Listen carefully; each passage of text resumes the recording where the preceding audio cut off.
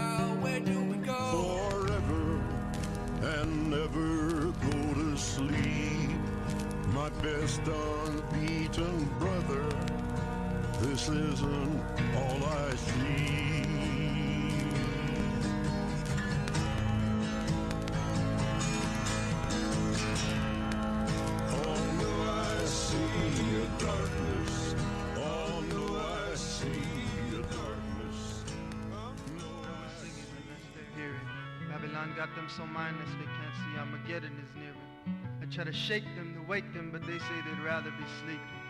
So don't be surprised if my eyes can't disguise that inside me my spirit is weeping.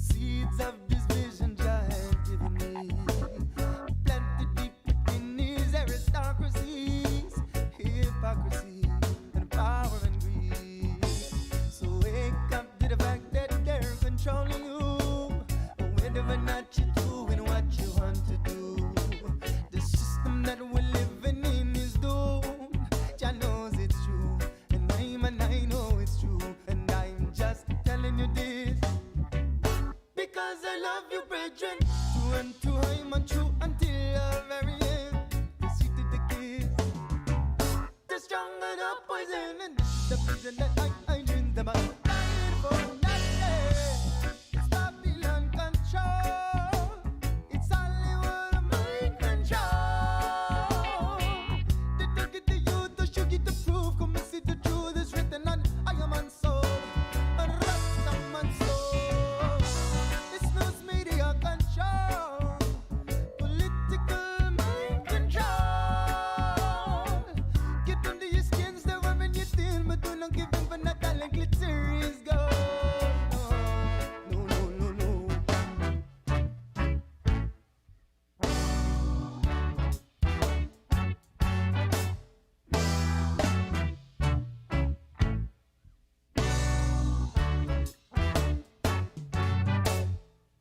And in my vision I saw incurable disease, genetically engineered by hateful enemies. All of this in the name of power and money. How could this be the future for we? The green and mighty forests of the Amazon, the lush valleys of Hawaii, all dead and gone. The once abundant and fertile land of Babylon, now sand and stone, stripped to the bone.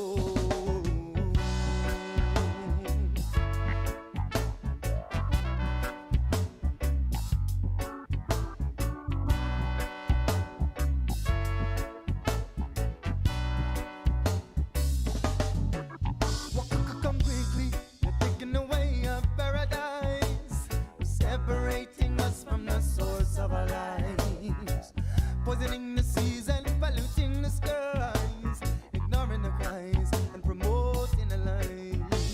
So now that this vision has come into your life, I hope that you will take up your part in the fight against the cute turn our day into night.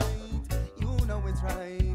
Oh, stand up and fight. Oh, I'm just telling you this because I love you, my sister. You and two, I am untrue until the very end. The sweeter the kiss, the stronger the poison. And this is the reason that I drink them. Dying for nothing. It's Babylon control. It's Hollywood mind control. They take it to you to show you the proof. Come and see the truth is written on high man's soul, written on Rasta man's soul. It's news media control, political mind control. Get under your skins, they're wearing your thin, but do not give them for not talent. Glitter is gold. Oh Lord, oh yeah, I have been a fool before, but now I know the difference between me living and what I'm feeling, me living and what I've been told. Yeah, the propaganda, it burns like wildfire. Whoa. They use it to turn brother against brother. It's Babylon control. It's Hollywood mind control. They take it to you to show you the proof. Come and see the truth is written on all of my soul. Rasta my soul. It's news media control, political mind control. Get under your skin, stop when you're thin, but don't be victim in the suburb of to bring fools go now.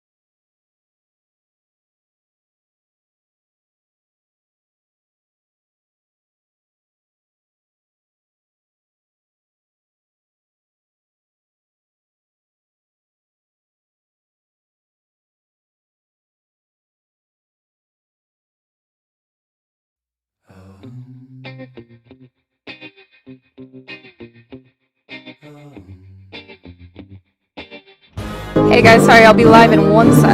Time of living in panic and hysteria. Poor man learn, the rich man don't care for your narcissist mindset spread like malaria. Sit back and watch the show.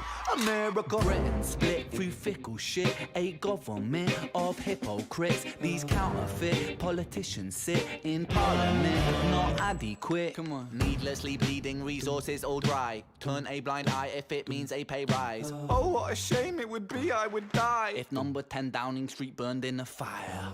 Only joking, only messing, don't be stressing. I'm a peaceful adolescent, there's no need to be unpleasant. Write my thesis in a rhyme scheme to analyze the brain while my fingers on the trigger of a money game. Oh, rain, rain, rain, rain, a storm it comes our way.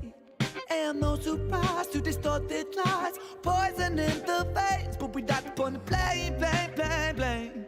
It's easier to blame. We point the mirror at ourselves. We're all part of this whole money game.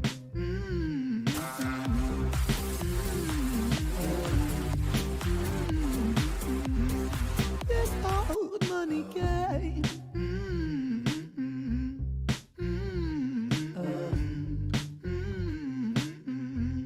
This whole money is a game and the ladder we climb turns a saint into a sinner with his finger in crime. I'll break it down for you motherfuckers line by line. This is business economics in a nursery rhyme.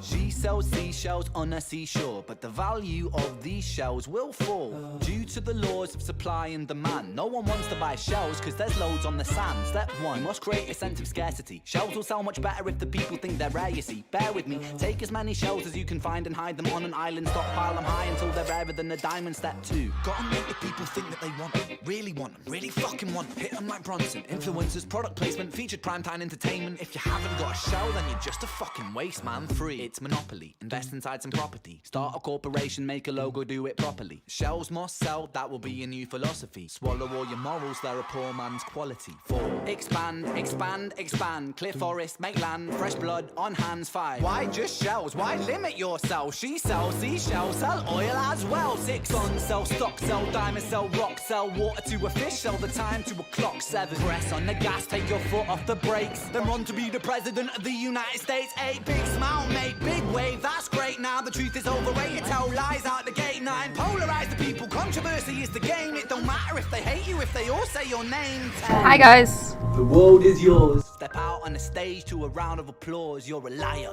cheat, a devil, a whore, and you sell seashells on the sea. What's up, Jamba? What's up, Dave? What's up, Jerome? What's up, Nice Game? What's up, Trash Man? What's up, Drizzly? Play some real songs. What is this? I was playing Mike Love, and now I'm listening to Ren. I fucking love it. So, to each their own. You don't have to listen to my music if you don't want to. We're all part of this whole money game.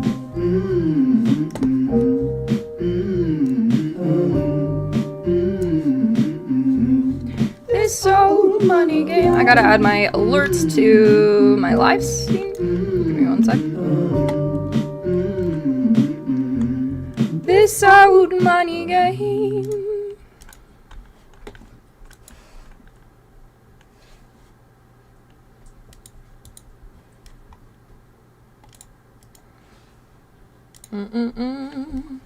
Alright guys, today on stream we're going to be listening to Gabor Mate's Scattered Minds, a book he wrote on ADHD. Really excited to listen to this. I've listened to parts of it, but not all the way through. Is audible.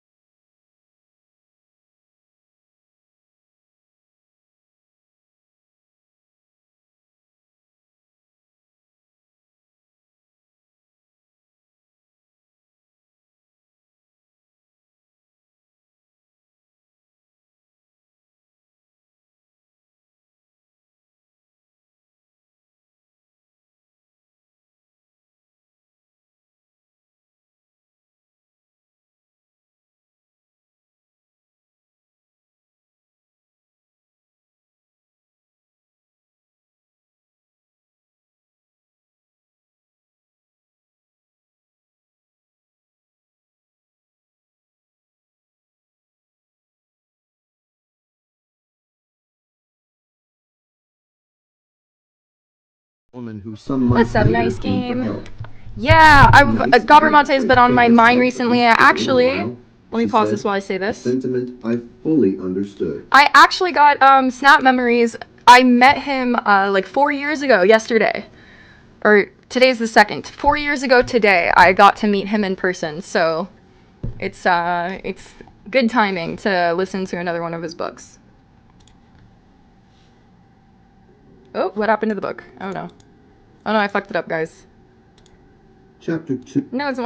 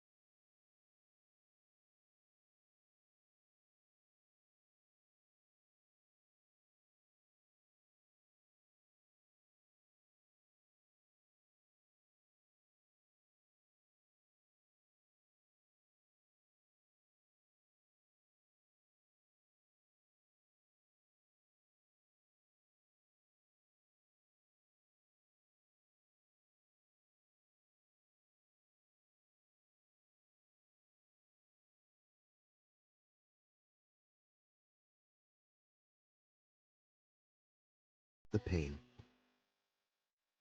Exactly what me and Smith were talking about yesterday, as like in terms of like narcissism, is like how it fragments, and it seems like a lot of mental conditions where there's like trauma involved, it like fragments your psyche, which is like a really interesting thing that I've been hearing a lot lately. So yeah, this is a really good book. I listened to the first like 5 chapters before, so I'm excited to listen to the rest of it. As was mine, are equipped like motor cars with different gears. There are mountainous, arduous days up which one takes an infinite time to climb, and downward sloping days which one can descend at full tilt, singing as one goes. Marcel Proust, In Search of Lost Time. Attention deficit disorder is defined by 3 major features, any 2 of which suffice for the diagnosis: poor attention skills, deficient impulse control, and hyperactivity. The hallmark of ADD is an automatic, unwilled tuning out, a frustrating non-presence of mind. A person suddenly finds that he has heard nothing of what he has been listening to, Saw nothing of what he was I'm looking at, wondering remembers nothing of what he was trying to if there's any concentrate on. leading thoughts on it. He misses information I think and all of connections. mental illness can in a way be kind of a spectrum. Because it doesn't like show up the same way in everyone, and it's not like created in the same way for everyone. So like with autism and narcissism and like all of these things, I think like people fall in different like areas of it, and it's not like super linear. But yeah, so it like narcissism being a spectrum doesn't inherently mean that it's not like fragmentation that can like cause it or that describes it. I think both could be true. misplaces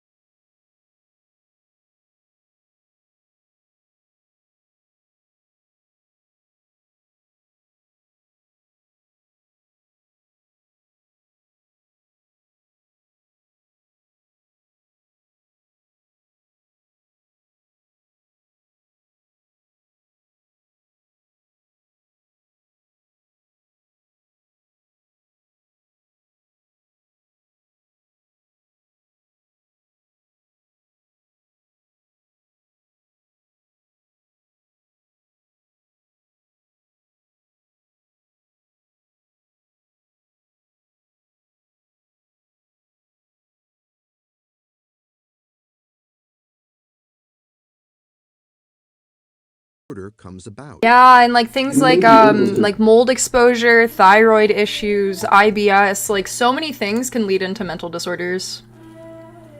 Narc is what others think of you, so the problem is everyone else, never you.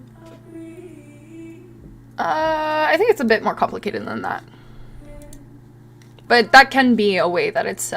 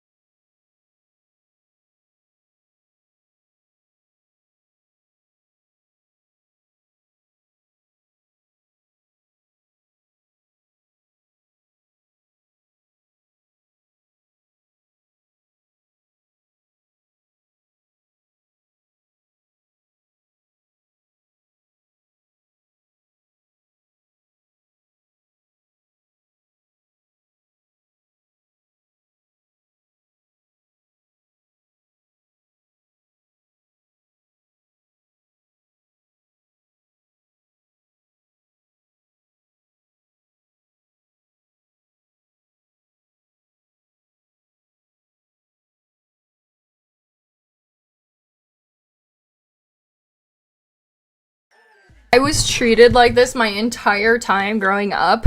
I was always like the one to like blurt stuff out in class and just like treated like just do the thing. Why can't you do the thing? You're not doing the thing because you're defiant. Which yeah, fucked up my brain a lot as well in that regard.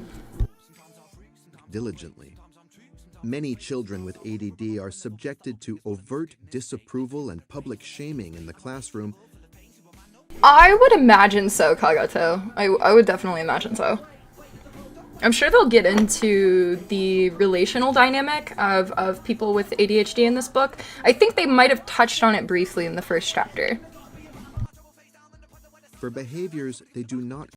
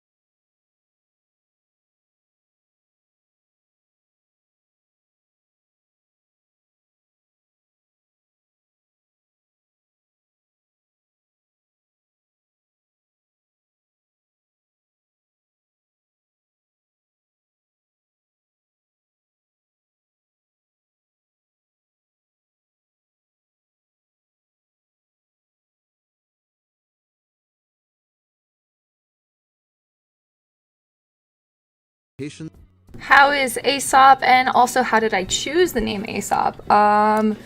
Okay, so Aesop is not the best. He's been having a lot of like digestive issues too, which like, yeah, I just hope the surgery that he's gonna get is gonna like fix the problem, because the digestive stuff also seems to be bothering him, as well as when they did the radiology, he has like his hips have a lot of arthritis, and so do both of his back legs.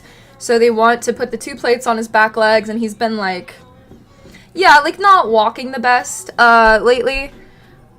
Yeah, and he's not usually one to like potty in the house, but he'll like drink like a lot of water. I think because he's trying to like flush his system and then just like pee.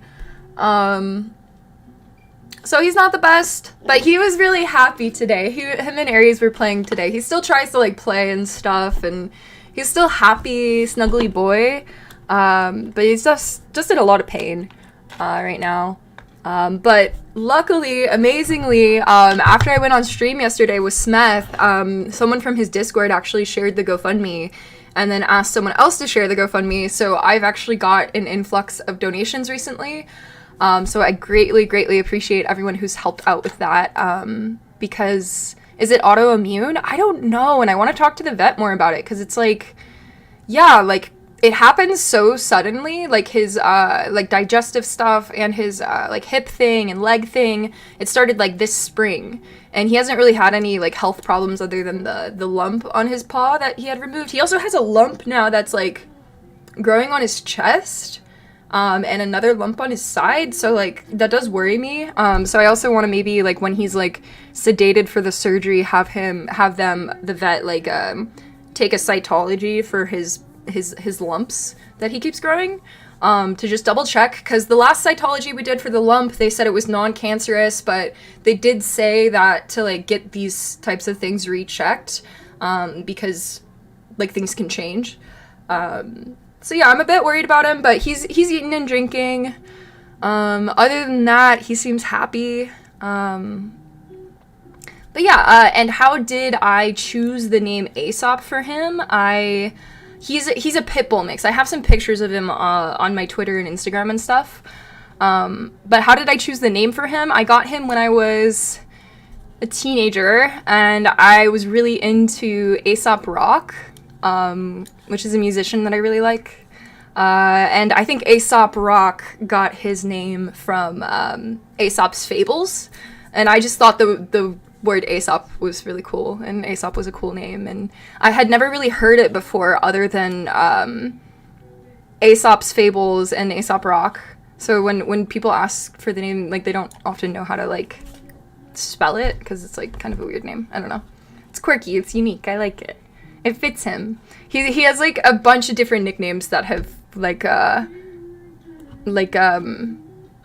developed from it. Like I call him Ace Operative.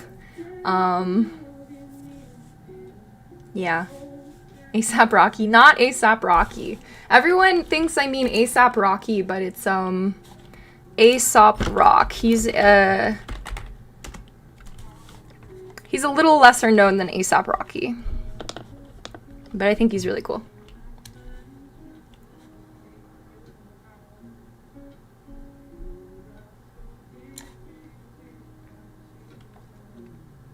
Yeah, I know, Drow. Big dogs always have hip problems. My parents' older dogs had hip problems also.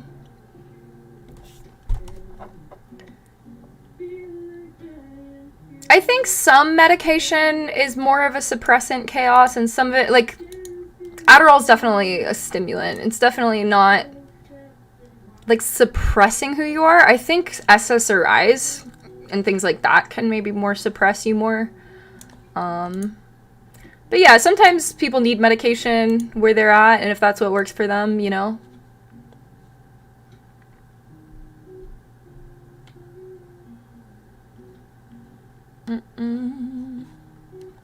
You had true Bernese mountain dogs. Aw, those are sweet. I love those.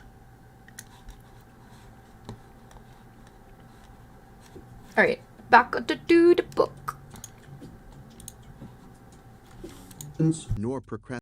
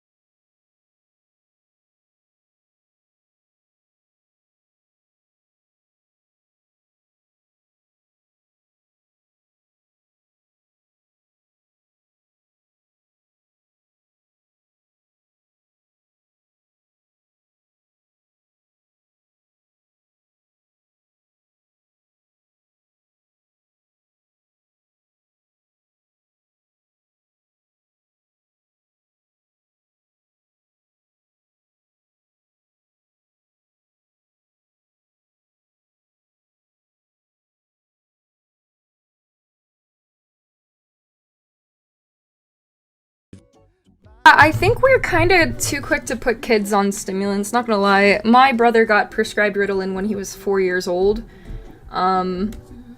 Which, like, this book goes into how there's, like, other things that can, like, affect it and other things that can help it. So I think we should, yeah, restructure how we're so quick to prescribe people, honestly, or how much we prescribe people. Because, like, my partner, when he was growing up, he took, like, instant releases, like, all day long. He took so much. Yeah, and just...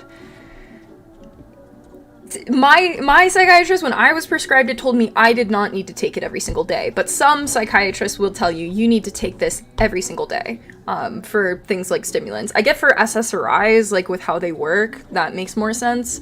But as far as like, I don't know. I think you develop like a tolerance, and so trying to avoid to develop that tolerance as much as possible is probably good. Variations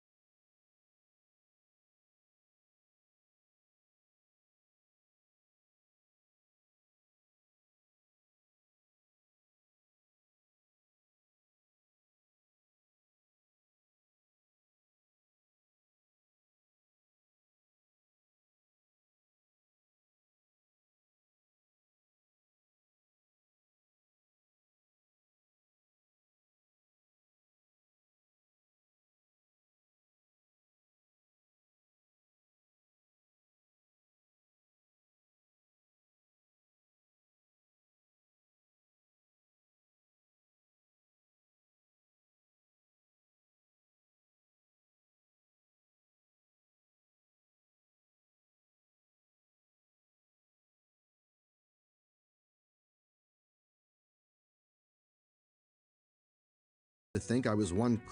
So I don't know if I did it just then, but if I'm ever like stretching in a certain way or like grabbing this part, I have endometriosis and I have cysts on my ovaries, unfortunately. So yeah, I'm a little bit disabled. It's okay.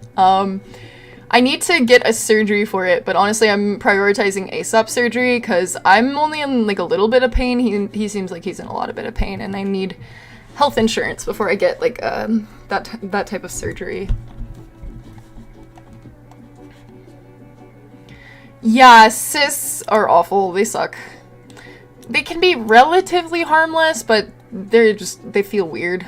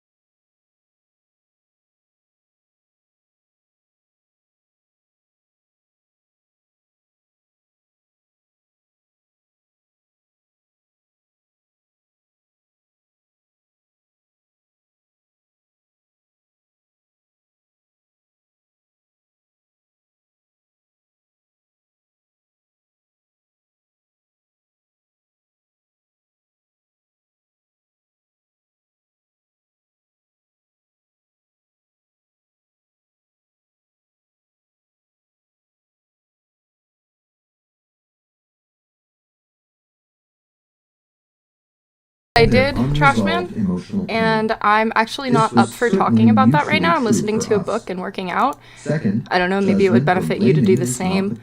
But I can link you a stream I did with someone where I elaborate on my feelings.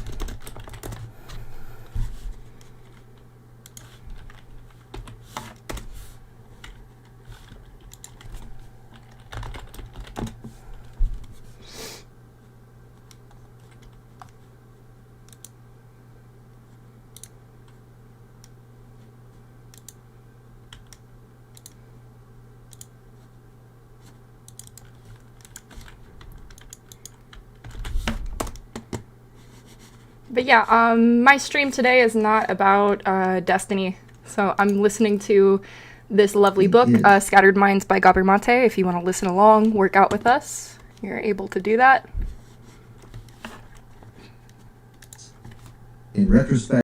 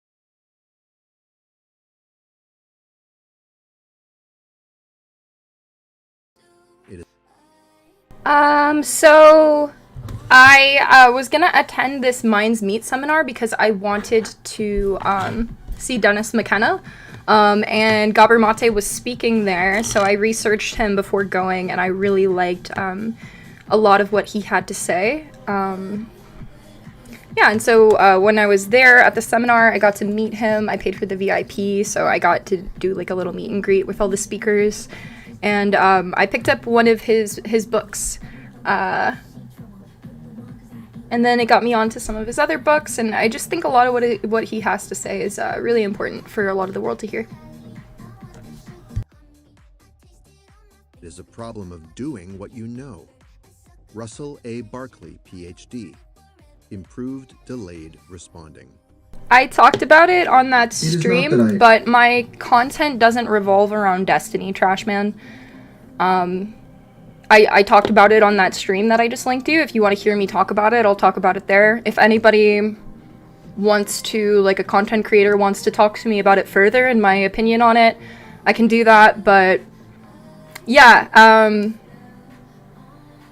right now I'm listening to an audiobook at a speaker that Destiny kind of like disregarded, which I think this book is really important to read, and I'd rather read this book, listen to this book, and work out than have the same conversation for the third day in a row. Because everything I'm going to say to you, I've already tweeted, replied back in a message, said on live stream. I can't really go much deeper than that. Good, because that book sucks. Boring as fuck, on God. I mean, you don't have to listen. You don't have to listen to it. Hi, Valley. Welcome back, Pinky. Teach you, Bailey? You just gotta keep doing it every day. Like, maybe I'll make a video on it or something, but I almost became a contortionist, and so I was like researching a lot into how to do it, and you really just want to have a healthy diet, don't eat anything that's gonna like clog you up too much, and stretch every single day.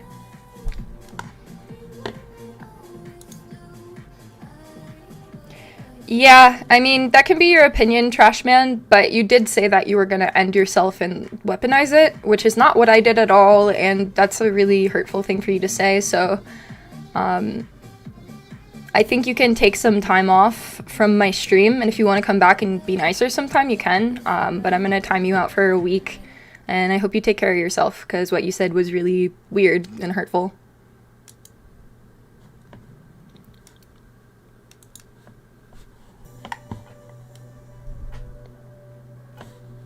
Sorry, guys. I kind of, yeah, expected that this is probably going to happen. That's why I took a day off streaming, because it was like, I knew once I came back it was going to be like that. Yeah, I got some new followers to deal with, for sure, for sure. Am I a vegetarian? No. I eat a lot of vegan food and a lot of vegetarian food, but I do eat meat sometimes.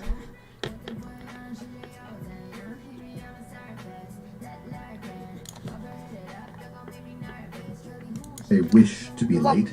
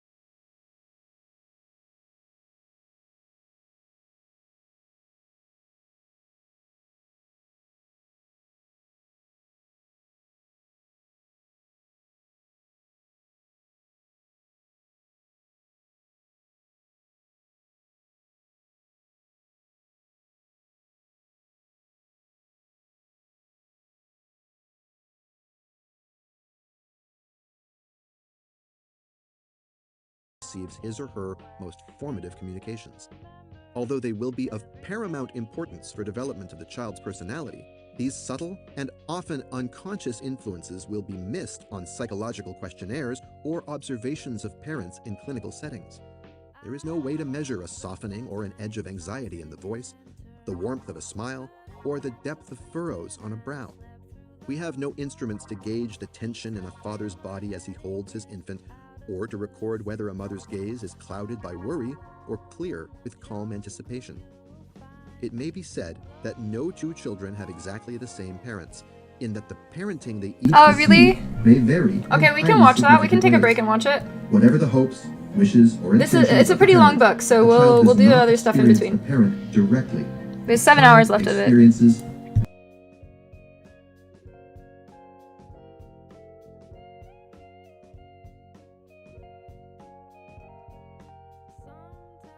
I can hear the trouble below me.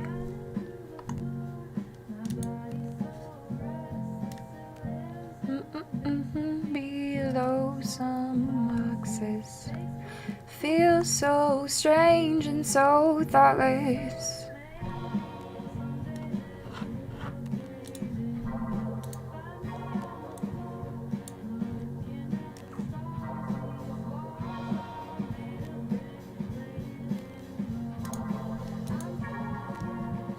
Growing so old, close your eyes and hear my secrets.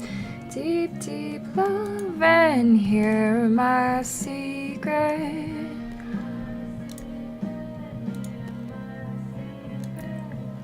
Close your eyes and hear my secret.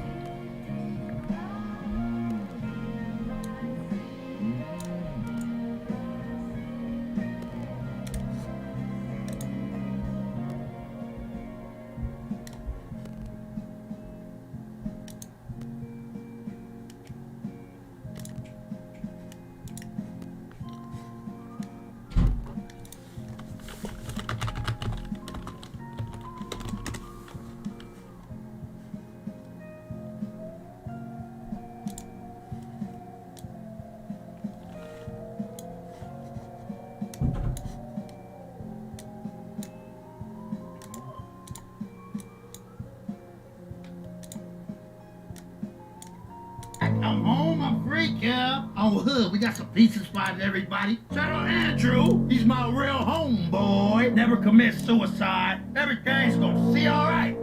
Andrew, you know that on Hood. Ain't no jalapenos going in nobody's ass on neighborhood crib. You hear me? What do you mean? Let's keep it 55th Street. There's a man that was in prison and he owed a debt. They were gonna DP cut. He didn't want to fight, so they put jalapenos in cut asshole. They put jalapenos in cut ass. They throw jalapenos in his asshole. On Hustlers. That sucks. Just a little shit called Hustlers. You find me? Shit that You comes got out it, with Cog. the Let me know gangbang. whenever. A lot of people won't understand that shit, though. So he pretty much got himself in a debt, and he wouldn't fight, man. His whole thing was he had a release date, so he didn't want to fight back. You know, he didn't want to get you the extra time. That's how it go. You don't want to get in no type of problems with the South Side or South Essays. Very dangerous. But they were surprised. They thought I was gonna, I'm a big guy. They thought I was gonna take him down and put jalapenos in their ass. No, I don't do no Custer shit like that, cuz. I made sure no more jalapenos when it cut asshole while cuz was living next door to my apartment. Cause it looked bad on me. That's the only fucking reason. Am I right, Lupe? That looked bad on me. On neighborhood crib, that looked bad on me on Hood. So there's a lot of politics that happen in jail like that. On Hood it is. On Hood, it's a lot of politics like that, cuz on Hood. That's a lot of hotness for the asshole, bro. Yeah. Do you think that the correctional system works to help people turn their life around? No. Hey! You my nigga, 5'5", nigga, I'm Psych G, nigga. Right. I ain't just ain't no nigga you talking to, my nigga. I'm a factor, my nigga. That's right. In the hood, my nigga. That's right. When I see you on YouTube, my nigga, I holler, I follow you, my nigga. Yeah, You on some real shit, my nigga. Great Street, my nigga, and I follow you, my nigga, and you good, my nigga. Yeah, that's My boy right. from Showline, cuz. Oakwood. And you good to come to the hood, my nigga. Like I said, nigga, I'm Psych G, my nigga, big Psych G. Don't forget my name, cuz. Great Street. Don't forget Psych G, my nigga. When you come through, watch, my nigga. Big Psych G, my nigga. Check in, my nigga. You good, my nigga. Real niggas do real shit, my nigga. Real niggas do Great real Street, my things. nigga. On every Kilo, how are you? nigga. Grace Street. Now, I don't need no pizza, none of that, bro. Good, good looking out, man. Yeah, I'm some real one. I don't need no pizza. I'm hungry. I'm good. All right, Stu wants pizza. Pizza. Anybody pizza? Take a box. Take a whole box. You want to buy some pizza? Yeah. What about these homeless fucks over here? Are they hungry? We're out here taking care of the people. We love the people. People love pizza. Pizza. They love food, and nobody's better than nobody. We're gonna help the people through the struggle, because everything's gonna see all right. On hood. God damn!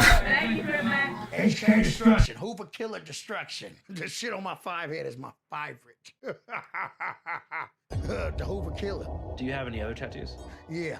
FIP, 50 in peace, 40 in peace, 50 bang, the homeboy rest in peace, Tiny Sea Dog, the homeboy rest in peace, hard-head. We're listening to the new Channel 5 video right now. I'm gonna hop off TikTok because it's lagging me, but I'm on Twitch and Kick if you want to watch.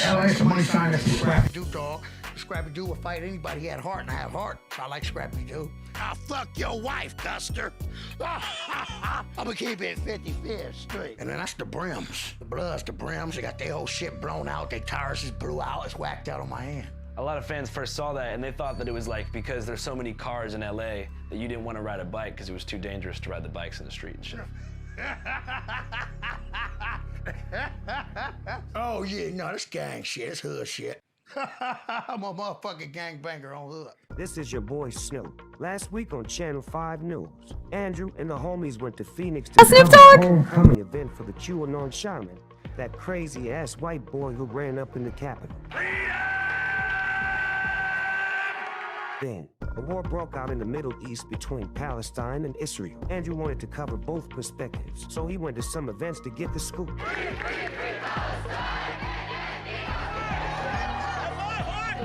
See, I used to get punched in the face, but now I do the punching. My family heated, cause most of them died in the ovens. Hamas is not the wave, you know what I'm saying? Understandably, Andrew needed a break from politics, so he decided to go back to the RV to kick it. But right as Andrew sat down, he got a call from his old school homeboy, Crip Mac, who he could have sworn was still in prison. Andrew, it's Crip Mac. Everything right now in the turf seem like it's real hot. Just meet me down on Skid Row. We'll take care of business down there. On hood. For those unfamiliar, Crip Mac is a member of the 55th Street Neighborhood Crips, an African-American street gang based in LA. Andrew first interviewed him 2 years ago in the 55th Street Alley, a treacherous thoroughfare running parallel to Western Avenue in South Central LA. The Crips typically use the alley to initiate new members. However, when Andrew was there, the only other Crip besides Crip Mac was his best friend, Lupe. Lupe, bring that big fucking thing of water out the fucking back of that car. Andrew and Crip Mac had a spectacular afternoon. First, he taught Andrew some new lingo. Who's Custer? A Custer is a buster with a C on the motherfucking crib.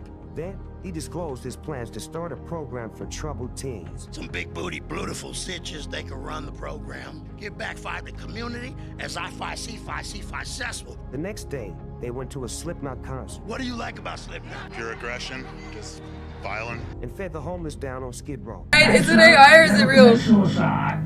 Everything gonna see all right. Would you like a slice of pizza? Oh, it's not rocket science. However, just a few weeks later, Crip Mac was arrested for possessing a firearm on probation and sentenced to 27 months in prison. But last May, he was released. C-Mac's about to come home, bro. We waiting for him. The return of the Mac. Return of the Mac, bro. I'm gonna burn this shirt so he won't go back in there no more. Time served, bro.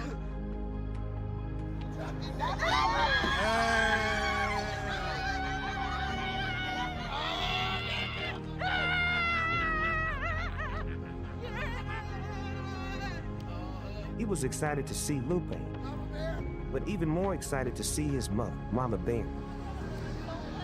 I didn't even notice you look so young. My name is Crystal, but I go by Mama Bear because C-Mac named me that when he was about 3 years old. So I am Mama Bear to C-Mac, Crip Mac from 55th Street. Crip! My son is the best Crip walker. I love it. He makes me smile. He makes me happy. I'm proud of him. Can you describe the day that you got out?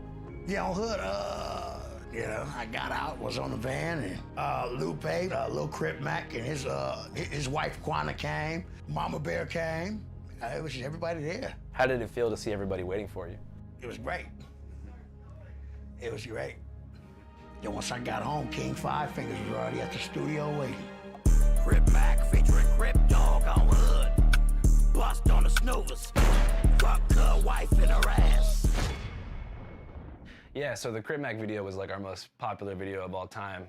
Hell yeah, it was, huh? People saw you like on 55th Street. They saw you at the Slipknot concert. Yeah. And they saw you on Skid Row. Oh yeah. But a lot of people, I think, are kind of wondering, you know, the full Crip Mac story. Like, where did life begin for you?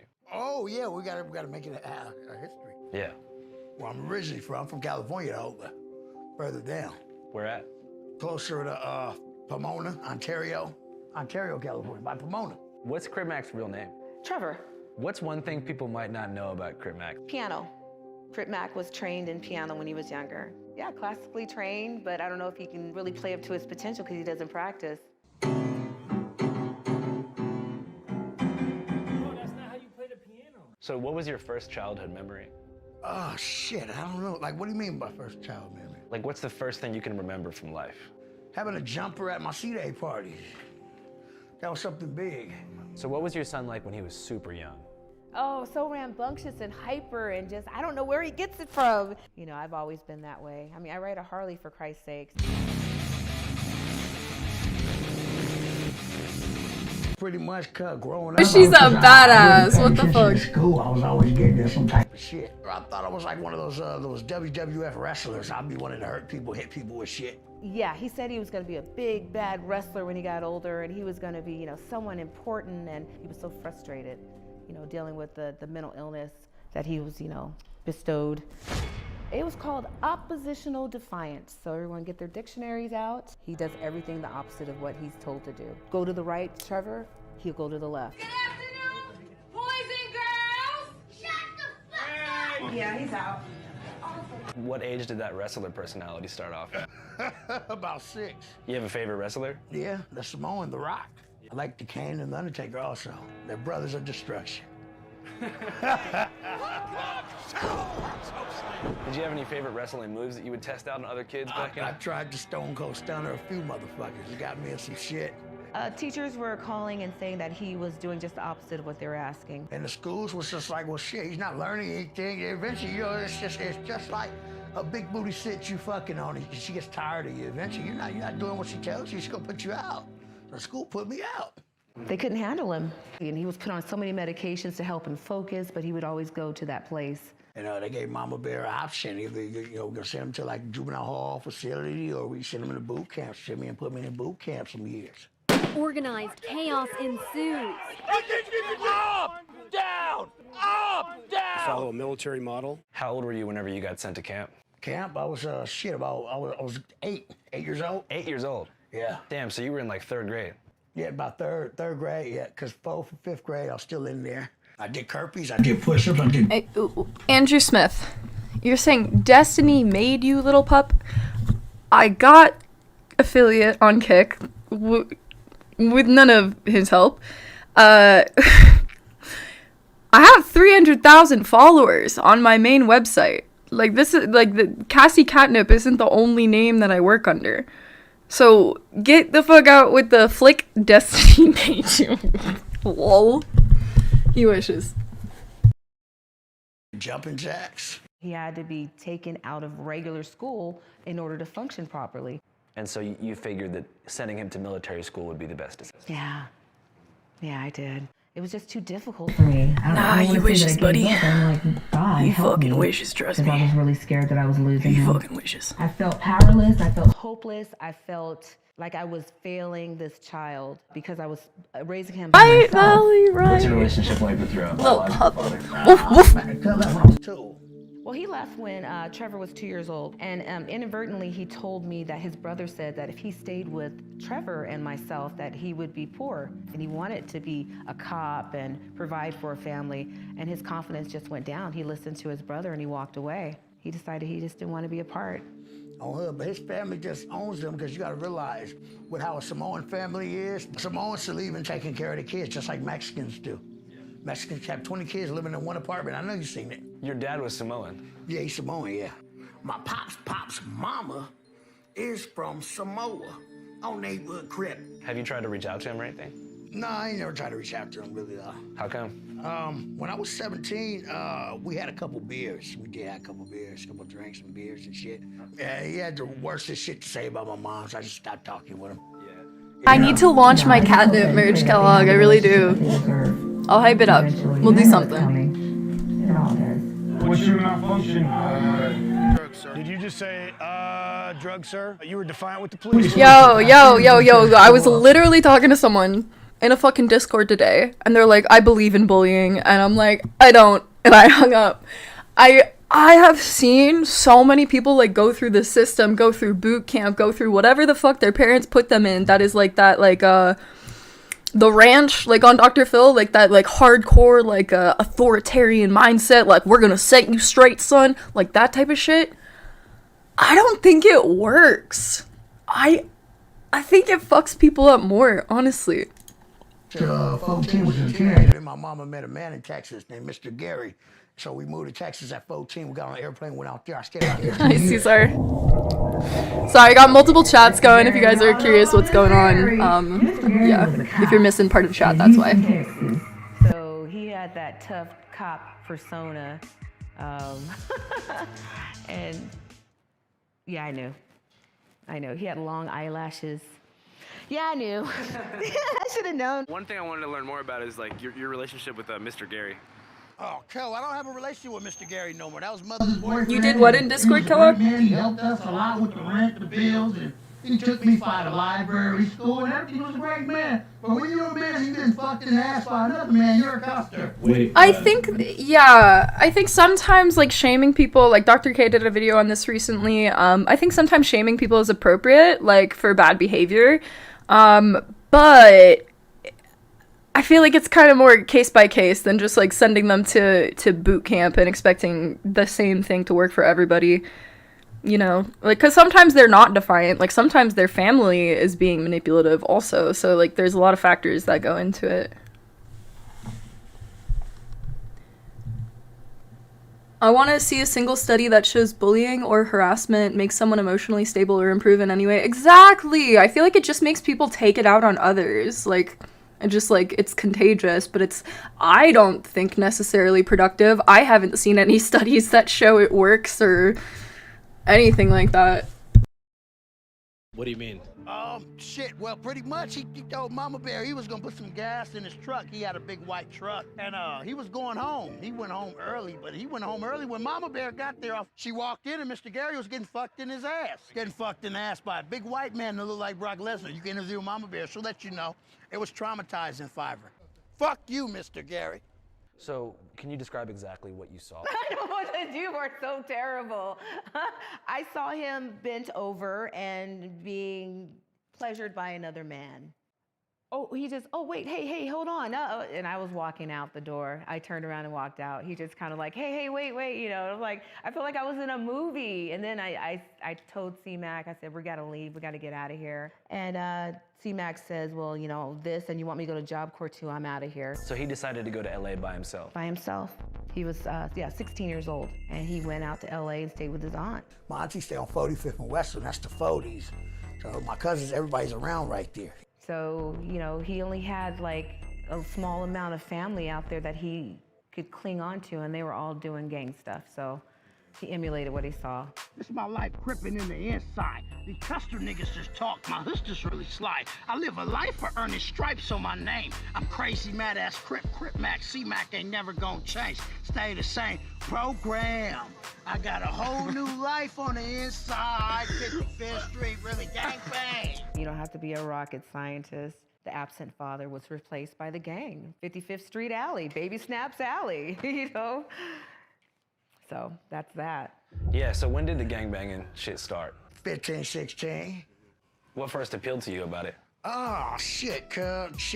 I got cousins. I got a cousin named Huston Knuckles from 6-0, cuz I live in Vegas. I got some cousins that's Compton Crips also. So it just, all my older cousins is Crips. Compton Crips, Gardena Crips, Inglewood Crips, they Crips. Long Beach Crips, all Crips, neighborhood Crips, they Crips, all my cousins Crips. They all older than me. So yeah, I looked up for them, cause you know, my cousins, they Crips. So I just knew that if I went there, I'm gonna see a Crip. Same with me. When I seen my big homies with cars and the fancy life, the women, all the stuff, they look good. That's what they wanted to look like. They wanted to look appealing, so you can try it and be a victim. I got shot in the head, all type of shit. I've been shot to where I supposed to have been dead. This from 06, and I'm feeling it today. It's cold right now. I'm tingling, my whole body tingling. You know what I'm saying? So that shit's still gonna be a part of me.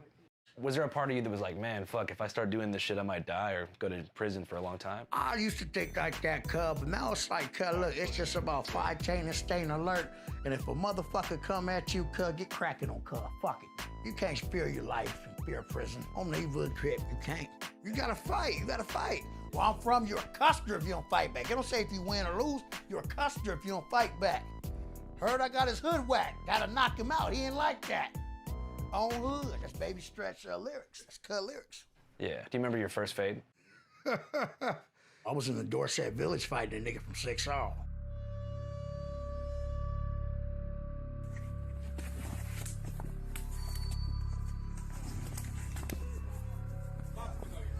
I'm straight, cuz, on hood. Cuz hood, bro, Shake hands, homie. Is it hood or not hood? At what point did the viral fame start for you? Pretty much like I said, I mute because I'm going through speakers right now, so I unmute when I talk. Tattoo was real. So once they realized it was real, they screenshotted the whole shit. Once it got screenshotted, it got 1 million views. LA Street Gang posted, people were talking about like, that can't see real, that ain't a real tattoo. So then I went on my phone and I talked about the shit. Hoover Killer Destruction, the fighting neighborhood Crip on hood. I said, motherfuckers say 5-5 Crip. I'm never gonna have a good job. I'm never gonna mount by shit. I'm not gonna have shit in life. I said, I'm gonna tell you like this. The tattoo, it ain't never going off. Never coming off. I'm gonna go to the county jail. I'm gonna fight like I always do. I'm gonna keep it 55th Street. I go to prison, they're gonna have to burn it off. It ain't never coming off. It's Hoover Killer Destruction. It's Crip Mac from 5-5 Crip. I said it just like that, and ever since then, been in and out of jail, just keeping the Krypton solid. I wish I could just kiss it away. I know it sounds weird, and C-Mac's probably like, Mom, what the hell are you saying? No, but I just, I wish I can kiss the hurt, whatever it is that caused him to do that. I saw in an interview that he got that tattoo on his forehead pretty shortly after one of his close friends was killed. Yes. Yeah, he was really hurt by the fact that the Hoovers took the life of somebody that he really cared about. It was like a brother to him. On hood, it was June 29th. 2018. Right up the street there, I was at the wine guard. Yeah, I just got out of prison, and I got the call because I was hurt. On hood, got smoked, got chipped. We gonna keep it respectful. He got chipped by the, on hood, the Hoovers. We gonna say their name. If Cub was still around on Neighborhood Crip, I'm 30 now. Cub would have been about, on Neighborhood Crip, 1990. Cub would have been about 33 years old, going on 33 years old on hood. Yeah, Tiny Hardhead for 40s. Him and Lady Ducky, they're my best friends on hood. How soon after the murder did you get the tattoo? Shit, we put it about a few weeks later. And again, there's that PTSD. Now you're losing another member of your family. How much can you take from a man before they become hollow? Grief counseling possibly could have taken the place of the tattoo. That's exactly would have, yeah. Do you ever worry about his safety? Of course, and he worries about mine. Exactly, and we agreed. We looked eye to eye and said, what you do is very dangerous. He says, Mom, what you do is very dangerous. I said, absolutely. I ride a Harley every day. It's very dangerous. I love my son so much, We have this thing where I want, after I pass, for him to find me when he passes so we can spend another lifetime together because I love him so much that this is not enough time for me with him. I said, but you're going to find me. That's so sweet. You're gonna find me if anything ever happens, and I'll do the same for you. We're not gonna be sad because, we're gonna find each other. So sweet. So how did your life change after going viral? Well, going viral, it made a lot of people watch me. The attention was on me. I'm like, all right, kid, I see that now. Everything I do, the world's gonna watch. But it changed. I'm gonna tell you how going viral really changed, though, cuz. You already know. What do you think changed about it from anybody else that works a normal job? Come on, you know. I mean, the main thing is, for one, you don't have to work a shitty job. But I mean, two, a lot of people want to be around you. Yeah, I only keep my close homeboys like Baby Stretch, Blue Devil. It's the Blue Devil. Blue Devil. Like I said, I only keep a few people around me now because you don't fuck with everybody like that. Some people, they just get mad about your fame sometimes. How come, you think? I don't know, because they're poor. A lot of people are poor. When you have money and you're making money, you just Pour all day. They don't like that shit. They're miserable. You also kind of become a target too, right? Yeah, hell yeah, nickel a target on hood, but you gotta look at it like this, cuff. It's Mickey and Tricky, on hood. Things will get rough in life. You gotta remember at the end of the day, everything ain't gonna see all right. Shit will definitely get better. It just will, especially if you got some good homeboys in my King 5. The new one? Not yet. Not yet. On hood, things will make sense. You know, the goal is to stay out of jail now. Do you guys want me to watch the new Piers Morgan Bus End interview? That's why I feed the homeless and help different people. I'm getting ready to go down there, sometime around Father's Day and buy some gumbo and give them gumbo, them homeless men gonna see happy as a motherfucker. That gumbo's gonna taste better than the crack they smoke downtown. Would you rather a bologna sandwich and water or some fucking gumbo? Some gumbo. Come on now. Gumbo. He's... Come on. That's sweet. Yum. Happy Father's Day. It's all love, man. You know, Mama's World Famous Gumbo. Instagram is Mama's World Famous Gumbo. I'm just out the mud grinding. I'll be on Manchester and Western in front of the Rouse parking lot cooking for the people. Ooh, that tastes good. What makes a good father is somebody that's there by their kids. They love their kids, because we all know sometimes when you see them, your wife, you guys might go through a breakup. She might fuck somebody else, marry somebody else, but guess what? Don't lose hope. Crip Mac and the guys got gumbo. Shout out Baby Snaps and all the other fathers in jail. What could they have did so bad that they deserve to Hey, be wait. in jail for 15 years and not see the sky, the moon, and the sun of their kids? Alright, maybe a little bit more book intermission after this, but then we'll listen to the new Piers interview. That will keep your mind going. Got some gumbo 5, everybody. We'll ask a few people a few questions. How you doing, sir? I'm a woman. You said what? I'm a woman. You said you're a woman? Yes, transgender. Oh, all right, cuz. 5 each his own, hood. Wish you the best. What's going on with you, big homie? What's up, Crip, man? How you doing? How you doing? Where you from? I'm actually from New York originally. New York. What's your plans to see successful out here? Well, I mean, I'm at the VA right now. I'm living at the VA. Well, the Veterans Administration. Oh, he's a veteran. Yeah. Okay. What war did you fight? I was in Iraq and Afghanistan. Iraq and Pakistan. Afghanistan. Yeah, well, I know. He looks so sad when he says that. I want to hug that man. What do you think happens to war?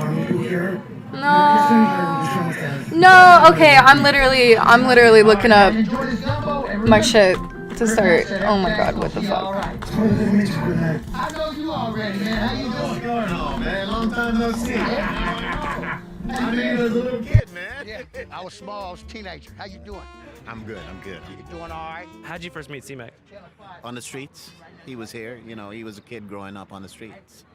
I'm absolutely proud of him to see that he could make it out of here. He's such a great role model to so many other people that in any environment that you're in, and if gangbanging is what you know, that's what you're gonna promote. I'm everyday banging, blue rag hanging, in jail ain't shit, just another vacation. There are negative sides to banging, and there are positive sides to gangbanging. This is a positive side to gangbanging. I'm glad you're doing well. Yes.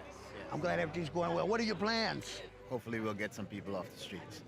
Wow. How you doing, big man? What's the craziest thing you ever done in your life? Jump from the wine guard. You jumped from the wine guard? In real life or pretend life? No, you didn't. Did you break something? Seriously. You did? Yeah. I wasn't kidding. I tried to 2 times. One time I tried to take a whole bunch of pills. Second time I was in the roof of the wine guard. My name is Muhammad Reza Kadiva. I'm Persian. I came here when I was 15 years old. Unfortunately, I got introduced with crack cocaine. Please, oh yeah, Andrew? Okay, cool. I lost my house, my business, car. Yes, Andrew, I do wish it went a little bit different. I talked a little bit on Smeth's live stream about my feelings about it. If you want to dive into that deeper, it would be a whole conversation for me to express ways that I feel like I could have done better, and I do feel like I did talk about that when I was on Smeth's stream yesterday. I think it's linked in the chat, or it's linked in my Discord, if you want to go check that out. And yes, the neck tattoo hurt. And Gabor Mate is an author and a doctor. But yeah, we'll listen to more of his book later, but right now we're watching a couple videos, I think. You know? Do you have any children? Yeah. Glizzy time. What's their name? S-A-L-L boy. Sally. When's the last time you talked to her? 20 years ago. Never commit suicide. Gumbo is great. Go ahead. Thank you for the glizzy scoochie. Thank you so much. Thank you, thank you. Thank you. You know what I'm saying? You meet some good people, they'll look out for you. It's been times where Lupe, I say, hey Lupe, kid, I just need a few dollars. She drives Lyft or Uber. She's like, all right, bro, let me drive. I'll send it. She drives and she'll send that shit the next day. Like even now, he calls me every day, bro. We just work as a team. You know what I'm saying? Because he got to make his money. That's my boy. I don't give a fuck. You see, he's my real friend. All that internet shit, we don't give a fuck. If he's having a bad day, he's going to let me know what's going on. If he's having a good day, whatever he got going on in there, he's going to let me know. Physician. I keep my real homeboys from the turf close with me. You know what I'm saying? I just don't change up. Loyalty is a strange thing whenever... He would work with a lot of people with drug addiction and mental illness. It says family practice and palliative care experience. Now I realize it a lot more. Unbeknownst to C-Mac DeLoke, I'd coordinated with Lupe beforehand to arrange a surprise party full of everybody who held him down when he was locked up. Bro, I called everybody we fuck with. Twice, sometimes 3 times. He knows everybody that helped him out while he was in prison.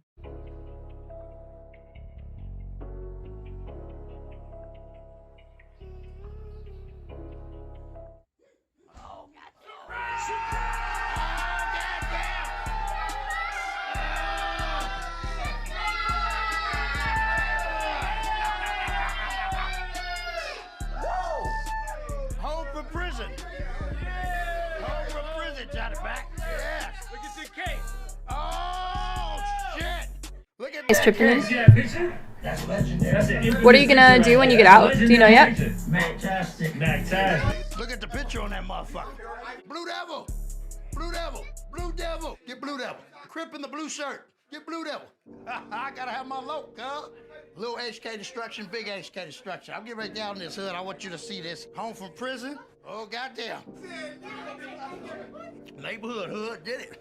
Oh, it's a real nifty party. There's no party crips here. Every crip that's here really gangbangs. They really play ball. Every last fucking crip here. What's a party crib? Party crip's just a crip that comes around the party but don't want to put in no work. A nobody that bangs the hood. Ain't no nobodies over here. I did not invite any party cribs. Yes, hey, Andrew did not invite any party crip. That's a mistake I've made too many times. Hey, I ain't never tried a white claw. Fuck you, party crips. Neighborhood, bro. C-Mac told me, you already know what time it is. We're about to turn up the street. Shout out to Channel 5, my guy Andrew, knowing about Chinese gangs and Asian gangs and all that.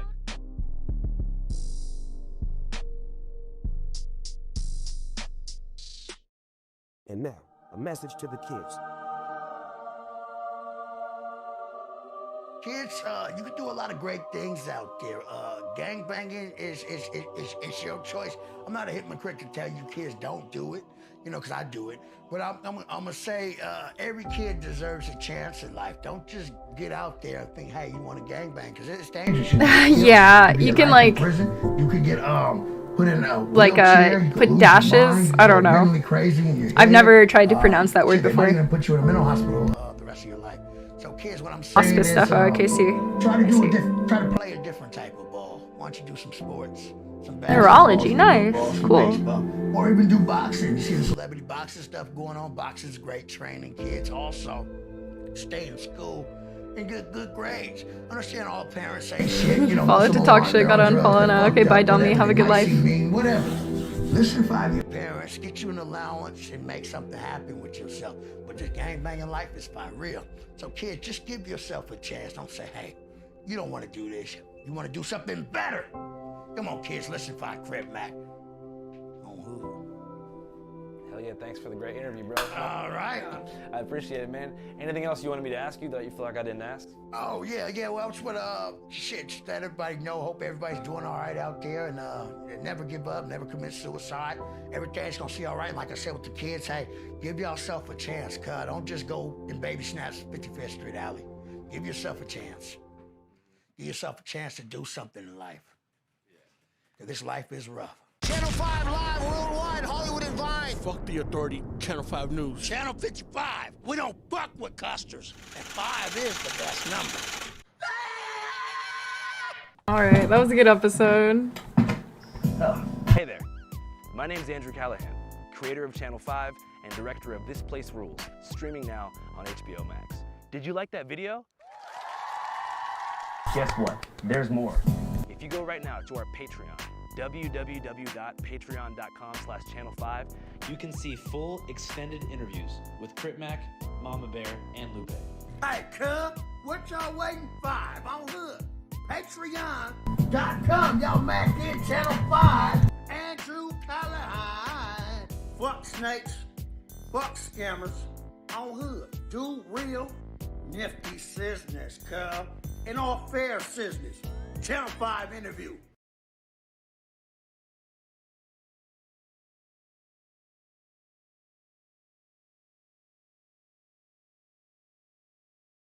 One sec, guys.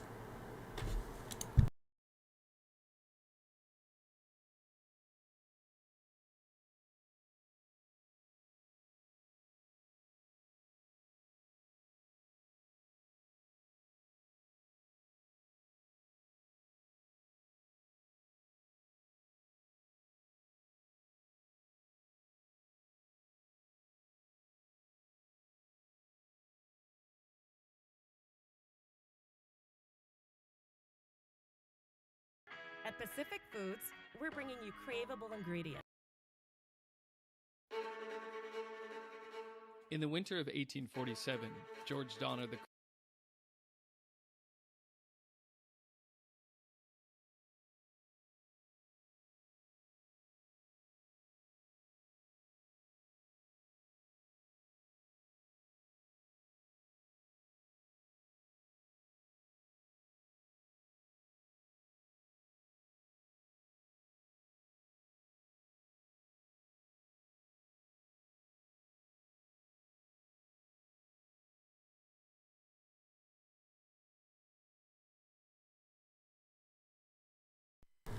What's up, Bonnet? I am about to watch the Pierre's interview.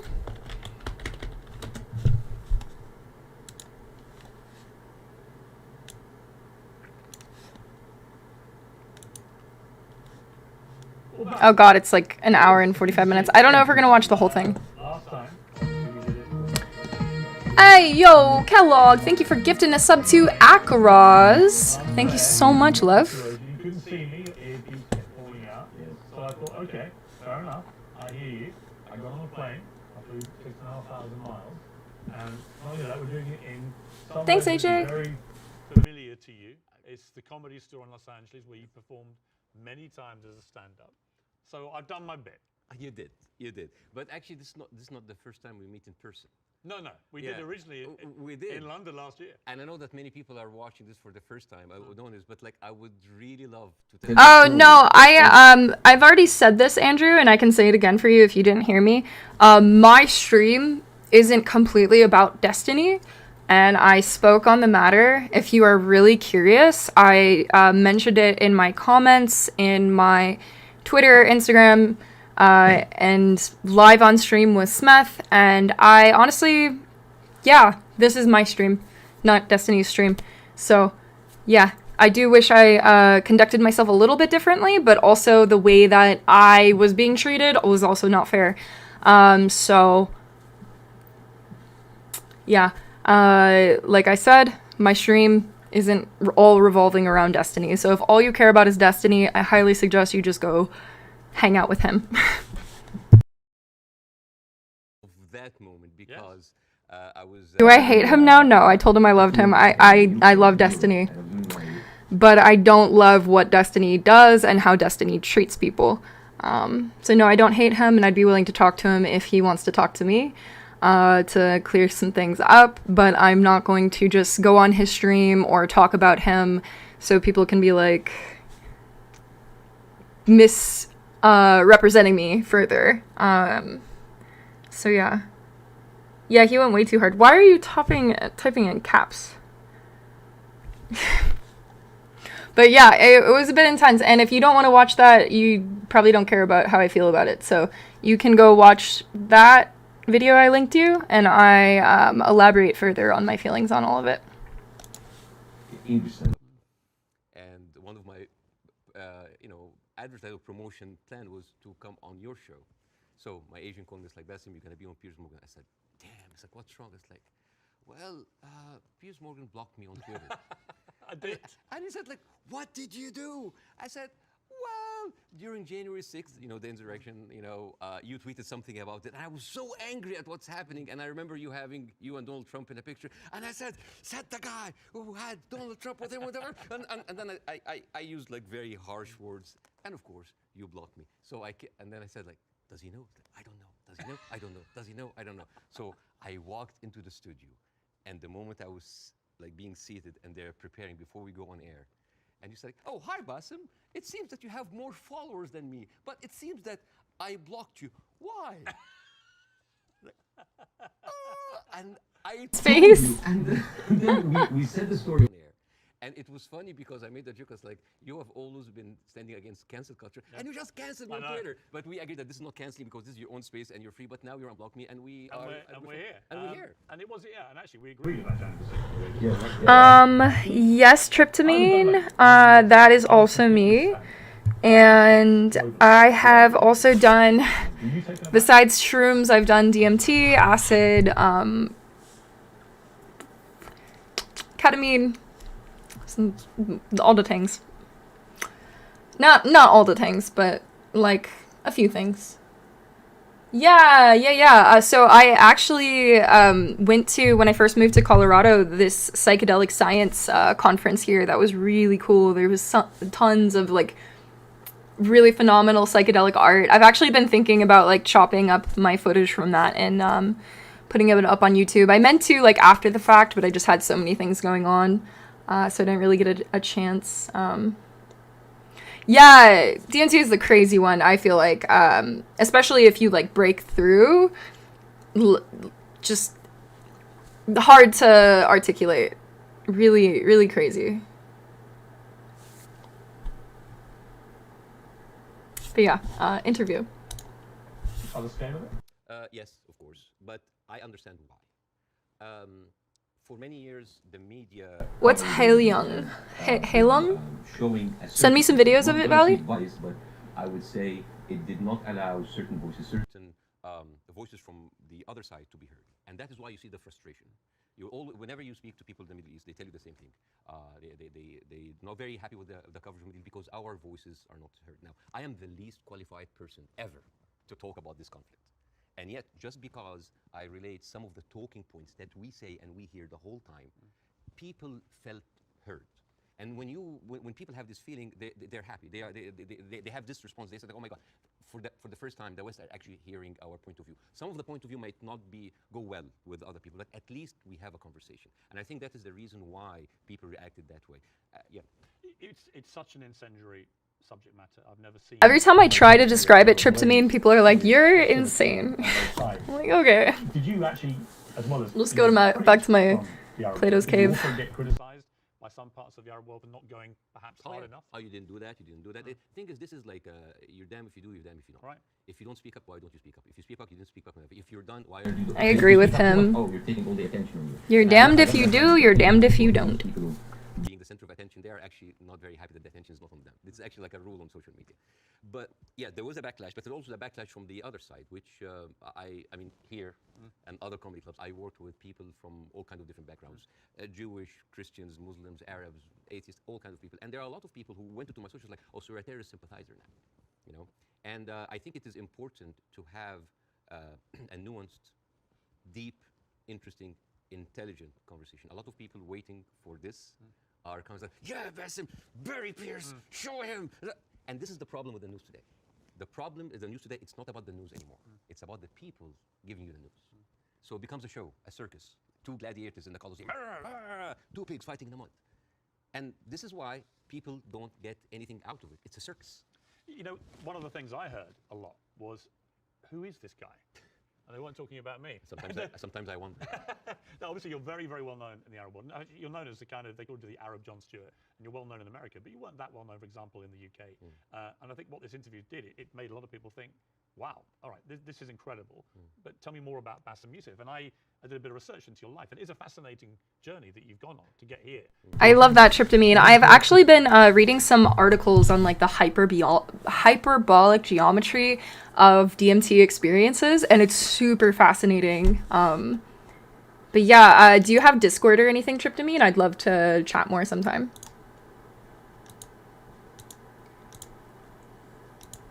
Wait, sorry, what? No pushback, I see. I should talk to someone else about it. More than happy to. I have a talk with Brittany Simon coming up soon.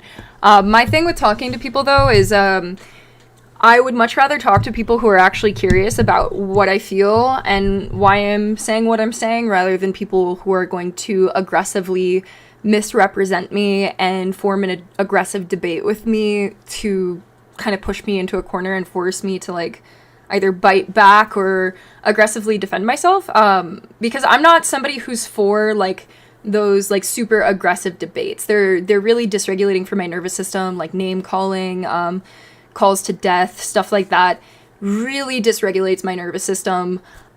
So as far as talking with other streamers and having other discussions, I would much more prefer to have more discussions and less debates, unless it's like a debate where it's like more human, more empathetic. We're actually trying to inform each other, not tear each other down, because I was like throwing up after the stream with people telling me to take my life and to just never talk about politics again, and I'm ugly, whatever the fuck, like all the things.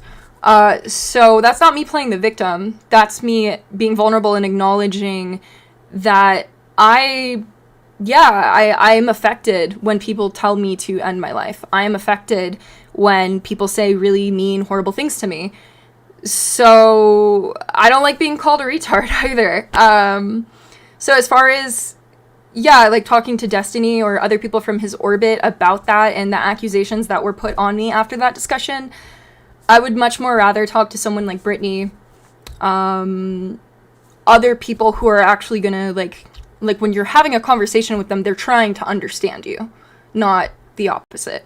So yeah, she doesn't hate Destiny. Probably wouldn't be good. I mean, I don't think talking to Destiny, or Irrelevant, or people who are going to just like laugh at my pain and say it's me using my ult, I don't think that's productive for my nervous system. So yeah, I'm totally comfortable with like people like telling me like, hey, you could have done this better or this better. But when people are saying that I'm just inherently evil, manipulative, abusive, or a bad person for expressing how I feel about something, that is too intense for me. It's not me using my ult. I just feel things, and it's actually completely okay to feel things, and the internet doesn't need to be ruled by people who don't feel things, or, you know, so. You were the guy in the Grace IRL stream with Smith, the other guy? Oh yeah, Tryptamine? That was interesting.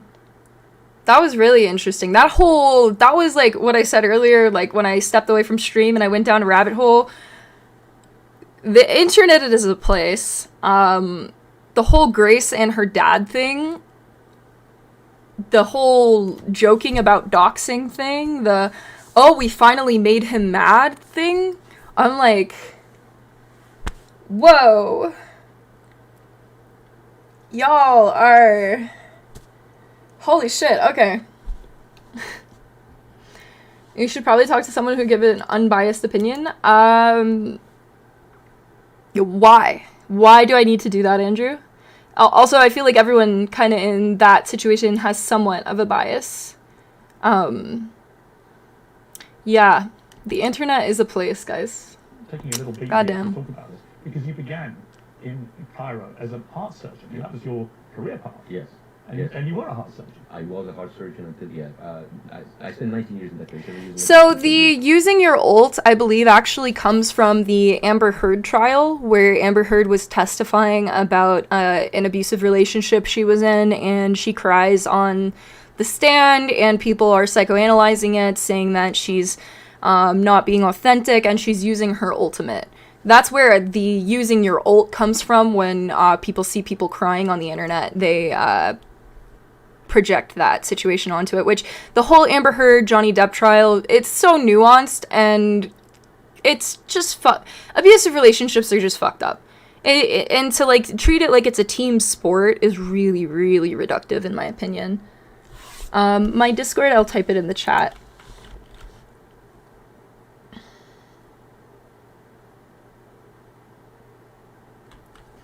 Damn, Tryptamine. I didn't see the full of the stream. I just joined a Discord today, and I was sent a edited version of it. And because they were like, I just wanted you to be aware of this because you collabed with Smeth. And I'm like, okay. So I watch it, and I'm like, they're being very antagonistic. They're threatening to dox him. Like, it was pretty toxic all around. I was just like, whoa. We are traumatized, aren't we? Like, as a society. Like, what the fuck? I mean, I've listened to Brittany talk about, like, other people. It seems like Brittany actually wants to, like, mingle between bubbles and understand people and understand the way humans work. And she does a little bit of, like, psychoanalysis on people, but she's always, like, willing to be corrected on that and have conversation with people about that. Which is what I think is different from some people who they will be intentionally inflammatory or defamatory towards another streamer or content creator because that's lucrative for them, honestly. And that's actually, funny enough, I was in Grace's Discord today and I overheard a little bit of a conversation displaying exactly that. So it's like this whole game that like a lot of streamers are playing with that, like, making each other look as bad as possible. I don't really want to partake in. I don't really want to do that. I'm good on that.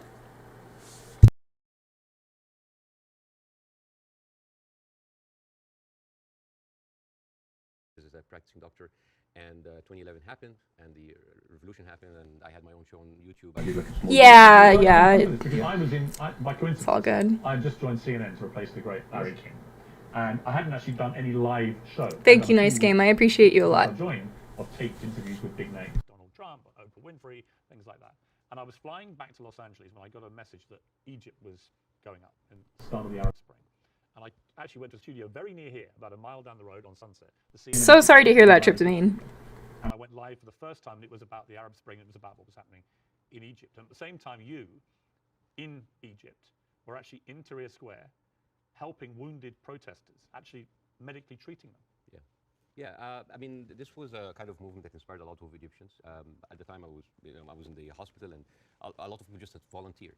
And the nurses were just like giving us like supplies, go, and we were going there, and we were basically tending to the wounded because it is, and it kind of gives you a different perspective when you see helpless, defenseless people who are not armed, who are being beaten by security forces, military forces, being shot, being hurt. And all we can do is just like provide some medical attention.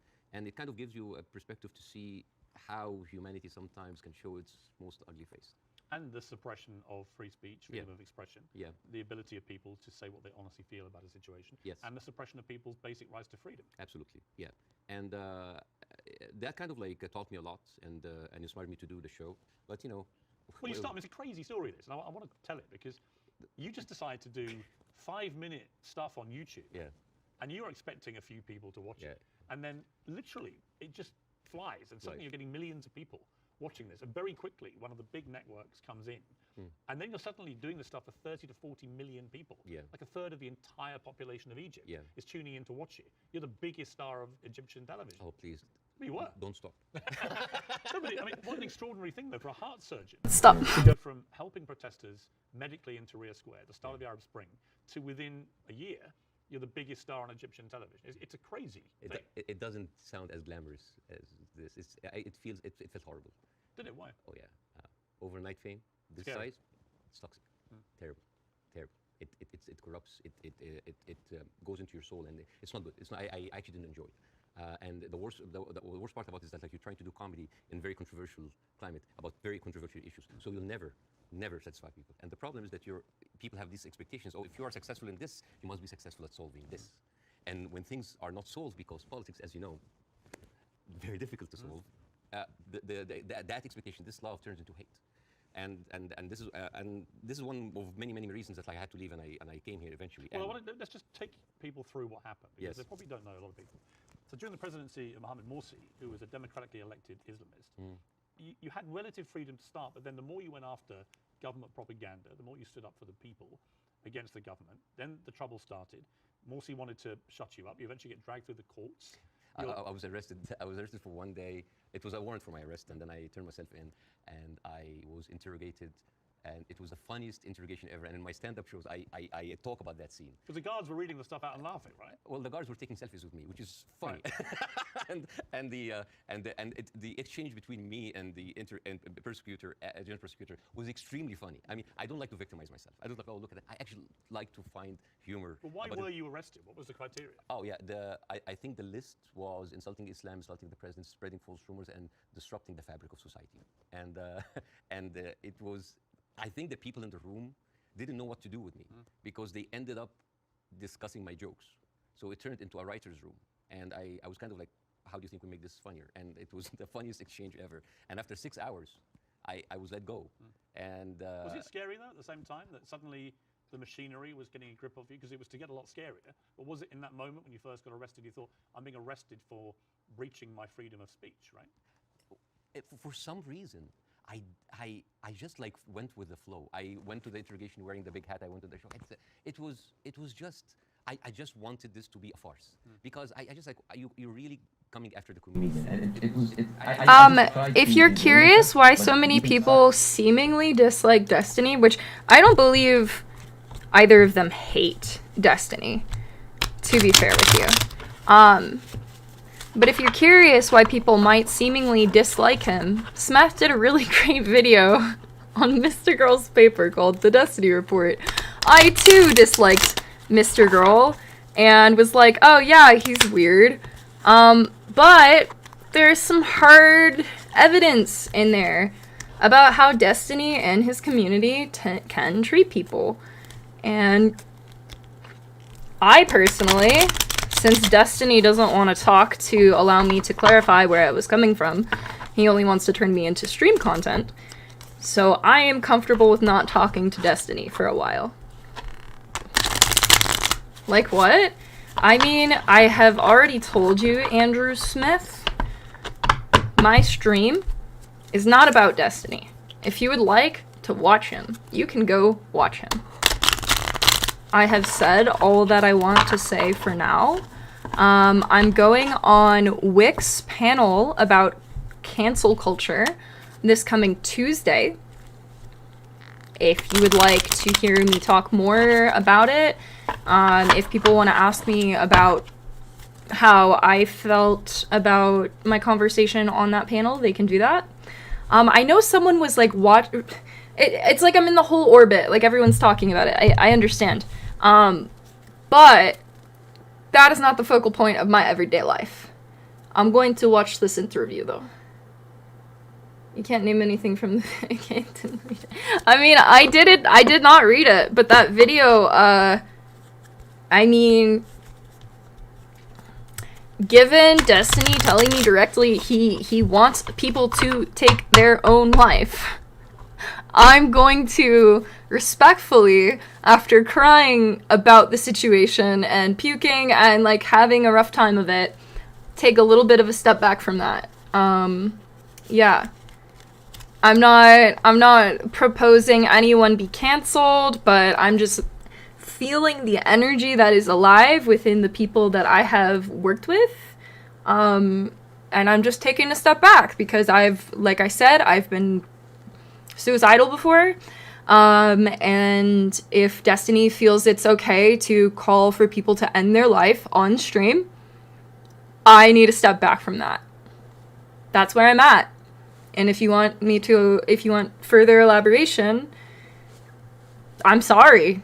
That's all I got. All that I've said is all I got right now. What's wrong with him saying that? I mean, I have posted on Twitter. My Twitter is twitter.com/CassieCatnip. Some statistics on cyberbullying and correlation to suicide, to people dropping out of school, etc., etc.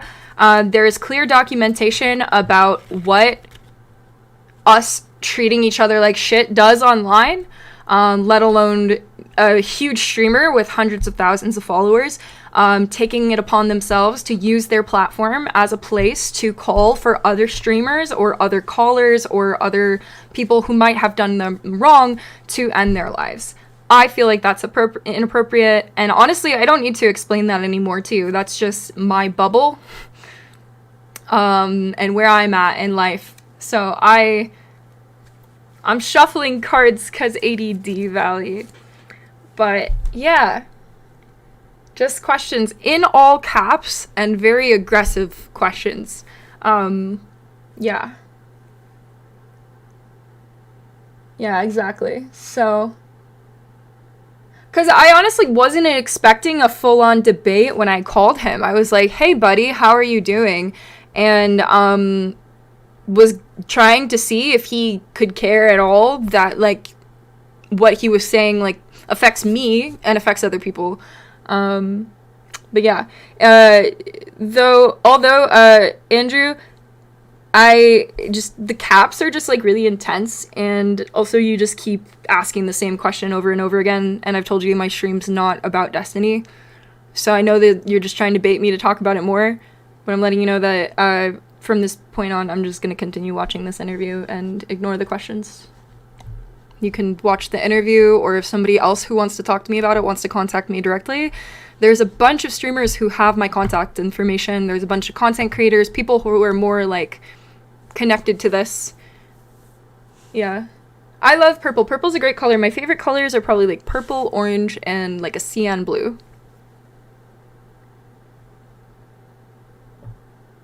That's why I throw up and get upset. Well, no, I have a very complex background that I've talked about on my stream before, Ugg.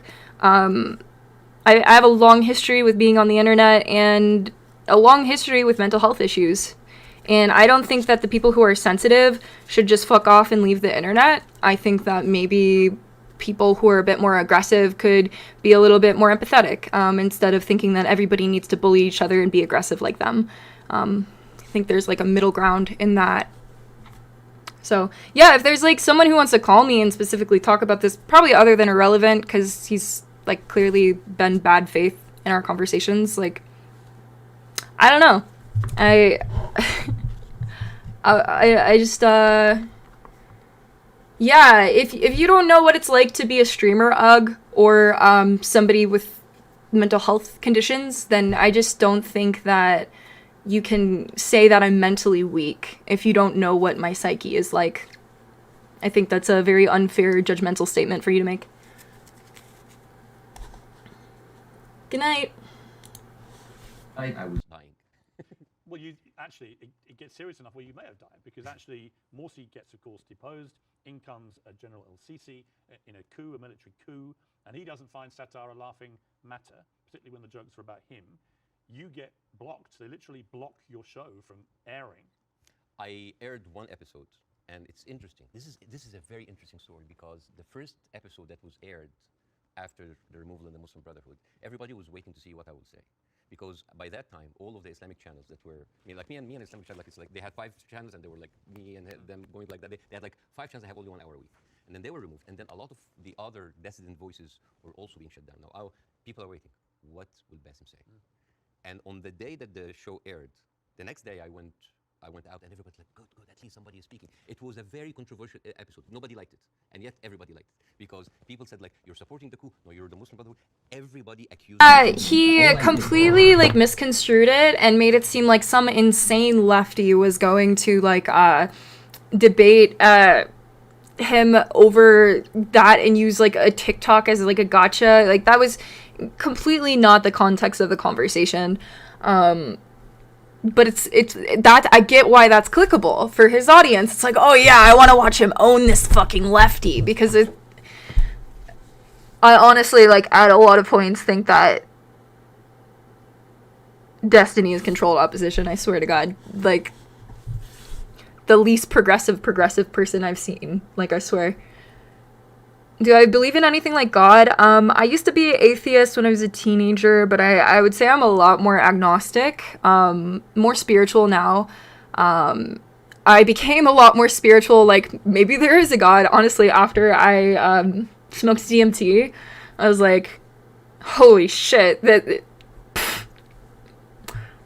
yeah, tryptamine gets it. I'll talk, but I feel we are eye to eye with the Destiny debate. He obviously downplayed the point of the debate. Yeah. Yeah, and yeah, he DM'd me and said I'm a 1,000,000% an abusive person, so it's like, he doesn't want to humanize me at all in the conversation.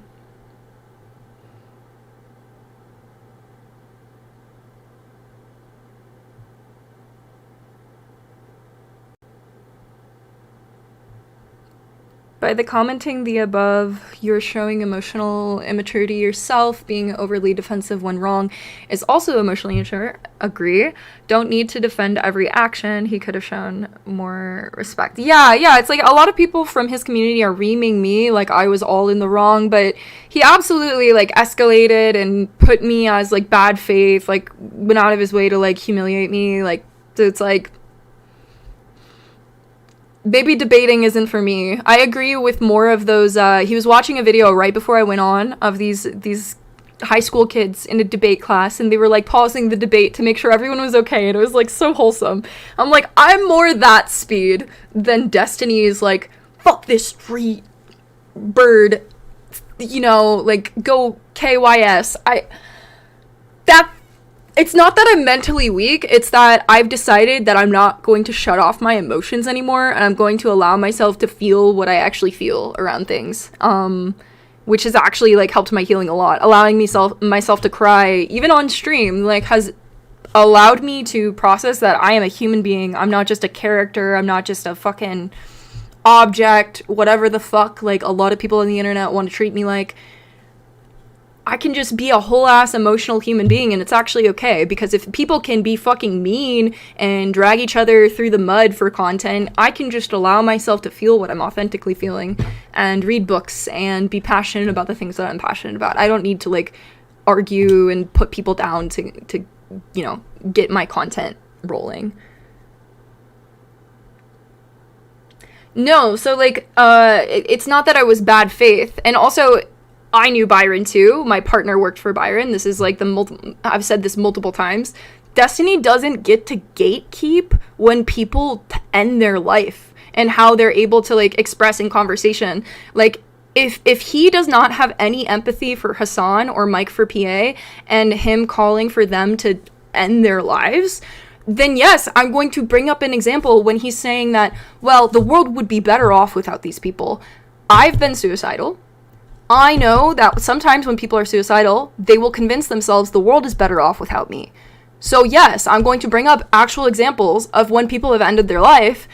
You really think that it's okay to say those types of things? Because when people are in those headspaces and they're really deciding, like, that everything is too much, like, and you're fueling this propaganda that when someone spreads misinformation that they should end their life, you're telling your audience that is horrible. So I don't honestly feel that bad bringing up Byron or bringing up Etika or any other person who actually has succeeded in not being here anymore, because it matters, because the growing suicide rate, the growing cyberbullying rate, the growing grooming rate online, the way we treat each other fucking matters to me. So I don't feel bad for that.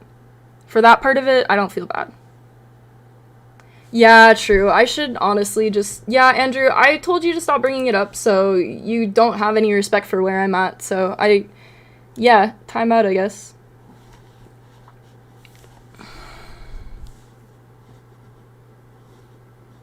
Sorry, guys. This guy's just, like, baiting me to talk about it when I said I don't want to, but... Yeah, but like to say that someone is mentally weak for crying, says like a lot about you, that you're not in touch with your emotions. Like someone crying doesn't make them mentally weak. I don't think feeling your emotions and allowing yourself to express them with something that's not anger is weak.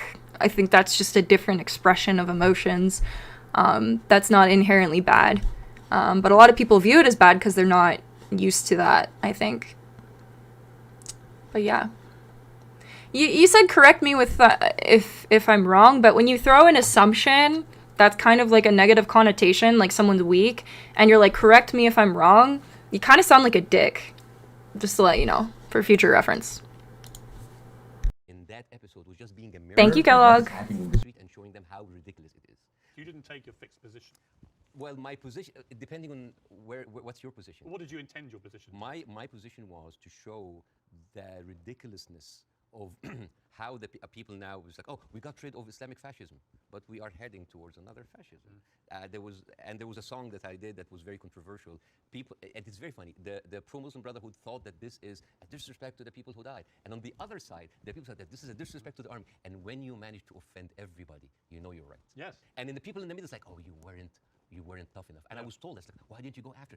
The ceiling of freedom just went down, and I was just like, it is very difficult to go against an authority that was very popular at the time.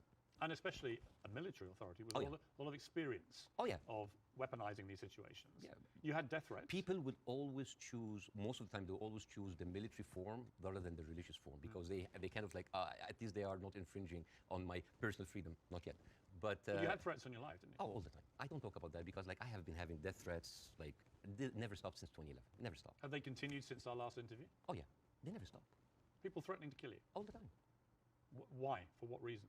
Oh, for just saying something that they don't like. Oh, because you are against Egypt, you're against Islam, you're against our president, you're against God. It never stops. It never stops. It doesn't bother you? I mean, if you die, you die. You know? If you die, you die. I mean, since when, whatever, like, no bodyguards deflected a bullet. Hi, Ryder. I agree, nice. I think it's like... I have such amazing friends, though, who are content creators, who I think do such a good job of combating that, though. I really want to just continue being myself and just amplify other streamers who I think are spreading a good message. Like, off the top of my head, Kellogg with the gifted. Thank you, my love. Video is at a 4.5 and your mic is at an 8. Oh yeah, I could turn up the video. Mia Mystic, she's also a musician. I love her stuff. We can listen to some of her music later. There's a lot of streamers who are really good and really good about spreading the good vibes, I think. But yeah, the toxicity is contagious. I get it. I get people, like, when they have the mindset of, like, bullying is good, it's because, like, they were bullied and they think that, like, it did some good to them, but, yeah. Hello, Ryder. They had, like, private security, and then I told them, I cannot live like that. If that's my destiny, if I die, I'll die. You end up with... Max volume, so I think the video itself is a little quiet. Yeah. Something bad's going to happen, you're going to get arrested again and probably thrown in jail, or you're going to try and kill you. And you flee to Dubai. Is that better, Valley? And then you end up here in America. Yes. Was that always the plan, to eventually come I would love one, Ryder. Thank you so much. I did eat all the food. I cleaned my plate. I visited the United States after the first year of my show. And a doctor that's there, Egyptian doctor's been there for a while. It's like, listen, SMU. I'm on Kick and Twitch right now, Tryptamine. Kick.com/catnip and twitch.tv/CassieCatnip. Is an alien of exceptional ability. Yes. Is what they call you. Yes, we're very, charmingly. Yes, we're very exceptionally able aliens. We are, but we're still aliens. Yeah, yeah. I know, it always makes me laugh. Yeah. Like, you can come here, but you are an alien. You're an alien, but you're exceptional. Yeah. And I just applied for it, and I got it. I got the time 100 that helped both from my application. I said, maybe I'm not going to use it. And then when that happens, the green card came handy. So a lot of people think that I'm here on asylum. I'm not. It was just a strike of luck. You now do stand-up. You've done it for 5 years. And fascinatingly, you do some of it for an hour.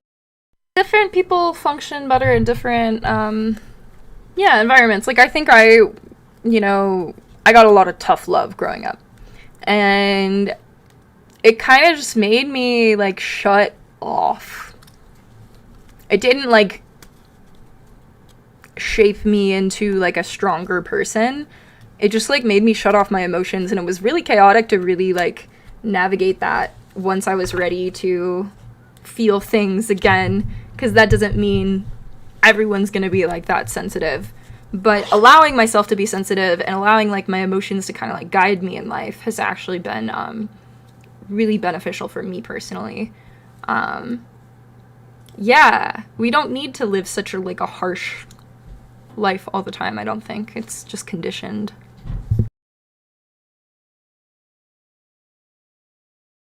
Arab audience. You have a whole show in Arabic and an English-speaking version. Yeah. And they're probably very different, right? Totally Because different. different sensibilities, different humor, different crowds, different expectation. Yes. Well, when the Arab audience come to my show, they expect that's going to be another version of my show that I did in Egypt. And I said, no, it's my personal story. And when the Arabs come to my English shows, like they think it's like an English version of the show. It's like, no, it's a different story. Even then, this weekend, right before I met you, because of our interview, I sold out Arizona. Really? Yes. And I stood, and the first thing I said, like, who here came because of the Piers Morgan show? I was like, I was like, boy, you're gonna be disappointed because this is not about that. But isn't that amazing? I mean, it shows the power of that interview. Yeah. Resonating even in Arizona here. Yeah, because I don't want to succeed just because of a trending moment of time. It is the same show that I've been working and perfecting, and like any stand-up comedian in the United States, your dream is what? Is to sell you special to platforms like Netflix or HBO, and you want to get there. Because for me, that was like a rebirth. Because I thought like everything was lost. I came here, I had nothing. At first 3 Yeah, like and it's like growth's not linear, right? And you know, people are on their own journey for their own reasons, doing their own things. That's actually one of the reasons I started having an openness to talking to him, despite like the bad things he's done, is because I really noticed like a change. Like there are a lot of things that he did say that I thought were really good, and I wanted to like, yeah, I don't know, talk more about it. But I think the only things we actually ended up talking about were not the only things, but mostly stuff we disagreed about. And I think he's under a lot of pressure, and he kind of always think people are kind of like out to get him in a way, maybe. But I wasn't coming from bad faith with it. Yeah, exactly. Nice game. Exactly. Yeah, and I really love Dr. K's existence in this community, honestly. I heard him talking to Mizkif recently about, yeah, a lot of streamers kind of just, in a way, have to be like a narcissist and what that can do to people. And yeah, I think a lot of streamers need group therapy, bro. Like, I would love to see... Thank you for the follow, Sergeant. I would love to see Hassan and Destiny in a room and fucking figure out their shit. Like, Dr. K mediates a therapy session between them or something. Because, yeah, for Hassan to, like... And the stuff that, like, Hassan has said, too, like, you know, it goes both ways. There's a lot of pain there. But to see two of the biggest political streamers actually, like, figure their shit out and figure out how to compromise and how we can, like, coexist in this world together without trying to eliminate the other one, holy shit. Or sock and boppers, yeah, like, whatever it takes. I would like to see that bridge be built, honestly. With the therapy gecko, yes, Valley. Dr. K and the therapy gecko, double teaming Destiny and Hassan. Love it. Oh my god. Thanks, Tryptamine. Oh, you can't smoke while you're in medical school? Damn. I really want to go back to school soon. I really want to go. I went home crying. I said, like, I'm gonna make it. And then suddenly I have already a tour. I mean, even before our show, I already had a set tour. And now I'm having like this ability of like talking to people with different languages, talking to all these different languages. The show that I did in Arizona had an incredible mix of Arabs and Americans. Nice. And they came here and they completely, and there, a lot of them came, they were Palestinians. And they came with like the Palestinian flags and the keffiyeh, and they thought, Sock and boppers, they're more fun than a pillow fight. A way of resistance. Because when you What's up, Mice? How you doing? When you show people that, hey, we have Arab people here, and they are, by the Arabs and Palestinians population, Arizona, one of the most established population in the United States. Arabs in the United States in general. Yeah, I'll just do the homeschooling for now, I guess. I just need more structure and like more community too. The online community can be really rough, man. I want to go to school and be around people who are gonna like at least fake smile at me. I don't know. Y'all are great though, but it is just text in a chat. On both sides. Maybe we can do like Discord video chat sometime, guys. We can all learn together. And everybody's like, I'm doing all right. Thanks for asking. Because they don't see what the other. I'd be super down for that, Valley. Can bridge that gap. Yes. Before we end, can I Yes. show? Okay. So this is a gift from me and my wife. This is olive oil from the West Bank. Ah. Whenever I go to Jordan a lot, but my wife also like ask for the oil from the West Bank. It's very good. Something along the lines of what you're doing, Tryptamine. So I was thinking going for just mycology, but then I was gonna go to be a psilocybin facilitator, but I just haven't had the money for schooling right now. But I would love to do more neuroscience stuff and like really figuring out the mechanics of how psychedelics are working with like very specific like mental illnesses, mental conditions. Because I know for a long time people would caution against doing psychedelics for things like BPD, schizophrenia. But I know in recent years I have seen some things with MAPS and other research showing like just there's like a specific way of structuring the trip and the right questions to ask, the right environment to help people with those specific conditions. And it's not like totally hands-off or totally like don't use if you have these conditions, but just be cautious. And there's a different way of like, working with the clients who have those like specific things. But when I was in Oregon, that's actually what I moved there for. I moved to Cali because I wanted to go to CIIS, and then I realized Cali was way too expensive.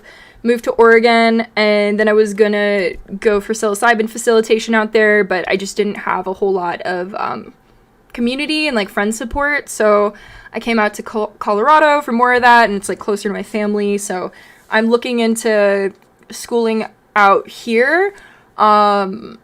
And or volunteer work. But I would really like to see states like Minnesota and beyond decriminalize. And I'm, really thinking about where I would want to do my practice and getting training in where I can, but just not sure where I want to be long term, honestly. So it's hard for me to like take out money and like go to school in a specific place because I want to do that where I'm going to be long term.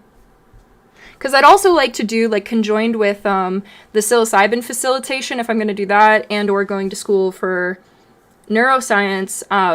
I would want to dabble in like being on some type of committee for like city planning and structuring cities to have more like community gardens and self-sustaining technology, stuff like that.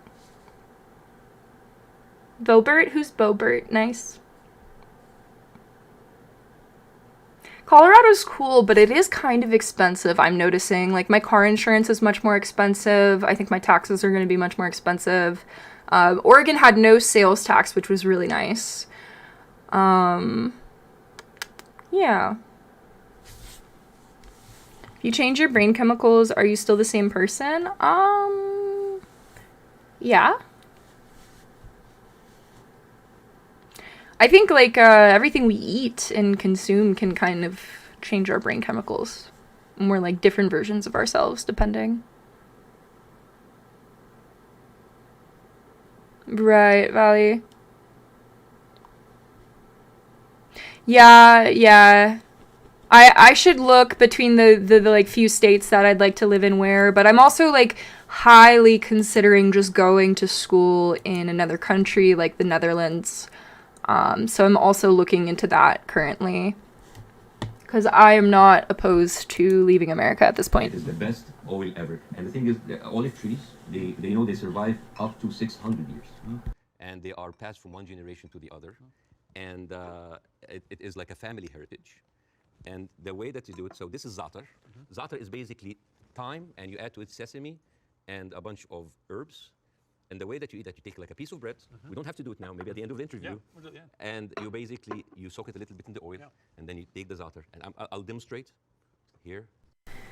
Wait, Tryptamine says, wait, Kellogg said heard there was a doctor shortage. A doctor shortage for what specifically, Kellogg? And then Tryptamine says, you know what's funny, even though I'm a neurologist, I want to bring alternative medicine, i.e. psychedelics, can help actual diseases. Yes, I agree. That's like all, like Gabor Mate talks about that a lot. Joe Taffer, which was another speaker who was at the Minds Meet seminar, he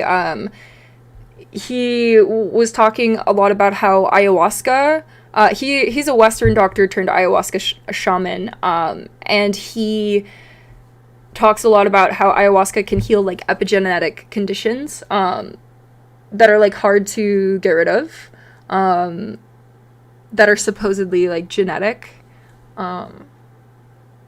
Yeah, I think that's really cool. It was a really cool seminar.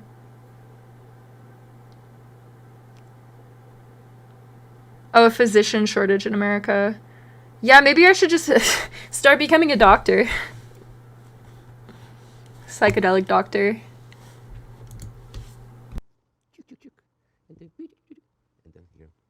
Go to war with me? You can leave the country. Kellogg, are you really going to war? Are you shitting me right now?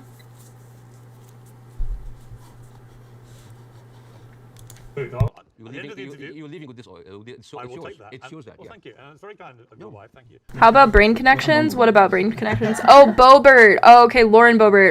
Yeah. Yeah, and also like a thing about Colorado is like, it's so sad. It's the highest in the country for youth suicide rates. I didn't know that until moving here. And there's been a lot of mass shootings here. That's really sad. Obviously, you started the last interview with. We're gonna start seeing like actual like psychedelic like opportunities to do psychedelics in Colorado with like people, retreats, all that. Like that's starting now. Yeah, like it's really crazy. We're living in a really crazy time. It's so weird for me at the same time because I personally don't think it ever should have been criminalized. So yeah, I just hope that people who are like penalized for psychedelics have the ability to become free and then be able to like work in that industry if they want to, you know? You want to start a retreat? We go to the mountains. Hey man, if I could buy land, I would start a retreat like 5 months from now. Like, you know, like I would do it. I would really do it. I have to get to that point. I'm building my credit right now. I really want to buy a piece of land with some friends. That would be so nice.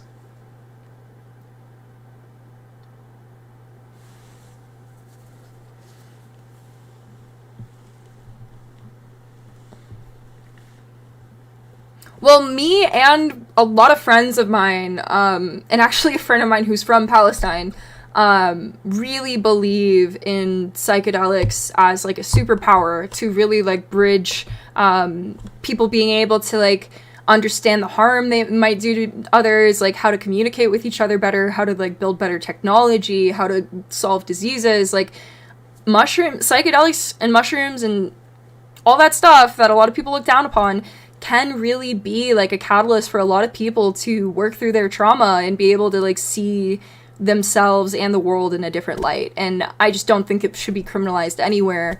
And we should have like more focus on conflict resolution and mediation between things, even not even like big scale like wars, like people blowing each other up, but like little things, because it all matters. Say like as a country, if as a country or as a state or as a city or as a family, if we just got along better and could understand each other better, which I think mushrooms can help a lot with. Mushrooms certainly helped me understand a lot of people, I think, or be empathetic towards people, or at least open-minded to them, to a way where I don't hold nearly as much resentment and animosity towards people or situations as I used to.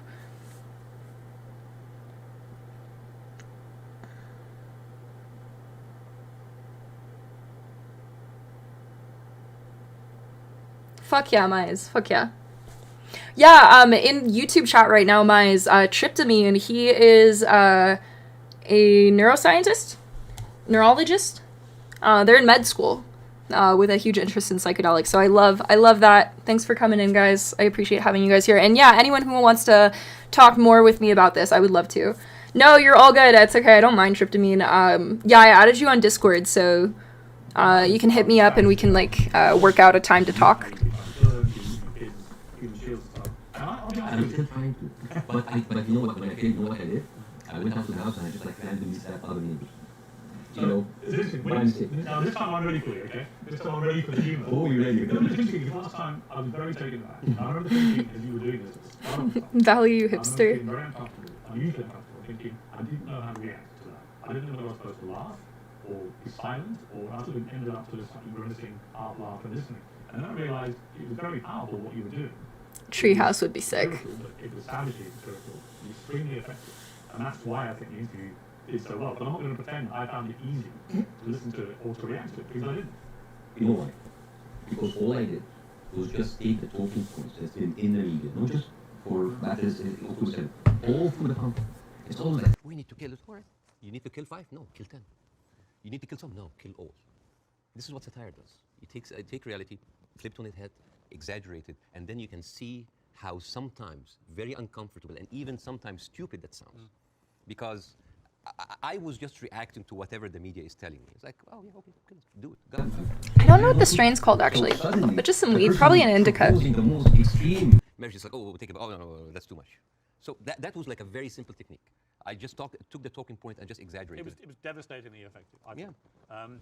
First, before we go any further, how is your wife's family? Because she is half Palestinian. Yeah. Are they okay? They're good. They're good. They are safe. Yes. We have to watch Into, or what's it called? I have the book for it. It's the one with Paul Stamets, it's the mycology video he made. We should watch that together. Banana Kush. Ooh, I don't think I've ever tried it. You like his jacket? Me too. He looks super swag. Am I vegan? I'm not vegan. I do eat a lot of vegan food, but I do eat meat from time to time. Ratatouille, how are you doing?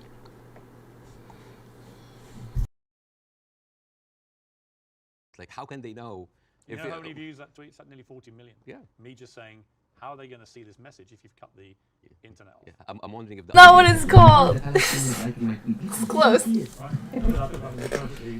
Yes, dude. Ugh, Indian and Thai food is so good.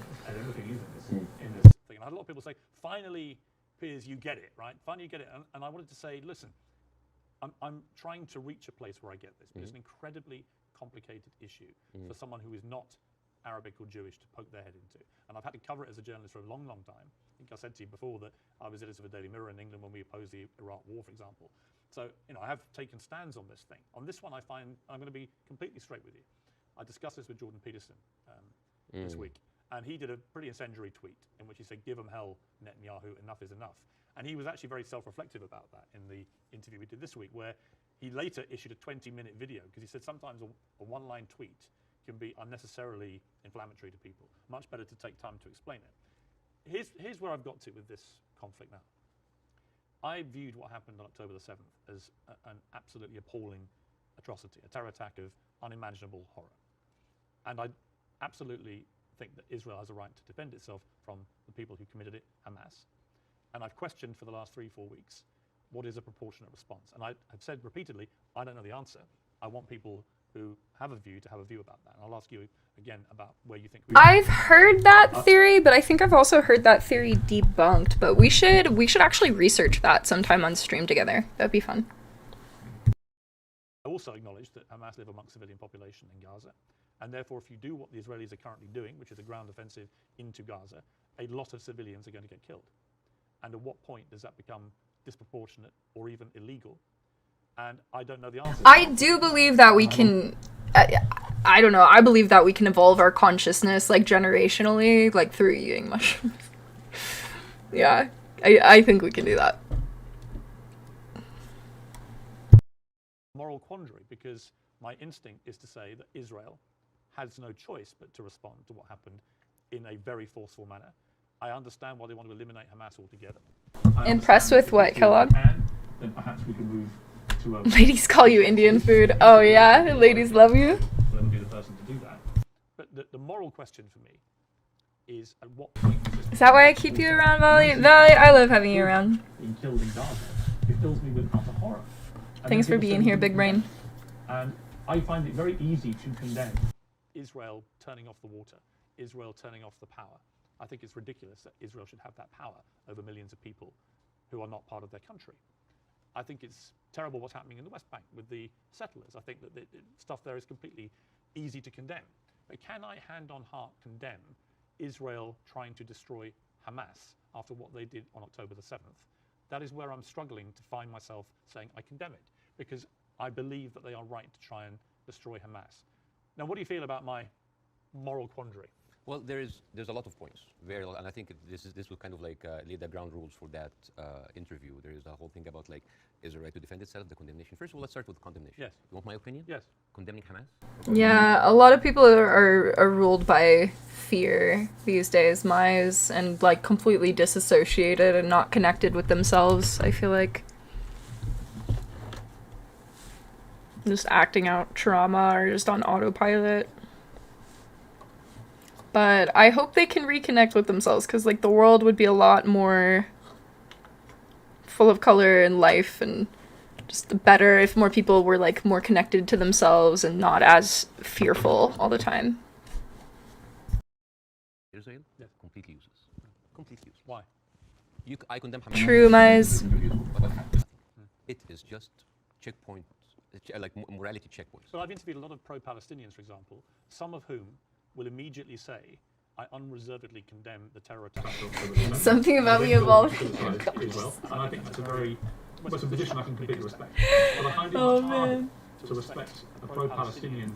Bro, I want some mushrooms. If they simply resolutely refuse to say that they can condemn the terror attacks. I find that less worthy of respect. But you see, this is the problem with the news. We go Pulls out phone because they're legal here, bitches. Not just in the coverage of the before and before and before. Should I do a stream where I do mushrooms, guys? Would you guys watch that? And for me, as a viewer, if a conflict has been there for 75 years and the media with all this technology has been covering it and we hear the same exact words, we don't know what's happening. It's complicated. It's a very complex. That is a failure of the media apparatus. That is the failure to themselves and for the audience, because why every time this Wanna see me shapeshift? Bro, it's actually so trippy. Like, I've done shrooms with like a lot of different people. Some people like fucking, like, especially on shrooms, like people that are like shapeshifters and have like different like personalities, you can like see it so much on shrooms, I swear. It's crazy. Shrooms are crazy. I like to think that I can try and like describe them to people, but I don't know, bro. I've just had so many different types of experiences. I'm just like fascinated. You're a shapeshifter? Me too sometimes. It's not like inherently a bad thing. I think a lot of people are like fragmented in some way. Yeah. And it's wild. Humans are wild. understand that. I will get to the October 7th. I will get to the condemnation. I will get to the self. Valley. Hey man, okay, I could check in the rules. I think it would be fine on Kick for sure. If they can fucking beat the shit out of each other on Kick, I think I can do shrooms, right? Right? I need some mods though. I need some mods to like, you guys gotta take care of the chat for me, okay? When I watch shrooms, I don't think I'm gonna be able to moderate. But like, content. Y'all might really fucking see me use my ult and cry, like on shrooms. Sorry in advance. But yeah.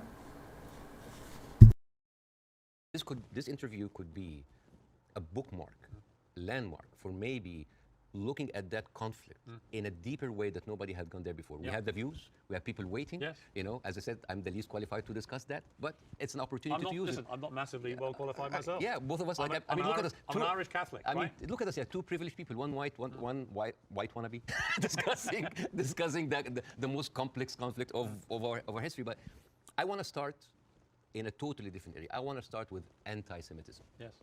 I think it's an important issue. Yes. I think there is a rise of anti-Semitism in the world, and I think this is very dangerous. And I, as a Muslim who has been through events where there were terrorist attacks somewhere, and that reflects on us, I can completely feel that. Since what happened, I had text message from their Jewish friends, are you okay? Are your wife's family okay? And I was texting them, are you okay? And I think it is very important to agree on the language, because the word anti-Semite has been used and abused, and most of the time not for the good. So most of my people are talking in Twitch chat right now, but I do have a couple chatters in YouTube as well. Someday I'll integrate all the chats nicely for you guys. I need to figure out how to do that. The Israeli attack on the civilians, and I remember quite well, many of the Republican representatives in Congress came out and they were calling these the global intifada, the global jihad. I love it when they say jihad. They sound like a horse. Jihad. It's very funny. Or they say, like, these are, and I quote, Iranian-backed jihadists. And I said, wait a minute, but most of those people are Jewish. Those people who took over the Capitol, the same people who took over Central Station in New York, which is known as the biggest civil disobedience event in America in the last 2 decades, they were all Jewish. And then I find Nikki Haley saying anti-Zionism equals. And then I remember that, Jewish people in America are saddened by the fact that they are not. I'm sorry, Valley. Of America, citizens of the world, Horrible. Israel, My biggest platform is on Twitch. He went out and he said, But as of right now, I'm getting my most viewers on Kick. And what is very, very interesting. Would you compare that on that specific point? But my preferred platform is probably YouTube, because I'm trying to get monetized on there. I think you can be very critical of Israeli government and their policies, and Benjamin Netanyahu and the politicians, but that doesn't mean that you... Zionism means, okay. Here, I'll just pull up the actual definition for you.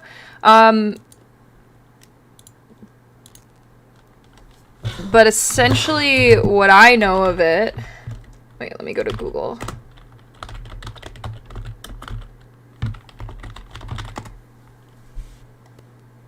A movement for originally the reestablishment and now the development and protection of a Jewish nation in what is now Israel. It was established as a political organization in 1897 under Theodor Herzl and was later led by Chaim Weizmann.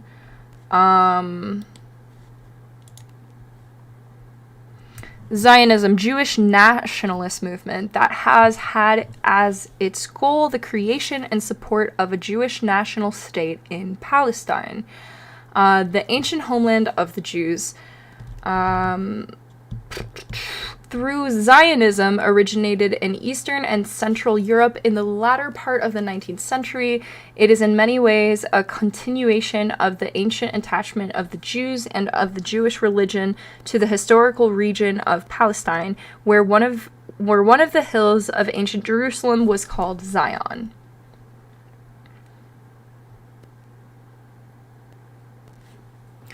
So, kind of like white nationalists, but Jewish nationalists is what I get from that. Yeah, I've heard of Zion as well, and I hadn't looked into Zionism much until this conflict, actually. And what I knew of, or what I knew of it before, was I used to listen to a lot of Matisyahu. Really love the message in his music, but learning about this, it's more like they want all the Palestinian people out of Israel, so only what they want, the type of people they want to be in Israel. So yeah, I don't know. It reigns familiar of a Donald Trump calling for a Muslim ban, is what it reminds me of. That kind of ideology.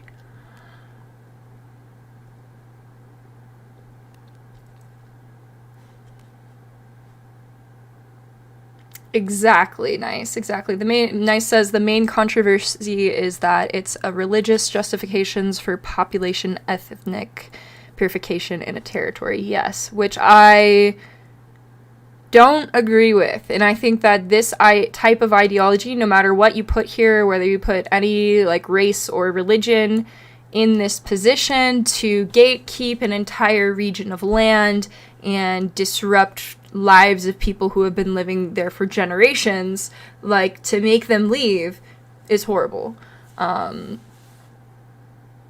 Yeah. Yeah, Trump was calling for a Muslim ban at a point. Yeah,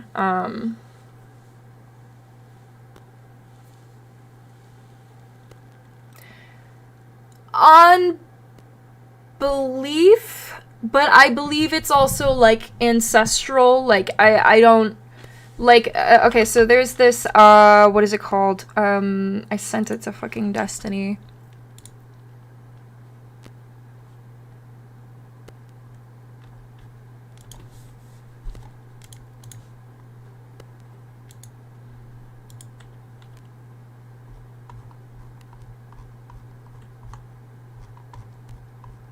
Let me find it. One sec, guys.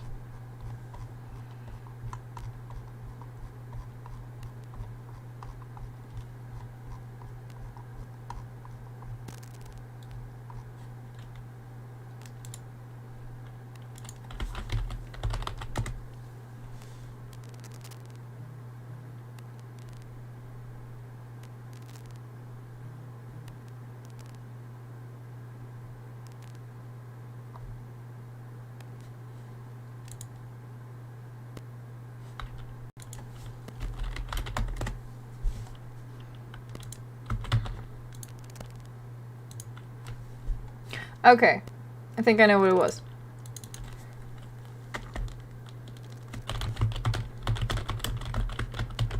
Birthright Israel. So I had sent this to Destiny, and I asked him his thoughts on it, and he said based. So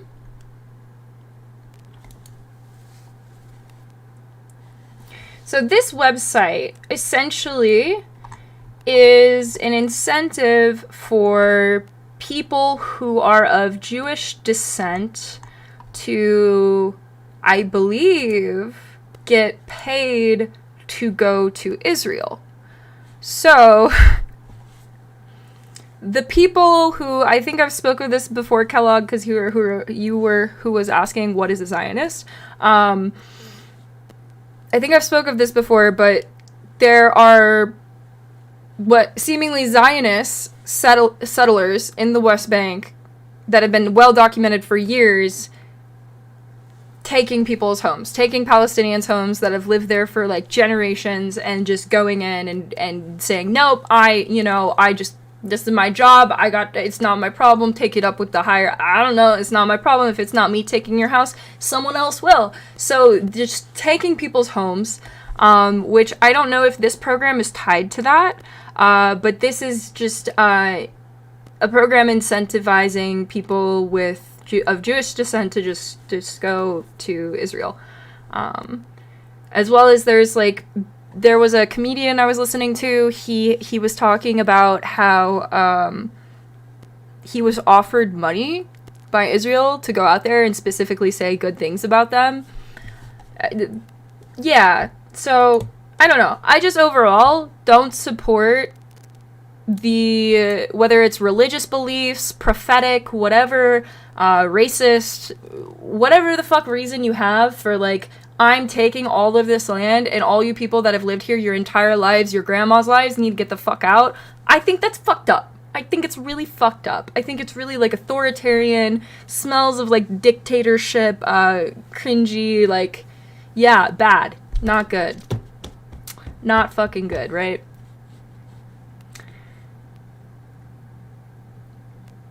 Yeah, it's I don't believe, people on the other side should gatekeep, other people from coming to their country either. I think that there is a way that all countries could work together and have peace. I think that's possible.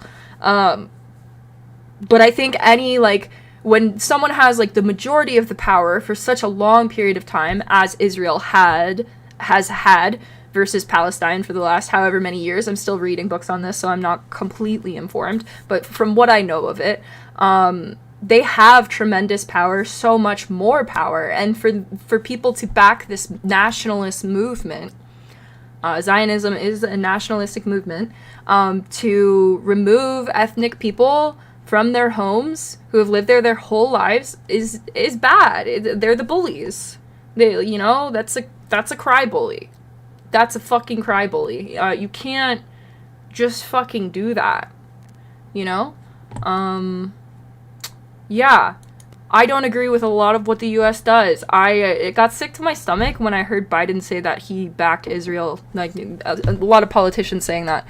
It makes me sick, honestly, because I've been aware of, like, the settlers coming and taking people's homes for a while.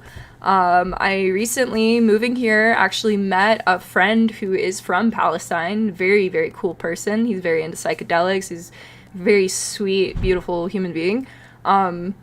There's a lot of Christian Palestinians. It's not all Muslims either, but either way, we shouldn't just be like being like, you're of this religion, fuck off, like that's really fucked up, right? I would hope that people would hopefully agree on that,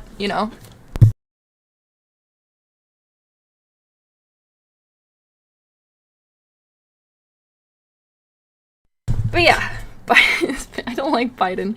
But yeah, apparently not everyone agrees with this, because I sent this Birthright Israel thing to Destiny, and he said based. He said based.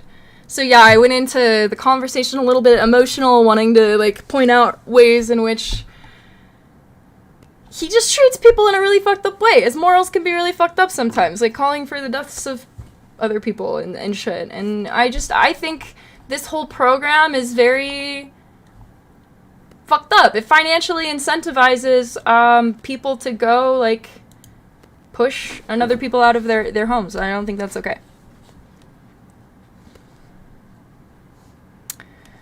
Might makes right. They can do what they want unless someone comes to stop them. Until that happens, the world will continue to be the way it is. And that's what I fucking hate about the world late. And that's why I talk about it, though, because I'm hoping, like, me talking about it or listening to peers and Bassem talk about it makes people kind of see both sides a little bit more and care a little bit more. And I know there's a lot of fucked up shit happening on every single side right now. Some more than others, and it's just something I think we should all, even if you're scared to talk about it, I kind of stupidly talked about it in maybe the wrong environment, but you should at least try and inform yourself about it, and try and humanize each other as much as possible.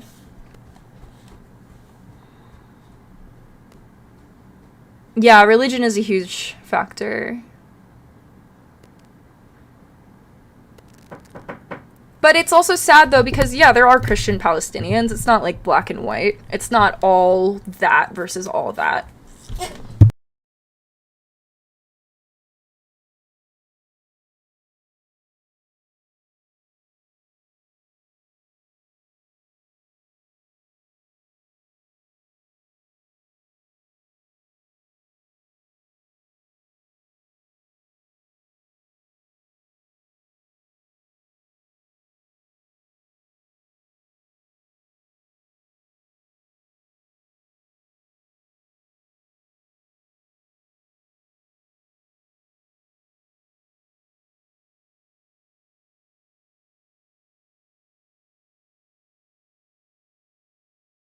Getting Arby's. Okay, I'm back.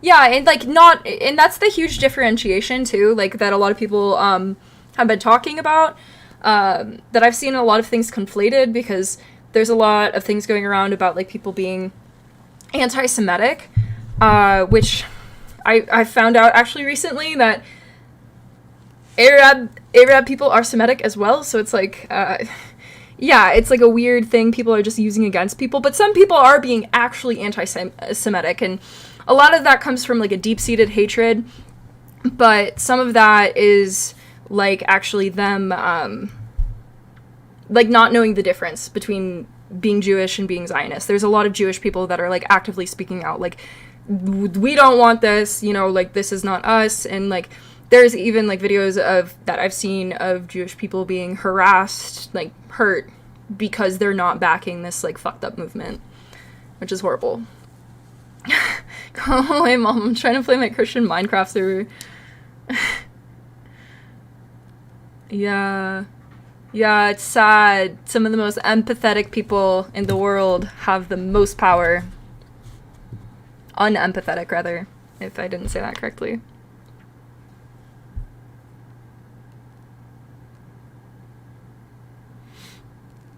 Yeah. A lot of the Democratic Party is really fucked, I think. A lot of the political system is just fucked. We need a much better system to actually get, like, the voice of the people to actually be heard. Yeah, I say we just start over. New system. New system. I'm all for that. Rework it from the ground up. And this is why it's very important to have Is a normal thing called birthright. I went to a Jewish school. It's part of their religion. So, I don't know, like, I'm not trying to send any hate or anything to this website, but the incentivizing people to go there, like, I don't know where that comes from. Like, other people would have to, like, dig further on this. Like, who gives those, like, settlers the instructions to go take homes from people? Like, who's giving those instructions? I don't, like I said, I don't think that website has any affiliation with it. But I just found that website, and just like the concept of just going there to take homes from people and push them all into Gaza and the West Bank, but then the West Bank's not even like, they can't even like live there, you know? It's just, yeah, like why incentivize that further? What would be a better system, Andrew Smith? Did you make another account? What would be a better system? Let's all brainstorm that together. Let's all think on that and hold that and bookmark that. What would be a better system? If we had the opportunity to actually, like, start fresh and rework a better system, what does that look like to us? To me, to you guys, like, I can't come up with the answer on the spot, but I can start fucking brainstorming that. Yeah, what does that look like? Like, what do we need? What do we value? What's most important? What would, like, our cities look like? What would our homes look like? Would we have, like, universal basic income? How would we elect people? Yeah. Well, I think that's important, tryptamine. I think that's really important.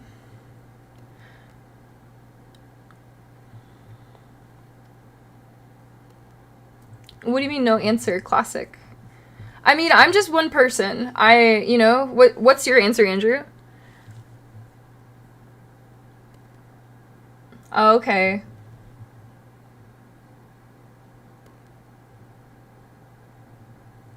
Yeah, he's a strong hater. He seems bored. But yeah, what would that system look like to us? Yeah, I think it's important, like, in, like, looking at, like, Israel and Palestine from the lens of, like, the Holy Land. I don't think, like, it's right for people to just push each other out of that. Like, everyone should be able to pray. Like, everyone should be able to go to, like, I'm pretty sure it's the land where Jesus lived, right? Everyone should be able to go and have their own, it's like a work of art. The city's like a work of art. To have their own experience with it and to pray to whoever they want and to... Yeah.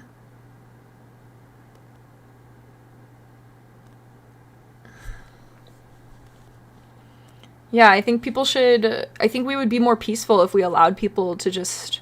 Yeah, really have that freedom to believe what they believe, and as long as you're treating each other with dignity, that's what matters.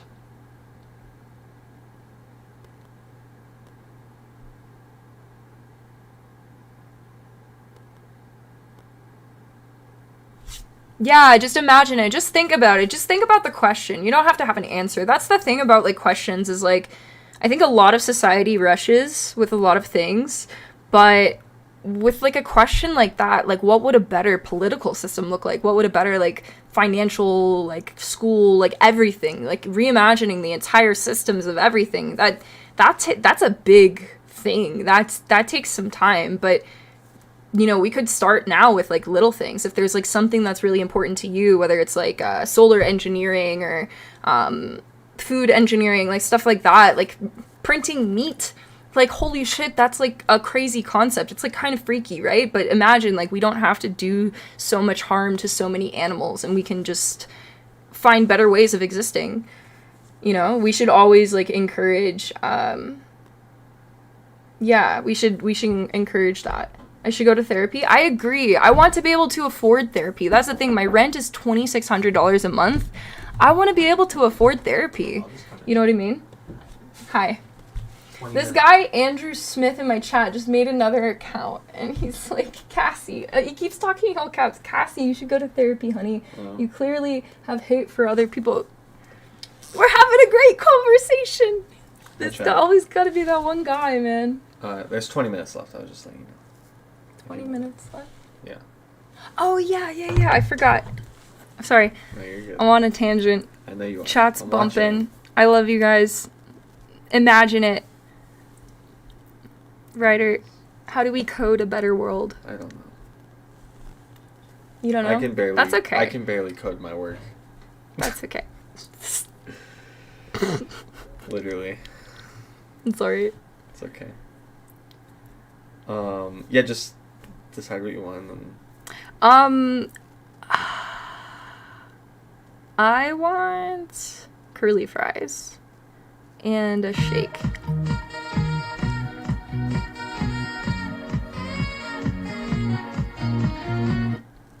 Nice. Thank you, Garlog. Thank you for gifting a sub to Leafy. Give me 1 second, guys. To Leafy? Leafy Bell. Not Leafy. Leafy is here. Rent free.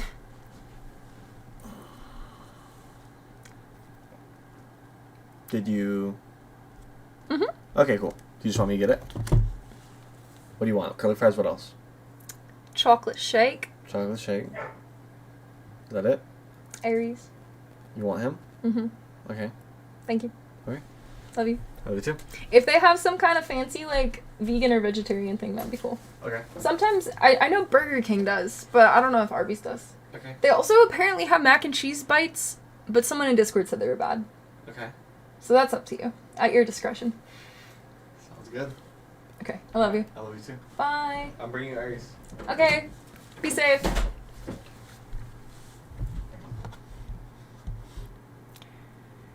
Yeah, I get it. Lennon has it right. I love Lennon. Wait, Lennon, John Lennon? Or Lennon someone else? Aries! What was that noise you made? Okay. Alright. I love you too. I don't have hate for other people. Why are you saying I have hate for other people? I'm not being hateful towards even Zionists, but I think that what they're doing, if they're pushing people out of their homes, which is documented, is fucked up. They should stop doing that. And yeah. And I don't hate them, but if someone went over and fucking stopped them from hurting other people, like, I think, you know, I don't think kids should get blown up. I don't think kids should get kidnapped. I don't think any of this should be happening. I don't think any of it needs to be happening. It's happening and it's fucked up. But that doesn't mean I, like, hate anyone. Man, I'll feed you a bite. I'll feed you a bite of my curly fries. Okay. I kind of want to go back to watching Piers and Bassem because I'm uneducated. I'm an e-girl. I don't know what the fuck I'm talking about. I just have opinions like everyone else. Like everyone else has an asshole. I have an opinion and an asshole, and maybe I had multiple assholes. You don't know what I got. Click the spicy link. You don't know what I got. Okay? Alright, anyways. Israel are anti-Semite themselves. MTG, Marjorie Taylor Greene. You know, she said like... Yes. Anyone has the right to defend themselves, but to the point of defending themselves. So if like you come at me and you like try and slap my ass and I kick you in the nuts, okay? I'm defending myself. But if you try and slap my ass and then I kill you in Minecraft, that's a little extreme, right? Or like if you try and kill me and you fail, so then I kill everyone you know. That's a little excessive. That's a little bit much there. We should probably like keep it to like an eye for an eye, not an eye for like a kidney, you know? Like if we're gonna even have it there, which the point I'm trying to make is we don't even need to do like the eye for an eye bullshit. We can actually coexist. We've just forgotten that we can.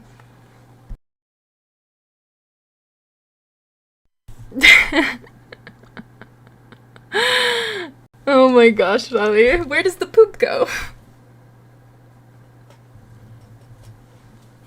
Alright.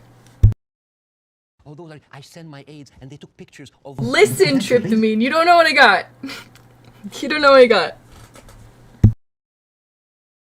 She's surveilling protesters. And Marjorie Taylor Greene is very known for a very famous post in 2018 where she blamed the California wildfires on a Jewish space laser gun. Do you remember that? Do you remember that? It's just like, oh, they were burned because Jewish investors, Rothschild and Finstein, anything that ends with Stein, because that of course sounds Jewish, they put a satellite and shooting laser beams to... And not just her. You have Steve I excrete hot takes. He is now the Speaker of the House. And he has been invited before for an organization that was funded by David Duke, the founder of the KKK. You have Kevin McCarthy, who is the former minority speaker. I think the coexistence is a new thing. Weren't we all chilling in like Mesopotamia era for a bit? I feel like there were times in history where parts of the world were mad chilling. I really feel maybe I'll do more history and I'll get proven wrong and I'm just a dummy girl, okay? Maybe. But I did have history class, right? I have, like, I think 2 brain cells. No.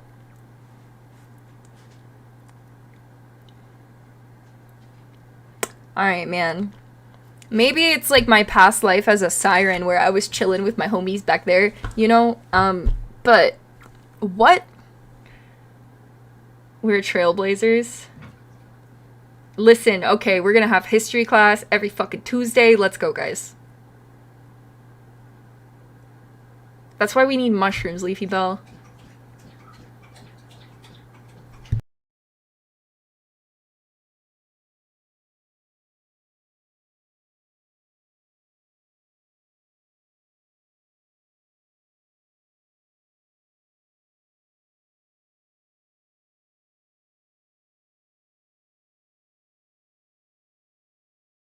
Yeah, I don't support, like, Eastern countries, like, taking over, like, Israel territory, but I don't support the people that have lived there for forever also being kicked out.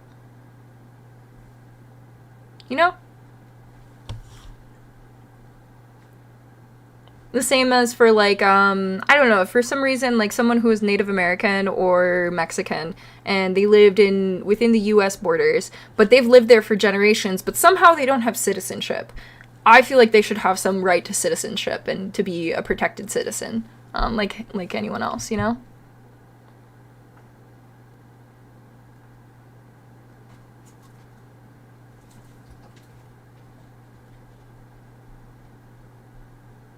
Yeah, that's what I'm doing right now.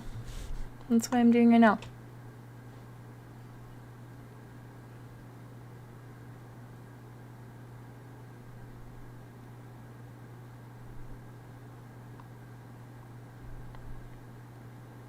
Maybe I lived in Atlantis.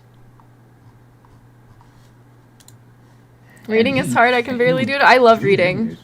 I'm just like so busy reading chat, like reading and then reading chat. It's like easier to watch something or listen to an audiobook and talk about it with you guys and hear your guys' takes. And unlike Destiny, I actually do like to hear people who are involved on other side talk about their sides, and then I can hear both sides, and then I can like put that together. I also like to see objective facts. That's also really important, but I think they all come together and contribute to the objective truth of what is going on.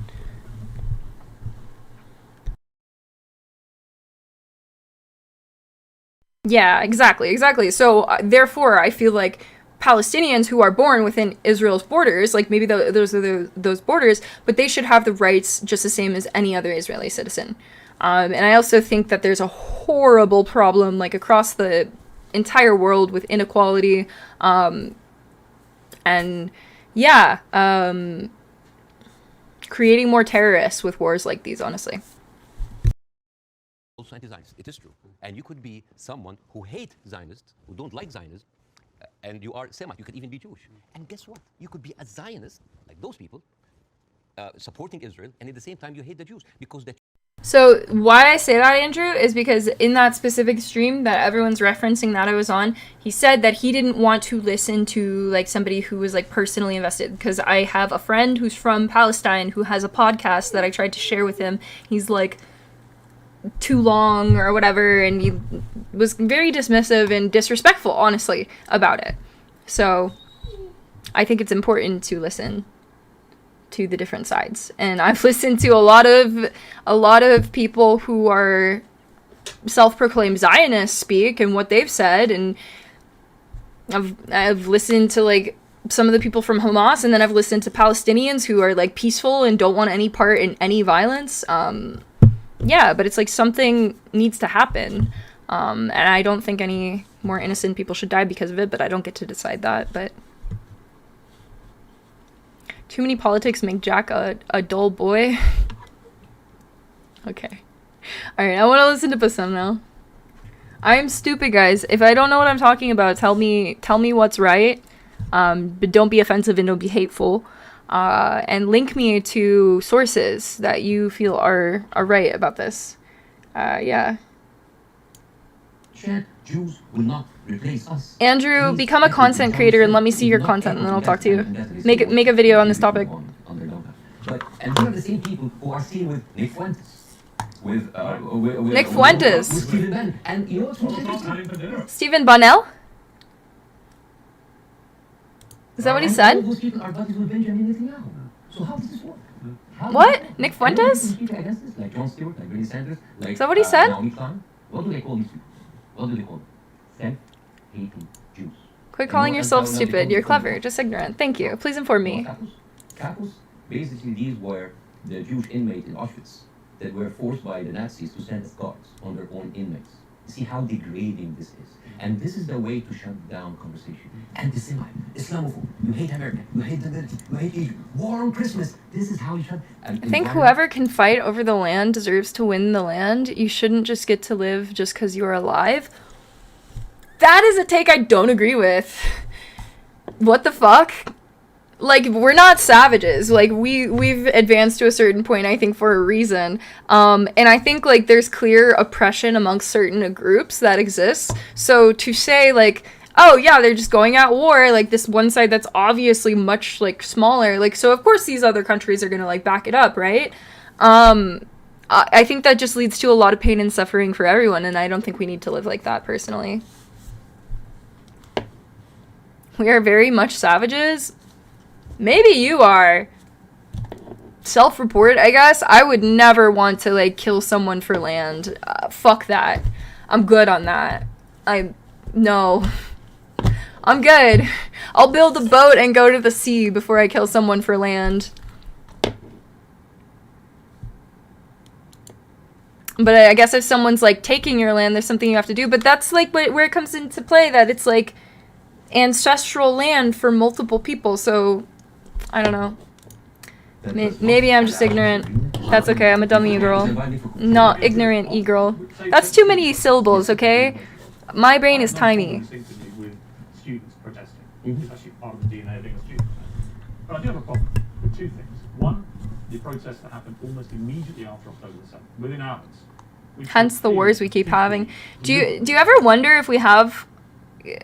I'd like to look at the ratio of, like, wars over history, because I feel like there's been a lot in my lifetime. I feel like there's been a lot of world wars, you know, within ours and our grandparents' lifetime. That's 3 almost. If this is 3, then that's 3. But for some reason, I just don't feel like this is the way it has to be, guys. I just yeah. And hurtful to Jewish people. Secondly, I have Thank you so much, Trip to Me, and I'm so excited to learn from you.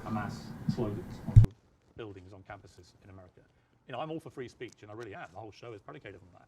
But not to the point where you see Jewish students barricaded into libraries because a mob is descending on them. There is a distinction to me between people who are obviously overtly, I mean, there was a professor at Cornell University who was literally seen in public shouting how exhilarated he felt by the attacks of October the 7th. He still hasn't been fired, that guy. I think that crosses a line. Do you? Yeah, I do not like this way. I mean, I can understand why, but I don't condone it. I would never, because you have to understand these people, again, I'm not supporting them. I completely agree with you, Nice. You're such a cool dude. Thanks for being here. Because people keep being, like, shitting on me and telling me that, like, so I'm like, people keep telling me I'm wrong, but then not informing me. So, like, then it makes me feel the need to, like,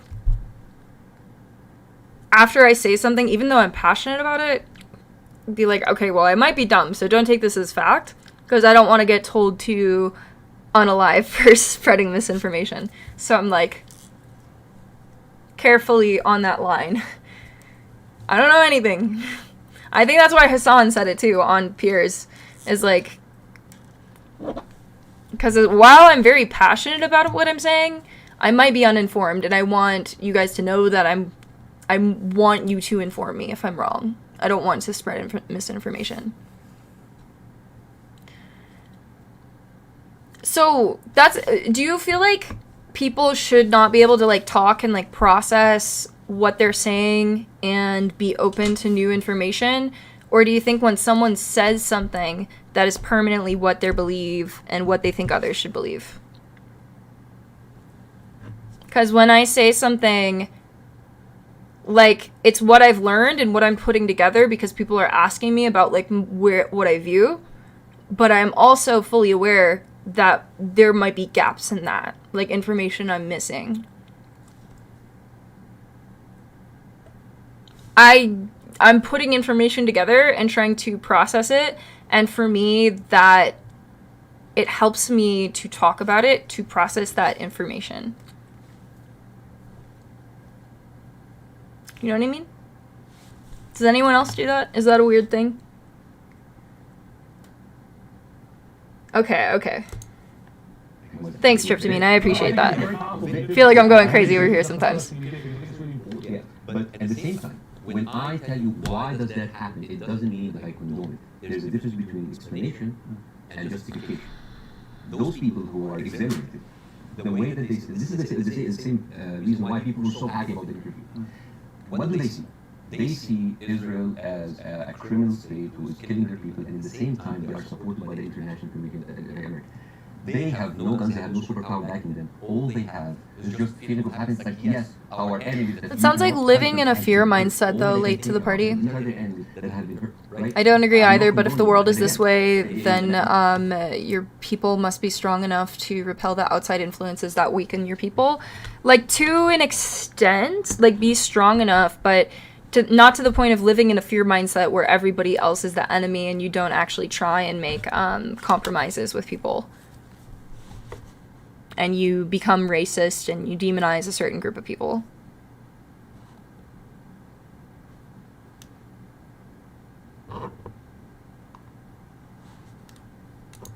When people were celebrating terrorist attacks, you know, against Western targets, of course I don't condone that. But why? Because those people has been from a very young age. What have they seen? They're not being heard by the media. The plight and the suffering of the brothers in Israel, in Palestine, in the Arab world are not being heard. People in Iraq, you know, like when America and Britain invaded Iraq, right? I agree, Leafy. Two superpowers are coming in on just regular people. So whenever there was like a bomb or like an attack on American troops, people would celebrate. Yeah, they're our enemies. Emotions are very inflammatory, and it is not right. But those people have nothing else. All they can is just like shout All they say is like to rejoice. It is not right. Again, I'm explaining why is this happening, because it's like, yeah, if I cannot get you, I'm just gonna scratch your eyes. I'm gonna scratch your eyes because you've been beating me all the time, and you have the whole international community backing you up, and all I can do is scream. Is it right? No. But it is understandable. Again, it's not the right thing. But no, it's not like understandable. It's like, oh, no. But again, it is an explanation. Now, hate. And again, this is another way why this has been magnified in the media so much. What does the Western audience see? They see people rejoicing for the death of innocent civilians in Israel. This is what have the Arabs seen for years on the Arab world. For example, if you look up Sidrot Cinema. I agree, Kellogg. I'm going to try and look into making that a rule on YouTube Shot or something. The Israelis in the Sidrot, the kibbutz or the settlement, they went on a hill and they had popcorn and they had drinks and they were like watching the show and they were cheering with every rocket coming down. This is what we see. Western people didn't see that. Well, somebody found a tweet actually of mine from 2014 in which I said, at what point does what Israel is currently doing to the Palestinian people become terrorism?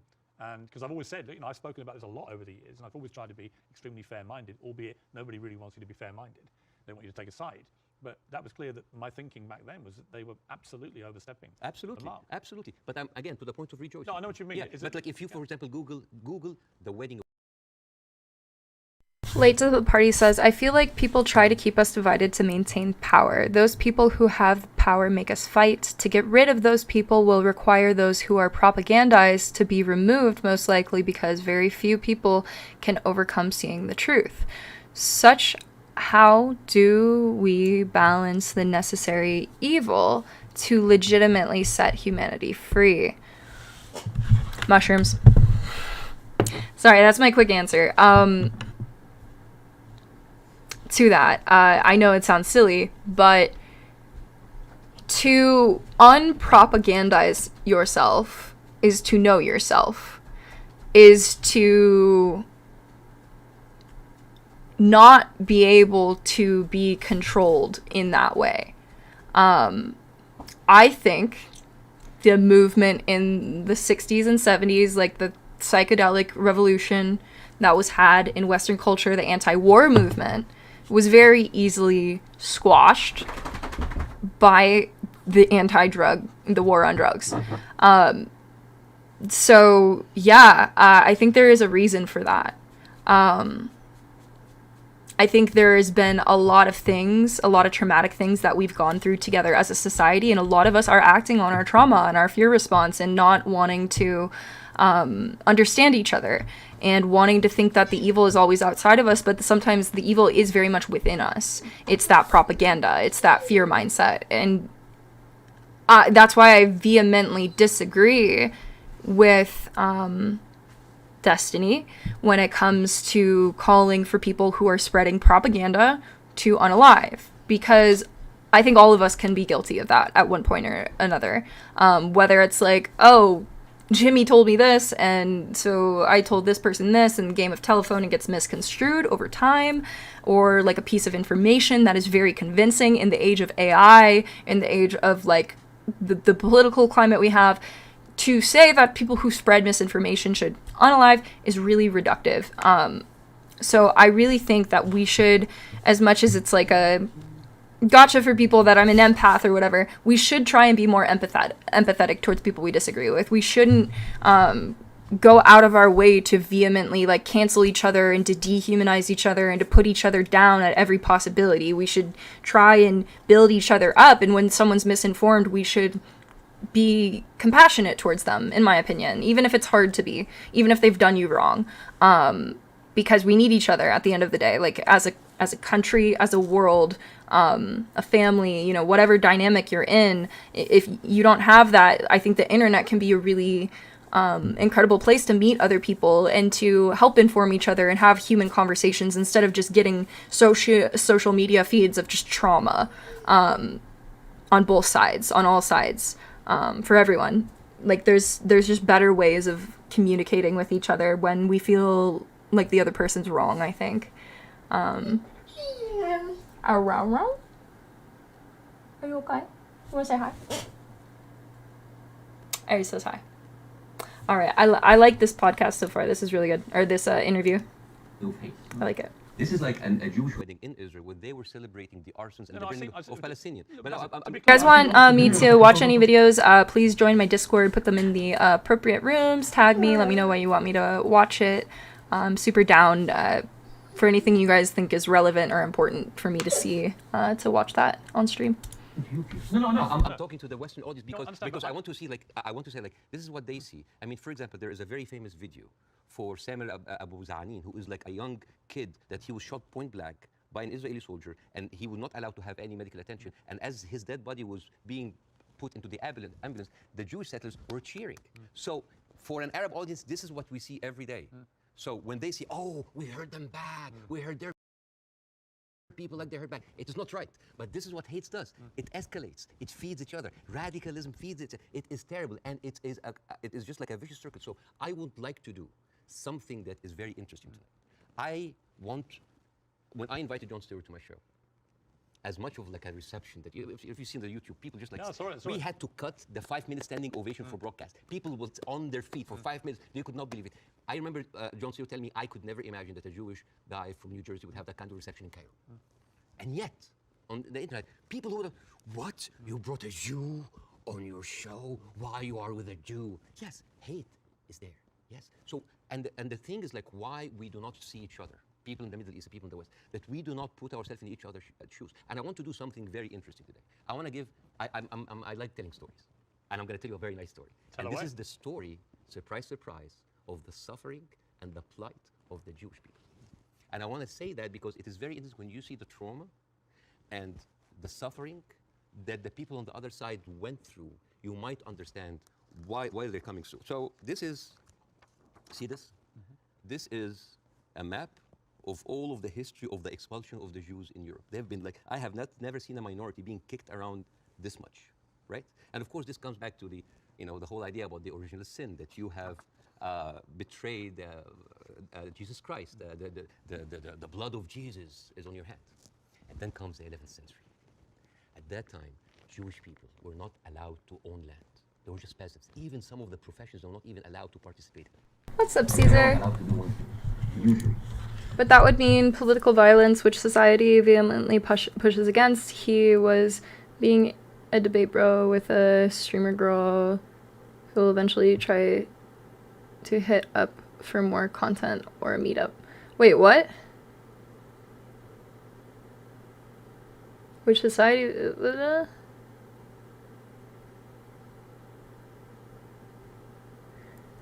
No, tryptamine, it's a bit more serious than that, I think, honestly. It wasn't just being a debate bro, like, that's, yeah, no, I asked him a couple times whether or not he felt that way, and he justified it a couple times, so it was like intense to hear that. Especially because I had a call prior with them where they said that another person online should, end themselves. I just don't think that's funny, and it sounded very serious to me.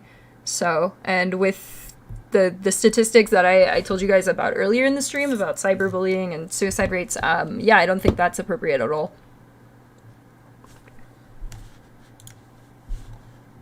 Because it was prohibited by the Catholic Church to engage into that. So what happens when you work in money? You get richer, right? And those Jews lived in ghettos. Now, ghettos were not just like isolated neighborhoods in cities. Sometimes ghettos were outside the city. This is like how isolated they were. And in those ghettos, they have to pay gold to the mayor or the governor or the prince or the noble. So they would see, you're getting richer. I need more taxes. So they pay tax. What happens when you have a business and they increase your rent? You increase your service, increase the taxes, So what happened?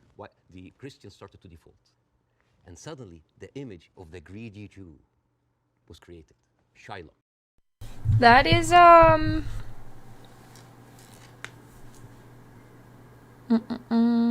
interesting question, Cadantic. I'm not sure. I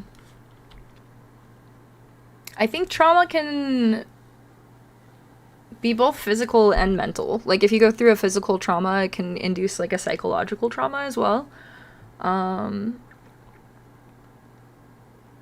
Yeah. Trauma can look like a lot of things. I think, like, as far as, like, what I was maybe referencing a bit ago, like a collective trauma, like things like COVID lockdowns, like war,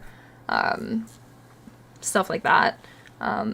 Mass media propaganda, stuff like that, I think can be traumatizing in a way. Like when we're like being collectively gaslit, right? When we're led to believe something that's not true, like by the media we're supposed to trust, and they're not like,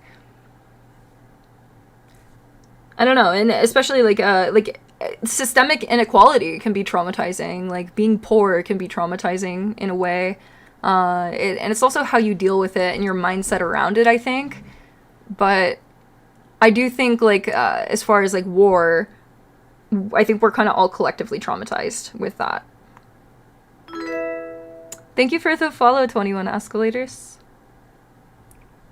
Where in the Discord you said to share it? In whatever room, and just tag me in it and say, like, why you think I should watch it. I think I also have media share on.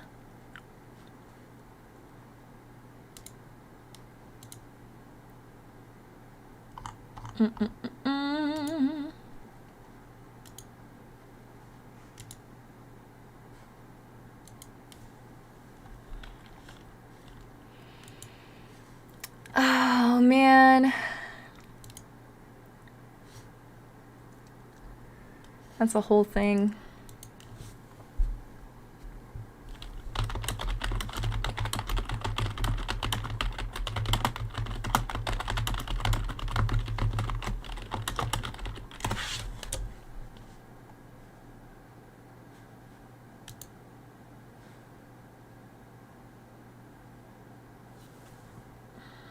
Right. Are they truly disturbing? Yeah, I would say so. I would definitely say so. I could look up statistics. We could do a deep dive into this another time. But like I'm pretty sure like mental health rates. Actually, let me just look it up.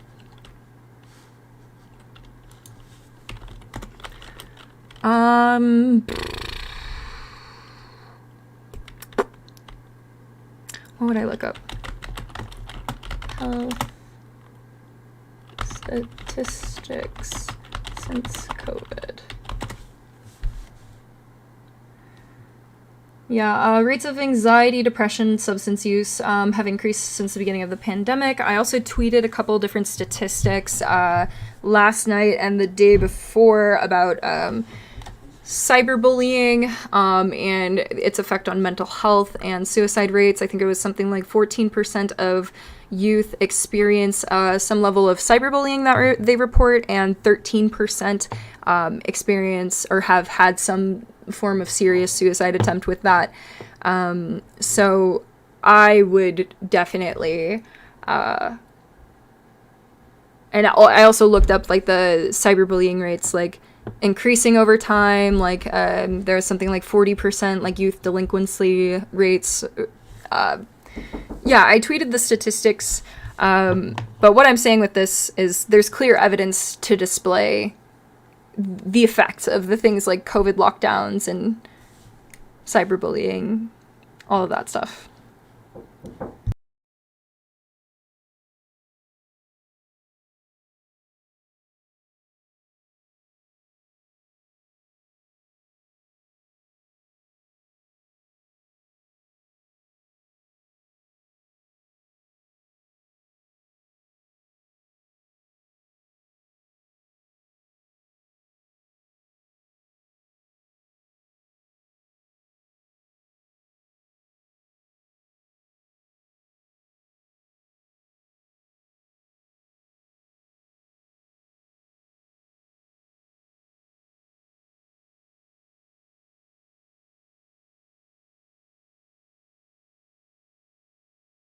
Back. And like we watched the Channel 5 video earlier and you saw that guy that was at the VA, like that veteran. Every single fucking veteran, maybe not every single one, but so many fucking veterans that go to war for us have so much PTSD. Hi, Bird. How you doing? I got curly fries and the Arby's shake.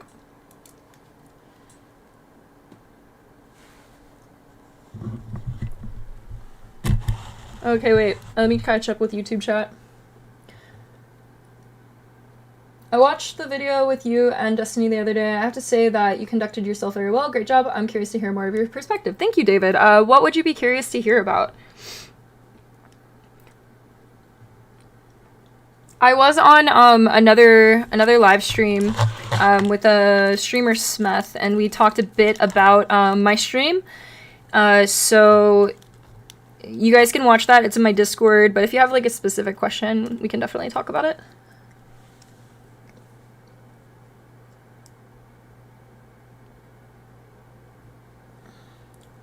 It's more that it can be culminative, that it's multiple people all the time. It's like gaslighting, especially for someone who has those thoughts already. Ooh, what thoughts? What were you referencing, Tryptamine? I guess some people are more sensitive. Yeah, some people are more sensitive for sure. Are you really that affected by someone telling you to end yourself? Because for me, I don't get it. Like, for real, I don't get it. Yeah, I am affected. Yeah, some people are definitely more sensitive, to those types of things, especially people who are like new to the online world, right? Like if we've been playing like Call of Duty since we were like 12 years old, that's where I've been. Not the whole time, but I experienced like since a young age being told horrible things on the internet. But I've noticed how much I became desensitized to that until it got to like a breaking point. And I don't think you can like really understand what the level of hearing it so many times is until you become like a content creator and you just like interact with a toxic community at some point. And you already have like pre-existing mental health conditions, whatever. I think it's like really fucked up to normalize saying that, because especially people who are like coming to the internet like for the first time, like through COVID or through like just it being more normalized to be on the internet. Just, like, it's jarring to hear that. Some of us that are chronically online have desensitized to ourselves, but I don't think it should be normalized. Especially people who are, like, I saw Destiny on Lex Friedman, you know? People who are, like, big in the industry, who are making efforts with canvassing and doing all this stuff and have all this power, like, just should really understand what that does to some people who are more sensitive, who aren't content creators, who really... yeah, are maybe struggling. I don't think we should normalize saying that to everyone.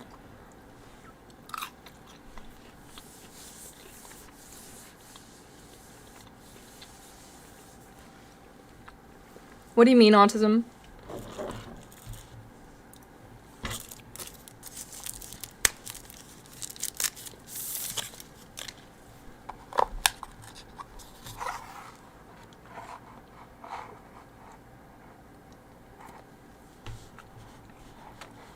In my Discord? If it's graphic or anything, I can't watch it on stream. I mean, like, I can watch it, but I can't show it.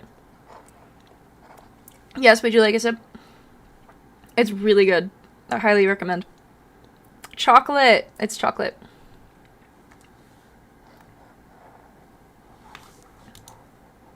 Nourishing things. If it will feed nothing else, it will feed language.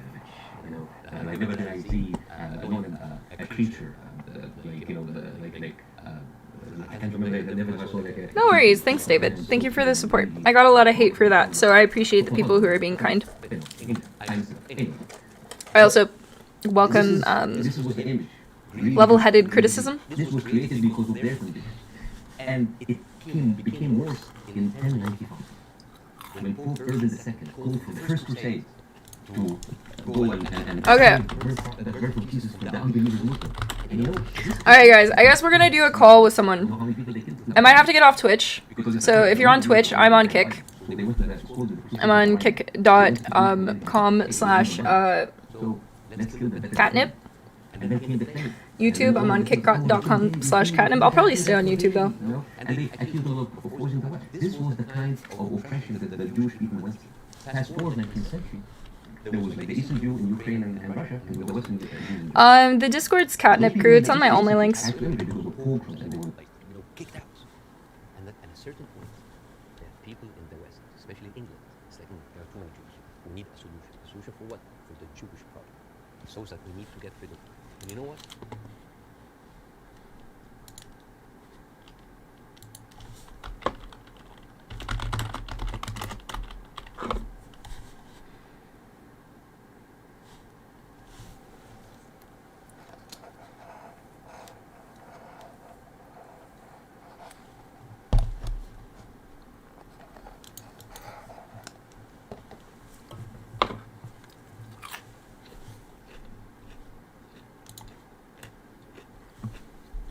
Later, Valley. Have a good night.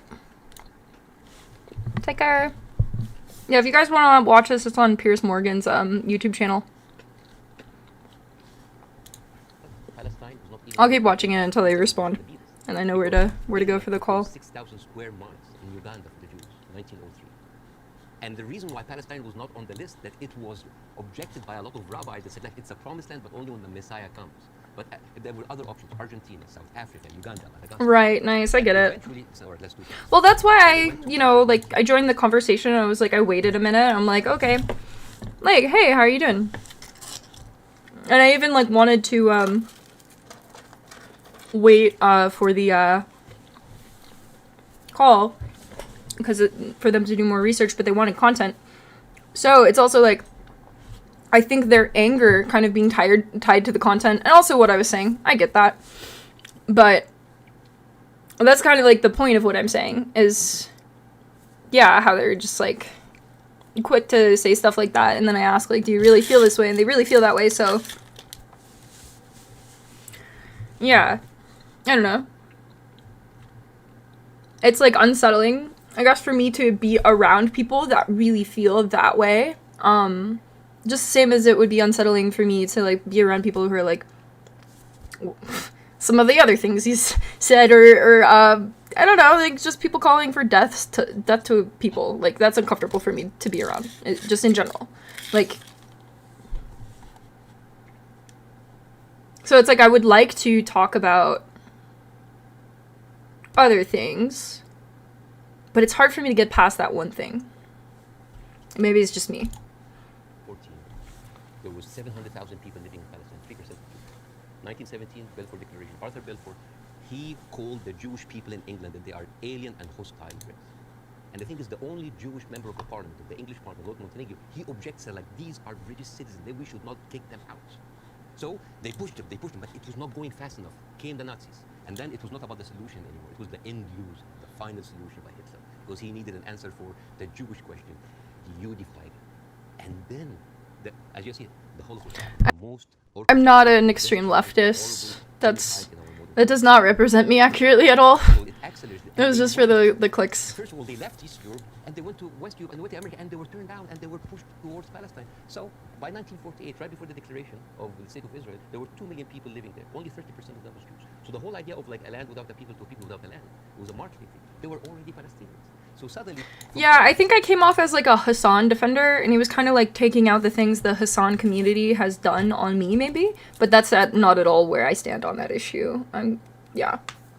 Thank you, David. I appreciate it. But I can't hear the video. It's too quiet. It's just me. Let me turn it up. It's in my headphones now.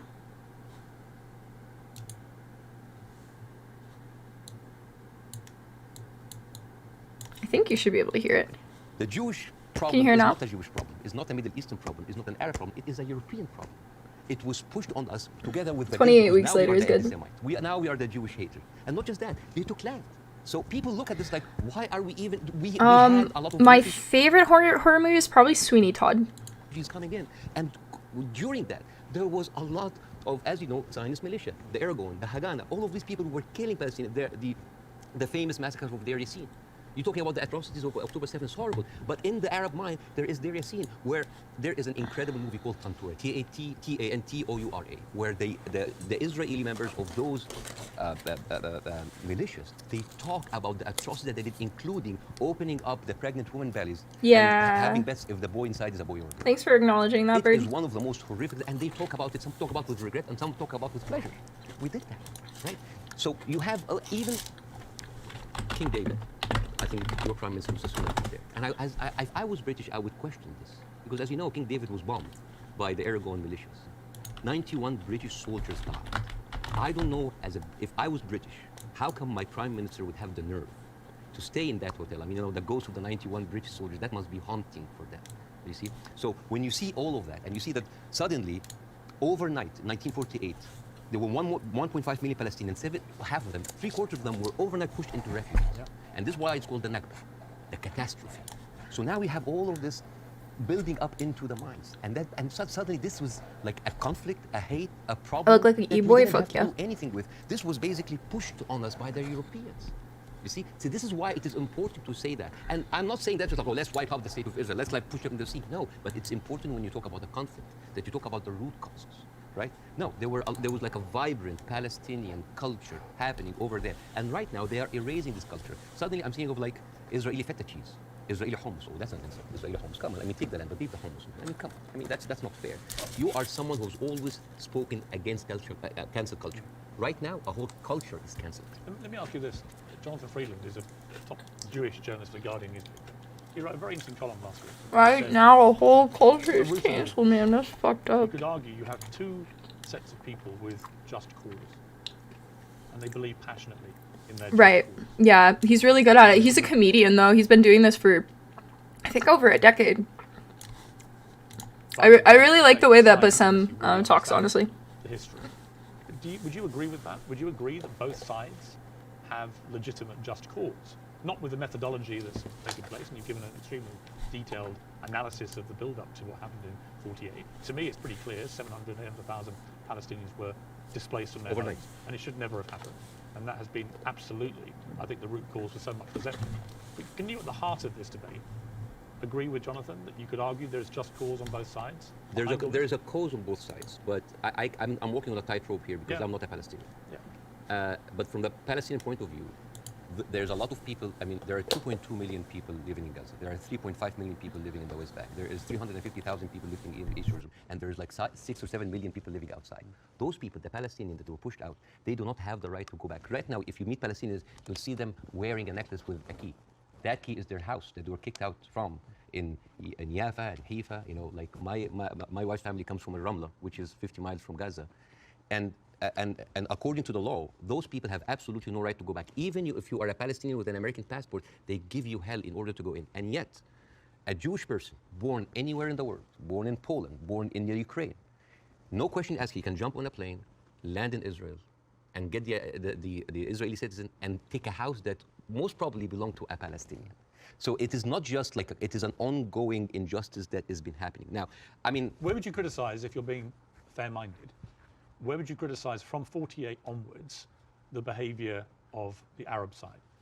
Well, put yourself in the Arab side. At 1948, you constituted 70% of the population. Suddenly, the UN is giving you 48% of the land, right? Not just that. I mean, the Arab regimes, because they did terribly. And see, this is the thing. Like, Arab nationalism at the height of that, these people feed on each other. You know, because it's very, very important to have a problem. Oh, it's Israel, and for Israel, oh, it's the Palestinian. It's a very good distraction. I mean, sometimes I feel that like the Palestinian cause is very useful for both sides. To like stay it's there. a simulation, Kellogg. It's a way to think. But, and this is a very important question because in the mind of the Western audience, they always thought of the Palestinian resistance or the Palestinian side as like Islamic, as militant. No, as a matter of fact, some of the early suicide bombers were female Christian Palestinians. Because they, like the area, you know, they were fighting for a land. The whole idea of Islamization of the whole cause came very later. As a matter of fact, you will find this very interesting because when I saw this, I did not believe it. This, you know, the Fatah movement, which is the PLO, the Fatah. This was their slogan. Can you see? You see, there's a crescent, a cross, and a menorah. And they say unitary, democratic, non-sectarian. So basically, in the 1960s, Fatah were basically marijuana-smoking, tree-hugger hippies. And yet that didn't work, right? And the thing is, I always hear that like Arabs were giving so many chances for peace. That is not true. As a matter of fact, all along history, Israel didn't give an inch of land by peace. 1973 war, they gave back Sinai because Egypt like initiated the war. 2006, they went out of south of Lebanon because of the resistance they have. Even the disengagement of Gaza, they didn't do it out of the goodness of their heart because they had too much casualties. And even the Oslo Accords, the peace treaty, the one that Isaac Rabin and got the Nobel Prize for, they did it because of the Intifada. So what is the message that Israel is giving to the Arabs? I will never give you anything with peaceful resolution. You will always have to fight for it. Do you not think that, for example, I mean, Bill Clinton feels this very strongly, that there was a great deal to be done, and Arafat, just in the end, having indicated the whole time that if we got to this place, there would be a deal, just walked away? That was the closest that everybody came? No, I haven't. I haven't had Starbucks in a long time. I am not, again, that's why it's very important to have people who are much more qualified than me to talk about this. Also, not a huge fan of peppermint coffee, honestly. Number one, the whole thing about the Oslo Accord, there was a video for Netanyahu who's talking to the settlement offer 2001, and he was bragging about sabotaging. He was talking to us like, I sabotage, just like there was going to be no peace. Yeah, you've seen that, right? Yeah. And in that video, if you remember, when he was saying like you have to hit them hard, 2001, no Hamas at the time. They were talking about the Palestinian Authority. We have to hit them, we have to kill them, we have to make them feel the pain. And then one of them says like Bibi, but wouldn't America kind of just like, so what?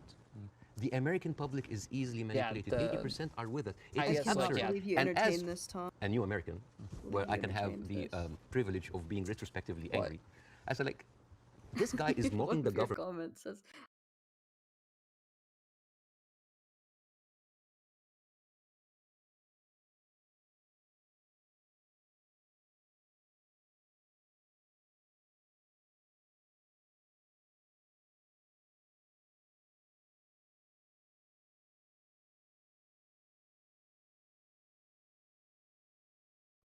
hello, because I'm like morally against Hello. it. What's up? Muted? Can you hear me? Catnip, you're muted. Oh. Okay, sorry, can you hear me? Yes. Cool. How's it going? It's going alright. How are you guys? So good. So good. You wanted to talk to me, and then I saw that you talked to Smith, and in his title it said Lab 2.0 Meth Lab. Yeah, so the first time I ever called Destiny, he for some reason told his stream that Lab was calling him. I don't know why. I think he tries to. Yeah, he's like, He misses you. Lab's calling. Lab's He misses you, yeah. Yeah, it's really a manifestation. Yeah, I think he told me his stream coined me Meth Lab after the first time, and I think he told me, because I asked him if he could ask his stream to not do that, and he said that I would have to prove that I'm not you. I'm like, oh yeah. Prove my loyalty? I don't know. Yeah, the evil that is me. You have to prove that you're not going to be a bad guy, a Yeah. villain like me. Yeah. Yeah. See, like, I watched a lot of the lore, what he put out, at least, and it was a wild ride, and there were some things that you said that I didn't necessarily agree with, but nothing, like, too crazy, whatever, but definitely the energy was pushing towards this community was like, you're just unhinged, crazy, everyone should hate you, kind of vibe. Yeah, I felt that in the community all throughout all of it, and I'm like, this is weird, cause like, I asked him too when I was on a stream, like, do you need a mediator? You guys want to talk? Cause like you're, obviously he's making a bunch of content about you, like, I didn't know if like, is this scripted, like at a point, but then like, a private conversation I had with him actually, he had said live on his stream that he wanted you to unalive. And I was like, whoa, that's like because I had heard him say it to other people. I'm like, maybe it's like satire, maybe he's joking. But then when I asked him on that private call, I'm like, do you really want her to unalive? And I also brought up in that call that I kind of thought he had conducted himself like a little bit like a cult leader, like with the Anna thing and like just the way his community works a little bit. He didn't disagree, laughed a little bit. I'm just talking about a private phone call I had with him, sorry. But I asked him, the point of what I'm saying is I asked him if he really felt like that you should do that. And he said, she ruined my life. Of course I want her to do that. Ruined his life. Or she tried to ruin my life. The attempt was enough for him to want you to unalive. Yeah. Yeah, I mean, he said, I remember when he put in his chat that I should kill myself or something. Yeah, I mean, I had felt that, and I didn't see anything like I didn't dig into the Mr. Girl report or anything. I saw the whole thing, like, and him reacting to it, but I was never like, I'm not gonna read that, like, until Smeth actually made a video about it, and then Smeth is like, he's a cute guy, he's funny. I like how he put it together. I actually sat and watched it, because I never got around to reading it. But the stuff in there, I was just like really feeling like the energy of like what I experienced when I was on stream, and yeah, the stuff that he said on that phone call, along with the report, and I'm just like, this is fucking weird. To the boiling point where I went on a stream the other day, because it was after I heard him say that, you know, Hassan and Mike from PA should also unalive, and I asked him about it, and he said, yes, they're spreading misinformation. The world would be better off without them.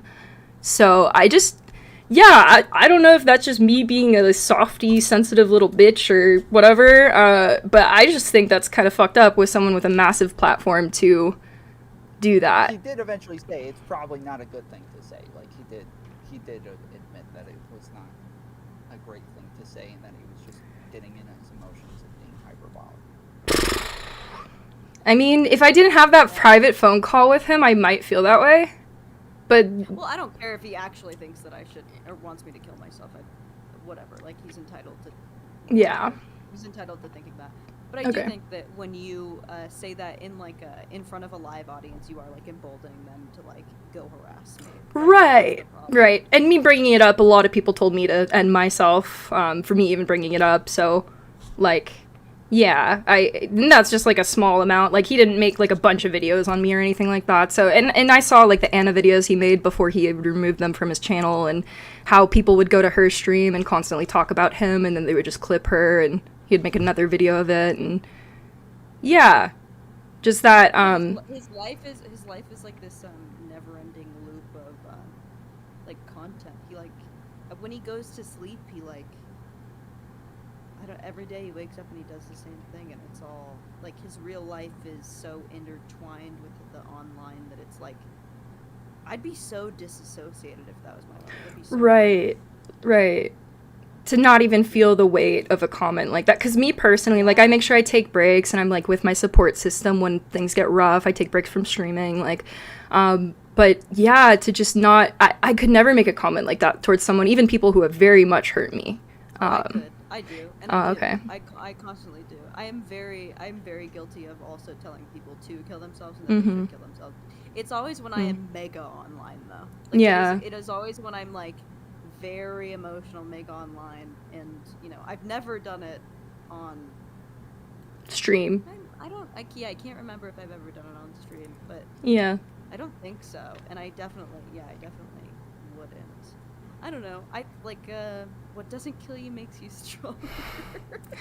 Yeah, I get that, but I guess that's where, like, a lot of his community feel like I'm in the wrong for bringing up, like, an actual example where it's, like, not everyone's that strong. Some people are, like, more sensitive, and, yeah, you know, I looked at, the youth suicide, or, I'm sorry, the youth, cyberbullying rates. It's, like, 14% report it, but then, like, 13% actually make, like, a serious suicide attempt, and I just think that, like, especially having such, like, a huge audience and normalizing those statements, and then, like, when asked about them, doubling down on how those statements are actually valid. I went to the hospital after all of that. Yeah. He knows that I went to the hospital. I'm sorry about that. And Kyla, and he said that after knowing that I went to the hospital, and, like, still made content on me after I told him that. I'm really sorry to hear that. On. So, is it the people telling you to kill yourself that is the thing, or is it the mass amounts of bullying that is like the problem, and it's just insensitive to say that while you're getting massive amounts of bullying? Well, I think I'm wondering if saying kill yourself actually, like, it increases the chance. If it's just no, I don't think so. I think it's really the vibe that you're putting out to your audience, that it's like okay to devalue someone to that extent. But if he just told me, like, face to face you should kill yourself, I'd be like, okay. Yeah, I'd be like, oh, that's a shitty thing to say, but it's not as much as, like, like the audience factor and the normalization of that behavior and the encouragement of that behavior, honestly, when someone has a bad take or they're perceived as trying to ruin someone's life or spreading misinformation, however he justifies it. Yeah, I don't know. I mean, that's, like, the least of my worries for him. I think that, I don't know. If he acknowledges that it probably was bad to do, then that's all you can really hope for. If you kill yourself because someone tells you to kill yourself, you're, like, weak and you should die. You really think that? Probably. I don't know. I think that that's pretty ridiculous. Now I think if you're getting mass hordes of hate, that's Yeah. definitely like more. Yeah, as a creator, it's different. Like, as a content creator, like, I don't know, like, the specific reference I brought up was a streamer, Byron, who I talked to and my partner worked for. And there's, like, a clip of him directly, like, telling his audience, like, hey, like, when you tell me to kill myself, like, that really hurts me. So I think it's, like, there's a specific portion of the population that's more sensitive to those comments than others. But I actually found out recently from people in DGG that someone ended themselves live in DGG. Whoa. Yeah. Yeah. And that freaked me the fuck out. So I think that's, like, why when I heard Destiny say, like, you know, Hassan and Mike from PA should end themselves, that, like, I was like, wow, like, can we just stop normalizing, like, telling people to do that? In like a VC? In DGG told me this. Like, when I was in the group with everyone, they told me that happened. I don't know if that's correlation. I'm not saying that's correlation, but I'm just saying, like, What does it mean to do it live? Like, are they like? They did it in, like, live, I guess, like, on video in DGG is what they told me. And a lot of people corroborated that arc frequent in DGG. Really quickly, everything that you say right now is going to get clipped and sent back to him. So make That's okay. That's on everyone in DGG who's a regular in there who told me that happened. I'm not saying it's correlated, but I'm just saying that it's not something to be taken lightly to normalize saying this to each other. Yeah. Yeah, I think that's. Yeah, that's pretty crazy though.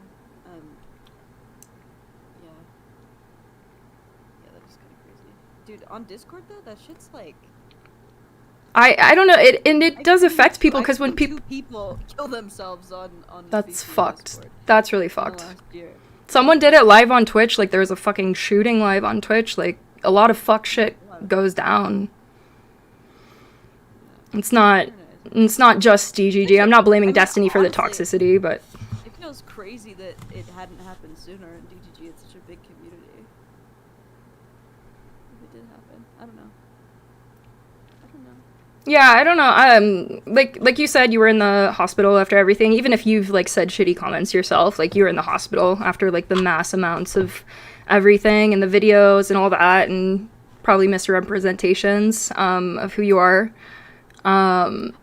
Yeah, but I mean, not even just misrepresentations. Like, he full on like lied. Yeah, for sure. Like, and I think I don't know if you followed it at all, but for a really long time I was like coping for a while, and I'd be like, well, I don't think he's that. I don't think he's abusive. I don't really agree with Mr. Girl on everything. Like, I was really sort of like 1 foot in, 1 foot out for like a couple months about all of it. Mm-hmm.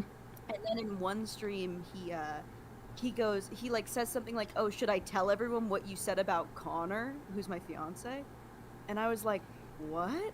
And then he made it seem like I sexually said something bad about Connor to him, which is like complete bogus. And I remember, like, in that exact moment, I was like, "Oh, he's willing to do and say anything to, like, make me look bad. Like, he's willing to just blatantly lie." Right. Yeah, and he did that with me as well. Like, he told what he knows is a lie. I don't know if I want to relive all of this. Here. What? For what reason? What are you scared of, Tom? This is so I'm over. not scared it's of over. anything. Well, it's not over if you're bringing it back up and talking about it again, right? It's not so over. The point I was trying to make, though... No, like, it is over. I'll never, like, I'm not going to be in orbit again. He can talk about this if he wants to. I don't... Well, that's the thing. It's not over for him, because not only was he called me Lav 2.0 after the recent stream we did, I believe. Someone told me that. And he also called Merc the Perk, or people in his community were calling her Lav 2.0. Yeah, I remember so, that. yeah. She also reached out to me and wanted to talk, so... Yeah. I'm like the go-to now. I'm like the grandmother of harassment. No, this is what I will say. And this is what I wish someone would have told me instead of what Mr. Girl told me. You are completely in control of the situation. Mm-hmm. You can decide to have a breakdown, to stop talking about it, to keep bringing it up. to make it worse, to speak in hyperbole, to cry online. Like, you are in complete control of your reaction, and everything you do, he will make a response to, because he's a streamer and he does not live in real life, and this is all like not real to him. He doesn't see us as people. He doesn't see you as like a functioning, valued person. So he will make content. So you either okay that by keep talking about it, which I've done at this point. Yeah, that's the thing. Like, I was like, I don't want to make my stream about Destiny, but people, like, his community will just come in on, like, multiple accounts and just, like, spam it until I talk about it. So it's like... Yeah, they still do that. They still do that to me all the time, and then they'll be like, God, you're so obsessed, and I'm like, what the fuck? Like, literally.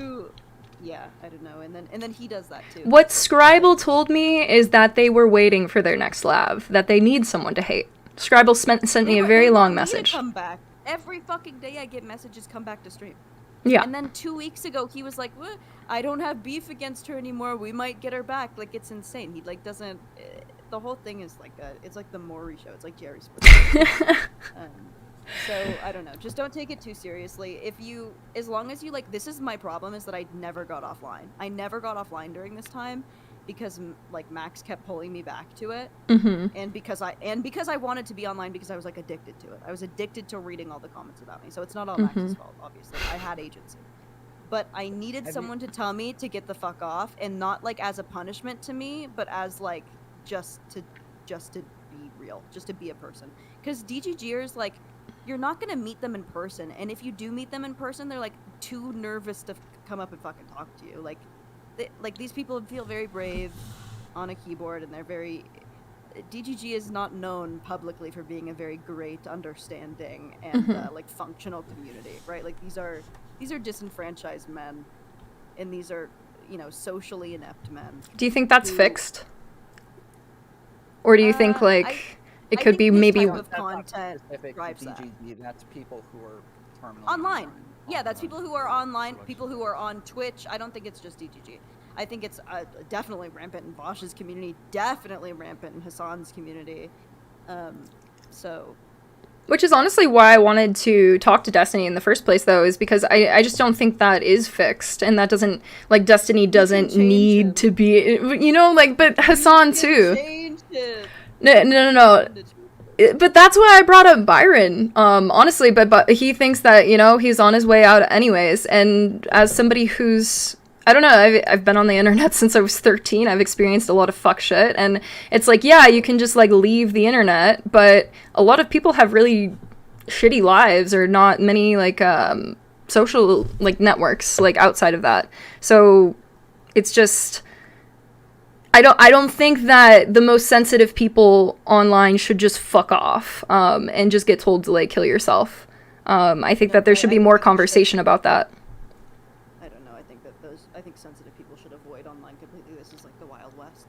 I wouldn't say online completely, but I do think that if they need safe spaces, they should probably just stick to safe spaces. Like, most people probably don't need safe spaces, and so they don't just try to stay in safe spaces. Catnip, have you been streaming for a while? I've been making content off and on since I was 13. I'm 27 now. I started, like, doing work online full-time at 19. Wow. I guess I hadn't seen you before until your recent conversation with Destiny, so I didn't know. And you sounded like you had known him. Yeah, I went on this spring. I've seen him around since I started streaming on Twitch when I was 17. So, yeah, I'm not, like, new to the community. Kind of saw his, like, rise a bit. Got more invested into this content, actually, after Byron committed suicide, because there was a video of Destiny doing shrooms with Byron that I was really interested in, because I'm really passionate about shrooms. Byron is Wreckful. So that's when I started getting, more involved in Destiny's content. My partner, who I had met through Healthy Gamer Discord, actually, because I'm very much a person who struggles to make friends in real life. I'm very autistic in that way, which is why I'm passionate about what I'm saying. But I met my partner who worked for Byron in Healthy Gamer, and we bonded a lot after Byron passed, actually. And he was really into DGG, and I would kind of see the way that his involvement in these communities would like have an impact on him as well as like other people. So, and I also noticed like how it would impact me like the further I got involved in it. And some of these people that are in his community are in there, you know, every single day, which is why I brought up to Destiny that it's like the way that they react and the way that they treat people when something goes wrong and the way he psychoanalyzes them and makes fun of their mental illness, their BPD, it's like a very strong core of toxicity within the internet that Destiny is in a lot of control of. And if that's the way he wants to operate and he wants to continue to perpetuate that, he's free to do that. But I am passionate about what my life experience is and what I have to say. So I very much felt the need to, yeah, like ask him about it and just be another voice that's like, hey, maybe there's a better way. Maybe, you know? And that's like one of the first things I talked about on his stream was mushrooms. I'm sorry, go ahead. When you say your experience, do you have BPD? Yeah, and I think the thing about like BPD and mental illness is a lot of people will scapegoat certain people, and it's like it will make them worse off. And I think that's what a lot of people misconstrue about BPD is. They're like, just avoid people with BPD, you know, they're evil people or whatever the fuck. But it's largely impacted on like how your environment treats you. And as someone like who grew up on the internet, I've been a sponge to like a lot of that. And rather than continuing to retreat, which I've taken long breaks, it's like the toxicity remains, if not, if anything, it grows. Like the suicide rates, the cyberbullying rates, it gets worse. And it does affect the real world. Like you see that, like Destiny talks to Nick Fuentes. Nick Fuentes is meeting with fucking Donald Trump and Kanye West. And here's Bassem Youssef on Piers Morgan talking about Nick Fuentes. It's like this stuff, like, leaks out into the rest of reality. It's not just isolated on the internet. Like the internet's the Wild West. The internet is like becoming integrated with real life. Yeah. It's an extension of reality. Can I ask you a question, kind of? I didn't want to interrupt y'all. Yeah, no worries. Sorry, I was passionate about that. No sweat. This is your conversation. Force wheel. As you're getting older, you know, whatever, fuck the red pill perception of all that. Do you feel that your perception of, you know, valuing other people's opinions and your own resilience to whether it's bullying or criticism, where you can realize like that person's judging me, but that's just because they're lost in their own bullshit, it has nothing to actually do with me, and you're able to maybe separate some of the weight that those statements have on you. Not to say that they can be completely immune, and especially when it's in mass, right? I know that porn star August Ames decided to control delete because there was just complete onslaught online, and it's like the whole world, not just a neighborhood or the whole world wants me off the planet. And it's, I can make room for where it's like, you know what, I can't fully conceptualize that mass of hate. Although I've been canceled and dealt with like a few hundred, you know, my own shit. The point I'm trying to get at in the question really is, how do you feel, because it is quite a daunting task to change the whole culture, especially internet culture, and especially like lonely, desperate, resentful men who are just sitting there alone as fuck in chat rooms venting their shit out and using people online as like, they don't even necessarily think their message is going to get read, and some of them will stalk your shit and go to your Instagram and like really be cancerous, right? But I tried to say this to Lab as well when I started to get to know her, to try and put some perspective on it. It's like, these are lost, sad people, and it may hurt to read it, but it's like the thing that's in your control is building your resilience, building the thicker skin, and changing your perception, or like growing, becoming more wise to go, yeah, this person's saying toxic shit, but I don't respect them enough to ever follow through on such a thing. Well also you think about the type of person. You think about the type of person who leaves like a hate comment like to a stranger. That's like unhinged behavior. Right. I've done angry, crazy shit. I've never done anything like that. Like to leave a comment on someone's like account or something that, not even to for them to end their life or something, because that's like actual mental illness. Yeah. But even to like critique a stranger, psychoanalyze them, put them down. Yeah, I've never done that in my fucking life. You think about those sort of people, and they make the world go around. These are the people who buy things and make companies rich and do like crazy, you know, whatever. But they give Destiny, they've made him a millionaire, right? But it's like, those people are not, you by virtue of just not being someone who does this, you win. Like, Right. by virtue of you not being someone who does stuff like that, you win. You have a better life. Like, you just have a better life. So, if you put that into perspective, it's almost like it really doesn't matter. Like, these people are sick. These people are sick. Yeah. It's like, I feel like with support system though, we can like reassure each other of that. Like, we clearly have that. We've built that over time. But say at like my weakest moments, you know, and like you mentioned August Ames, like Etika, Byron, I know I'm in the sex work industry. I've been in it since I was 19.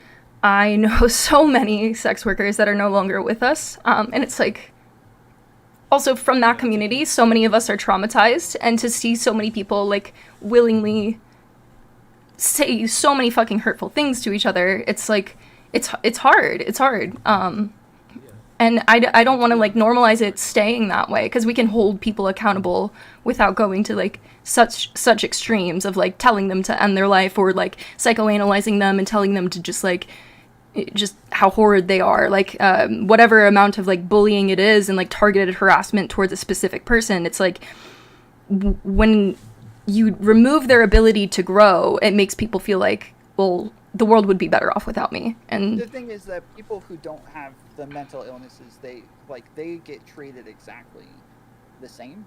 They don't have the mental illness weaponized against them. Right. It may not affect them as much. So it's like they see everybody on the internet is like, they have anonymity. They're going to act a bit differently when they have anonymity. Yeah. That seems to be pretty consistent, but they're not, I don't think, like, it almost sounds like they're targeting mentally ill people, and I don't think that that's the case. That it's like, this is the way everybody gets treated all the time. They'll take off with narratives that aren't true on the internet. Again, not Destiny's community, just people on the internet take off with shit and turn them into memes. And it's obviously mentally ill people are going to struggle with this a bit more, but communities like this, like, there's a lot of times where we all just kind of have an agreement with each other that this is just the sort of toxic behavior that we like and that we enjoy and that we thrive in, and that people who struggle with this probably just shouldn't engage in these communities. And it's not like a point against them in any way. It's just that we're all freaking weird and we like this shit. It's sort of, Catnip, you mentioned being a gamer for a long time, and like, I'm dating myself. I got onto online gaming at the very beginning of BattleNet with Diablo and StarCraft, and the language, like, I learned the most vile. I know, right? Yeah, fucking boomer. I learned the most vile language through that shit, and then I'd say it to my brother at the dinner table. My mom's like, "Don't ever say that fucking shit again." I was like, "Oh, grape or whatever is a horrendous term that's like not a casual slur to just, or like SOB or piece of crap. Like, it's not, ooh, okay, so like gained context. But my point I'm trying to make is that culture has been there since the late 90s and is whatever. Like, there's so many people that, like you were saying, don't feel connected in their world outside of it, and everything's family friendly, and terms of service are very like lean, very left. And so people kind of just want this world where they're like, all right, I'm over 18. They called it mature language when I was a kid. Now I'm older and I can't say these things. Like, everything's baby-proof. What the fuck? But again, it's not to dismiss the fact that there's still potential harm to people. But as Tom and Lee were saying, I think it's like either have your own communities which are safe spaces and like very, very, like gender-friendly and all that kind of stuff, or oh, dude, Jube, if I didn't have you during the whole Destiny stuff, like if I didn't have you and the people of Egg, I'd be so over for me. I wouldn't have been here. I don't thank you enough for that. You were such like a rock to me during that time. It was so sweet. You didn't have to do that. Let's go. Yeah, it was really sweet. But that was so important, is to like have like a totally like a gay, place but I where mean, I you could appreciate go. the fuck out of that. Yeah, for real. Yeah. Just a place where you can go that, these people are like, I mean, a lot of how I got over, at least like the emotional brunt of all of that harassment, was just people telling me that it didn't make them think of me any. For some reason, I felt like the whole world would see everything those people were saying about me and then like believe it, and then I was like fucked forever. Like, I was just like, anyone I'd ever met would know that I was like this awful, horrible person that these people were telling me that I was. And then the more I went outside, the more I realized that nobody cared at all. And it's this tiny, tiny subset of people who that really believe this about me, which is fine. They can have their opinions about me, but like the people I love don't care about this. Like nobody who's like nobody from my real life who saw any of that loved me any less. Like, but you really think when you're reading all those comments, like you really believe it. But and I feel like a lot of people don't really know what they're getting into, because I wasn't really like that day calling Destiny for a debate. I didn't think that was like a guarantee in that environment, and I think a lot of people just join, they don't exactly know what they're getting into. And I know you're really grateful for the support you had after, and after I was getting all the comments that I was like right after the recent stream, like yeah, I was stress puking because I guess I'm weak or whatever. But it took like the people in my real life pulling me out of it and being like, hey, like you are good, you are valuable. And like, that's like, for some people, it really does take other people pulling them out of that. And I guess like the point I'm kind of trying to make is like, not everyone has that. Yeah, So, that's true. yeah. That's true. No, you're That's just definitely you're not weak. You can call it fragile, sure, or like maybe you don't have the thick skin. It's very human, and we're social creatures. Like the whole pandemic thing, and especially when it was like, all right, this percentage of the population can just fucking live in a cage or eat in a tent outside.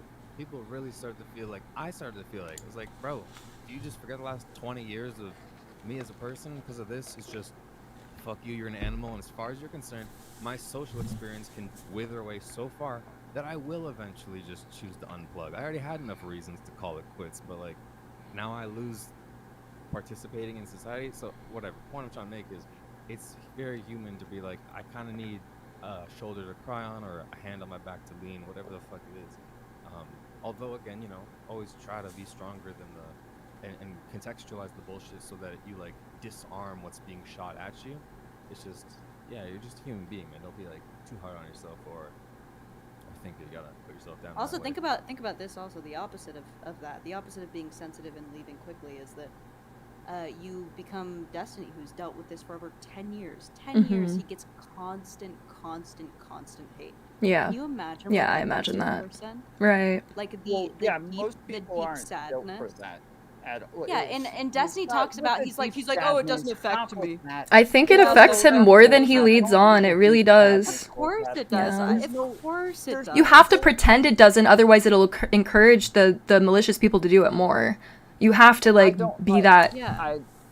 I don't like it, maybe that's true, yes, that people like care less if you care less, but I don't think that it requires deep No, sadness and to do it now for a long because period. well, not okay, maybe not deep sadness, but even maybe avoidance, like the fact that I mean, I think that part of why he wants to make villains is so that he is not the villain, right? You shift. He's like very constantly shifty, so that he is like, you know, the Superman of the story. So he's this hero of the story or the victim of the story. This is just part of like the types of engagements. We're talking about debates that like the type of content we're doing is like where we are like getting into it, yelling at each other, cussing at each other, like going after each other personally. Sure. Yes, but absolutely yes, but Tom, it is very different. It is very so like even what we did, what me and Andrew did in the debate earlier, where it was like we're not particularly like friends. There were personal attacks on both ends, and yet we still shake hands at the end of the day, move on with our lives, right? Steven does not do this.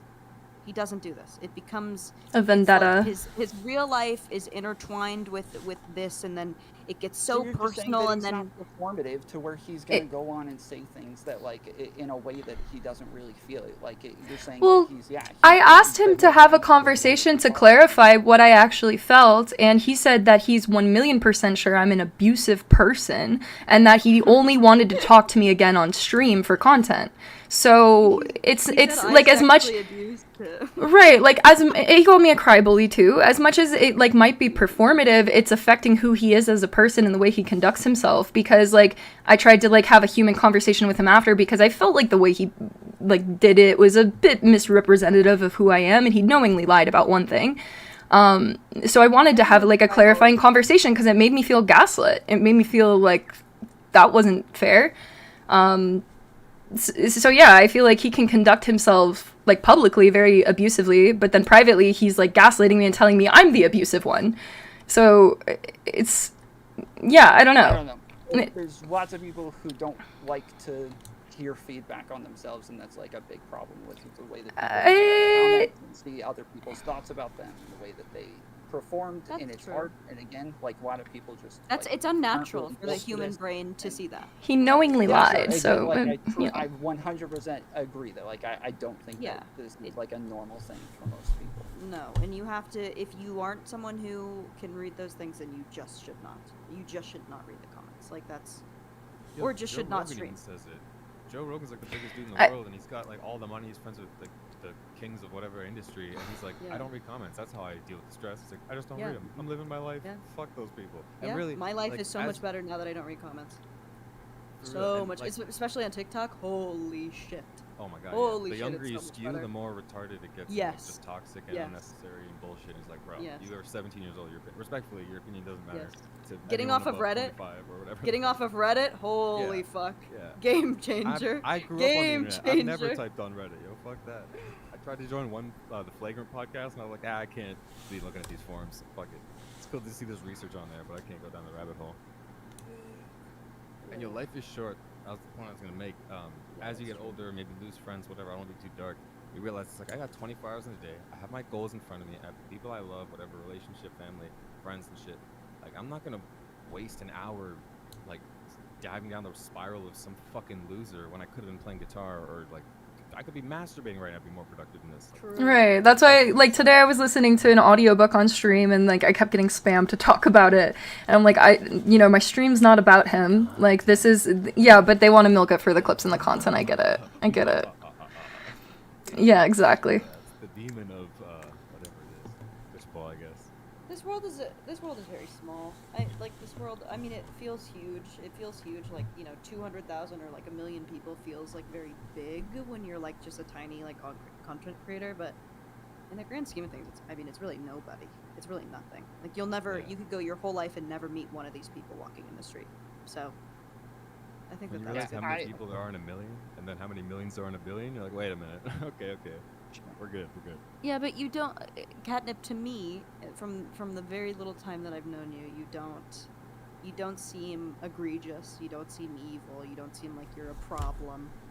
You just seem like you're sensitive, and you got caught up. And people like to leverage this cryboy thing. Everyone's a fucking cryboy. This space enables cryboying.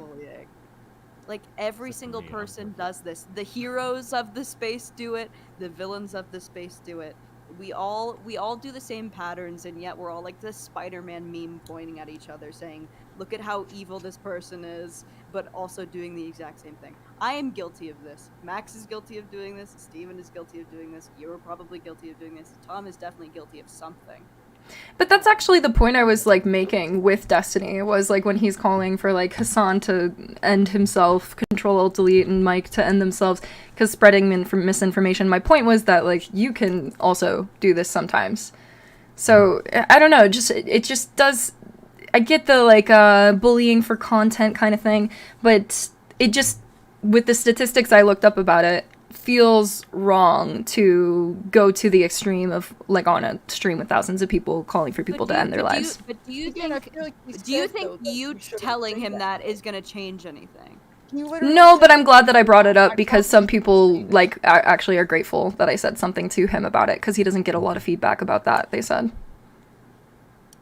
Yeah, but he did say, I probably shouldn't say this, and that it's, he said that it was hyperbolic, and that he was just getting a little caught up. Like, he said it was a prank. He said it was just a prank. I was kidding, bro. I said JK. He was just kidding. He was literally just kidding. I said in Minecraft. It's not a joke. It's that, like, you get pissed off at people who are actually pretty malicious with the stuff that they're spreading on the internet. Yeah. And it is harmful. Like, it is insanely harmful and divisive.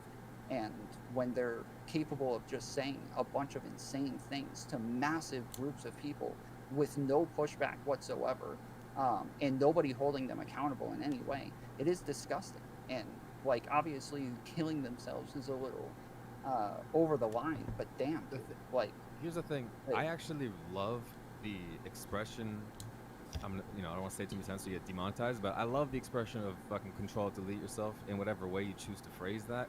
And it's, to me, figure of speech to say, I don't want to be experiencing you in my consciousness anymore. So basically, it's like, delete yourself from my fucking page, unfollow me on Instagram, whatever you need to do.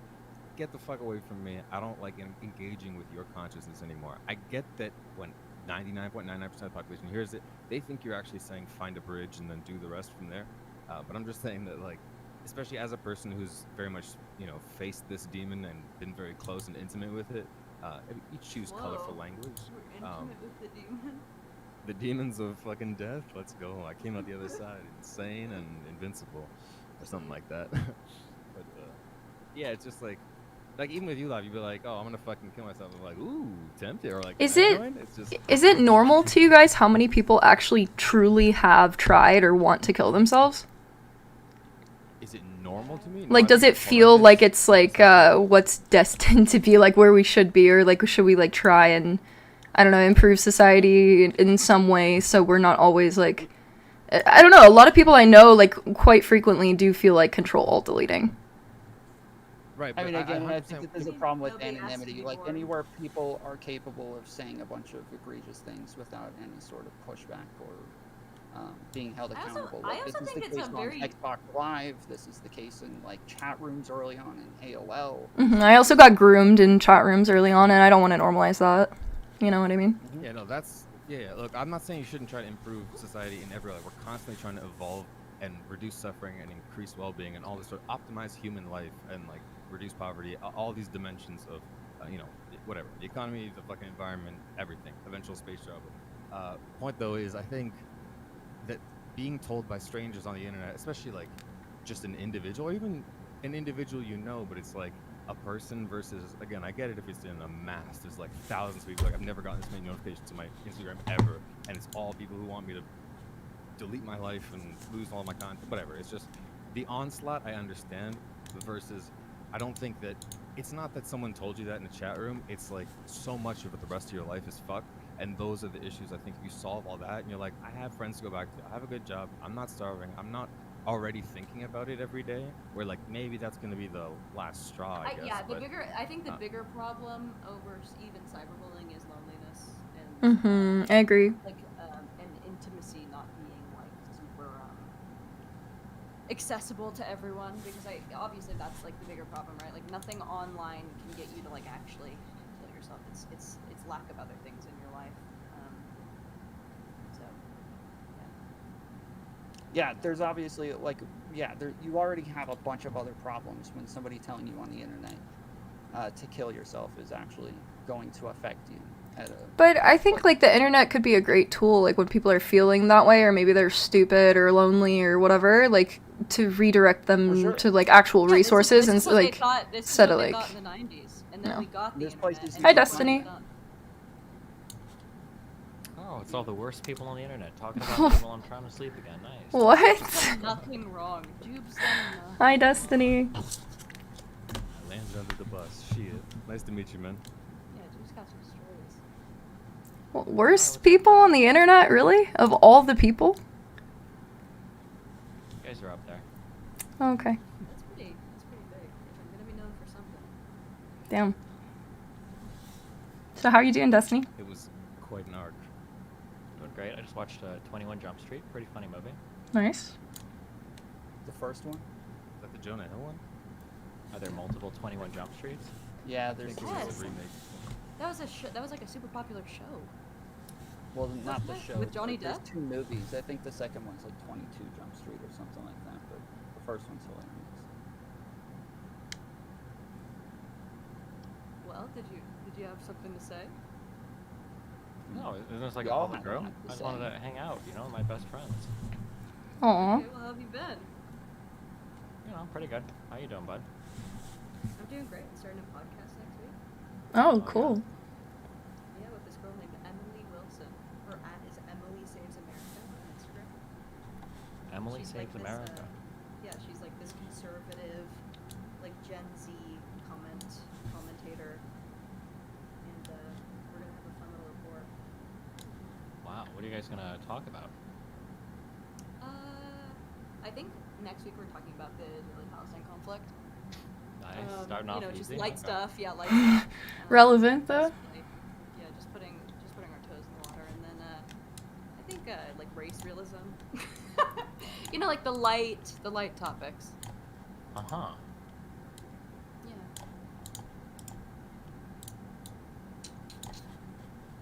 This is so fun. Destiny, you supposedly lied about catnip. Yes. What about catnip? You are stirring them. You lied about catnip. What did I lie about? You said that you said it was fine after I explained to you that the person who suggested that you pay for dinner because they didn't know you and they were kind of sus of you, so they suggested that, so I passed on the suggestion. I explained that to you and you said, don't worry, you're fine. And then you then posted in DGG chat about how it wasn't fine and that was actually me wanting your money. And yeah, I felt that was kind of weird.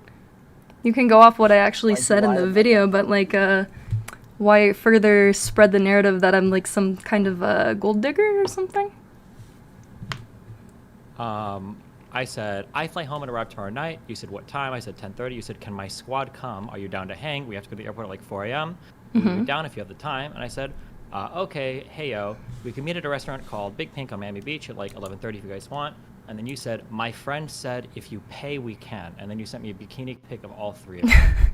Which was her idea. Yes. So if you think that I miscommunicated any of our messages, I don't think I did, but those are our chat logs. But then later I heard you mention something about it on stream, and then I said, hey, yo, was like that about me, and then I clarified that it was her who suggested that, and then you said you're fine. So am I fine, or am I not fine about that? Well, no, I thought it was incredible. Are you holding it against me? Yeah, of course, no shit. Why?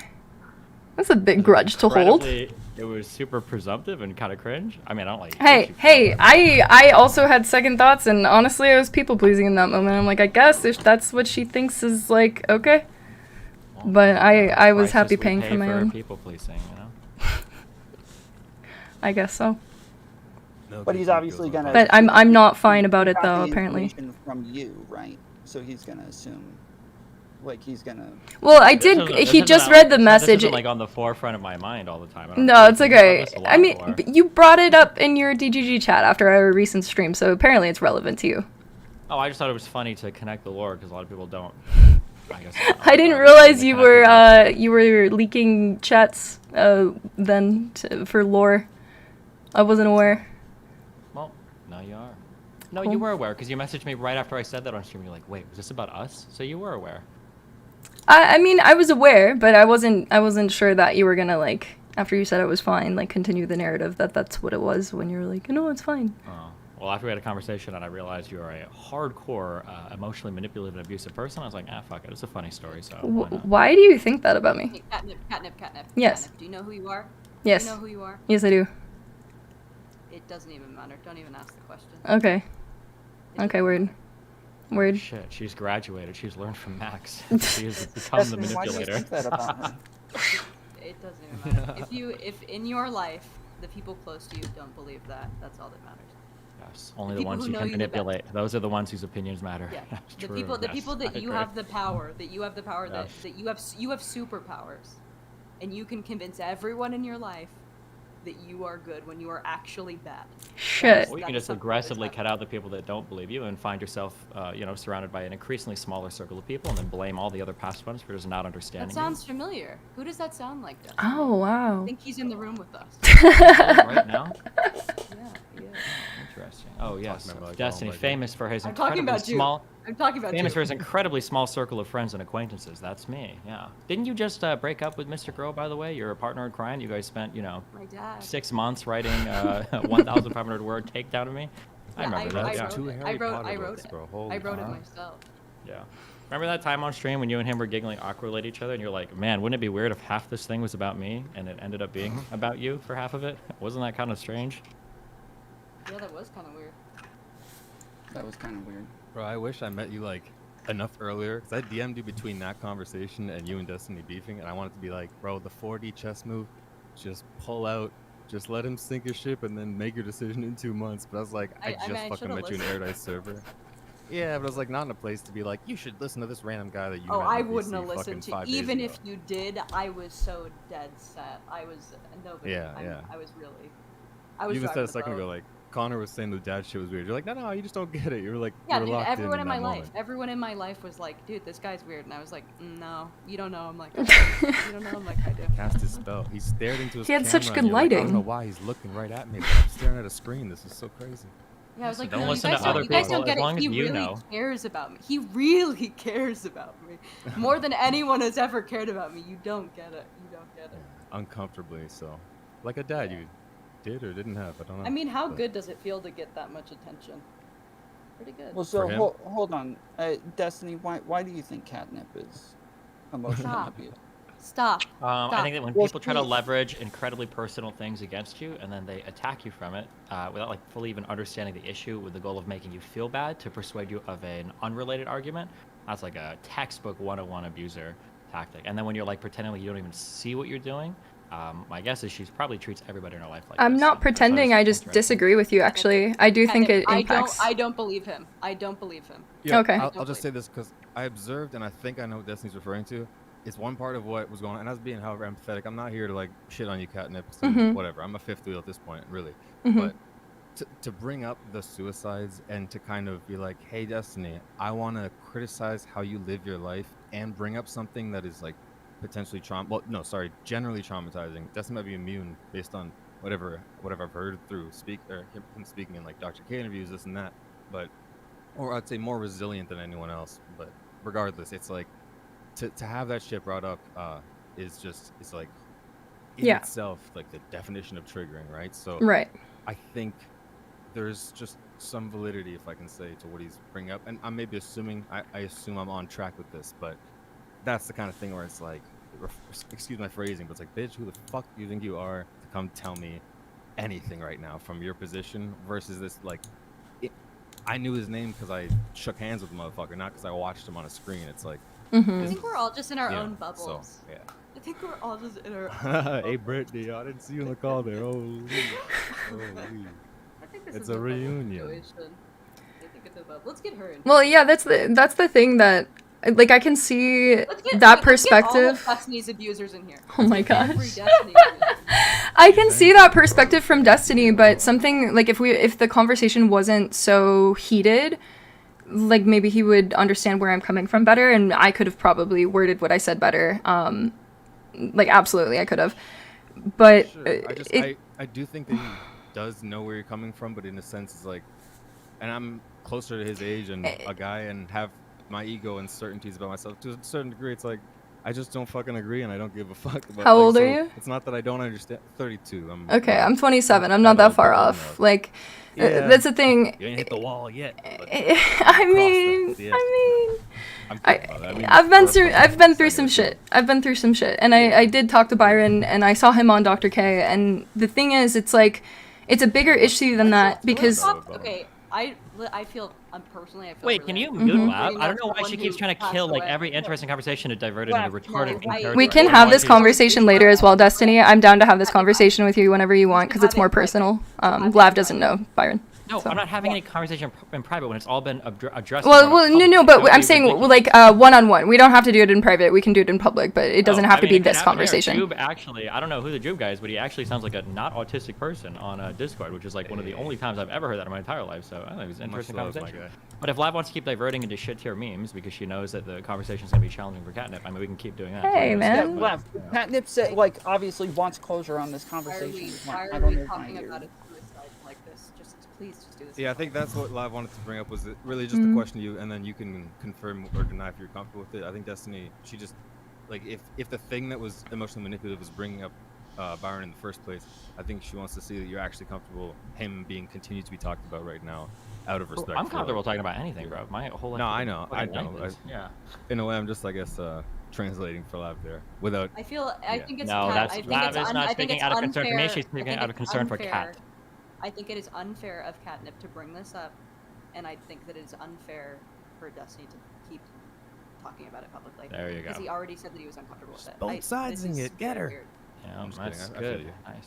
He's not uncomfortable talking about it. He's uncomfortable with the way it was brought up. Yeah, it was like a leverage, is what he was feeling. If I have enough time to talk to anybody, I will manipulate them. Did you mean to use it as leverage? Absolutely not. Byron meant a lot to me and my partner. That's how we met, and we've actually been wanting to talk to people who knew him about it because it's important to us. You can tell the intent of somebody based on the approach they take to the conversation. Okay, yeah. So you will never believe her. Not always, because I was triggered, and I can explain that further if you'd like. Well, there you go. I was very triggered because like I watched you and Hassan's first stream together, like that kind of thing, and just like the way that like post-pandemic we've all kind of like devolved in a lot of ways, it seems.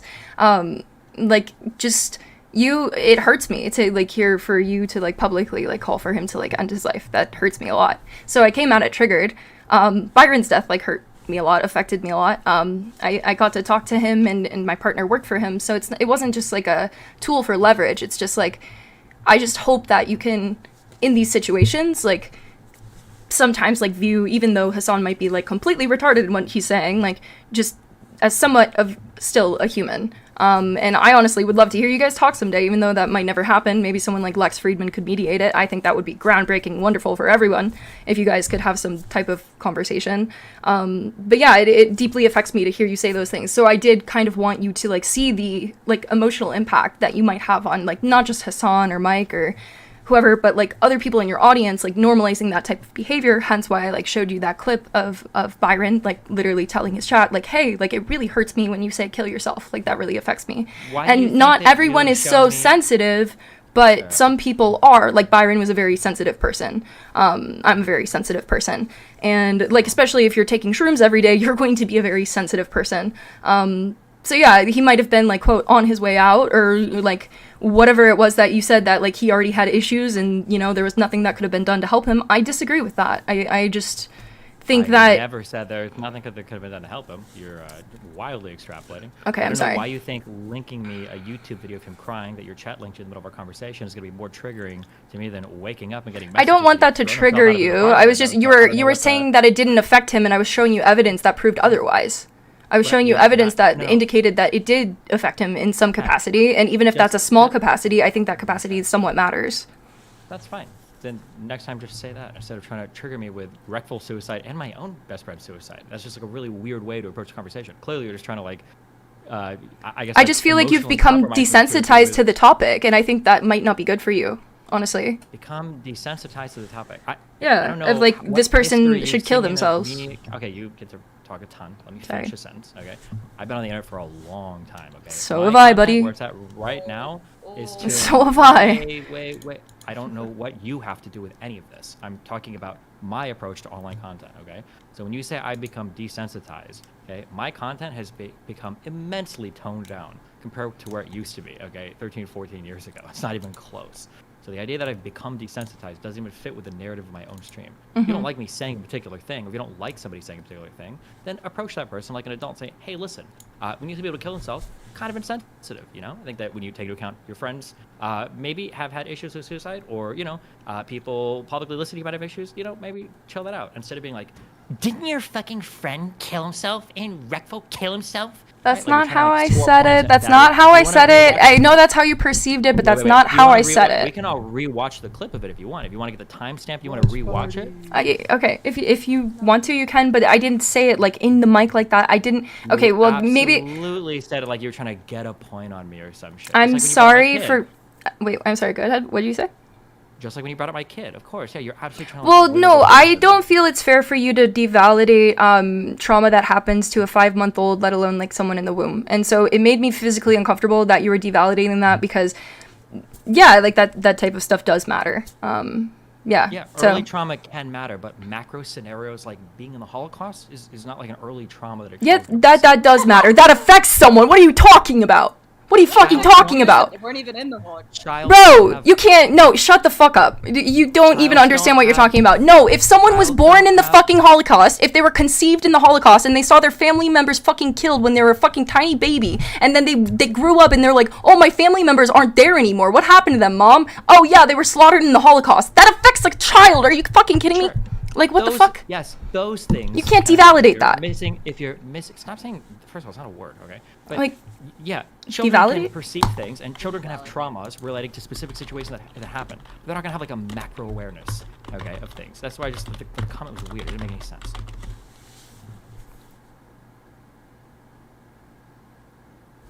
I think it's definitely predisposed to like higher stress levels or something like that, but it's not like where you have a trauma linked to cars because you were in a car accident or there's some event or. No, if you were a 5-month-old kid in the Holocaust, man, that impacts you, and that's why I was like frustrated. I'm like, bro, like that shit impacts you, like it just does.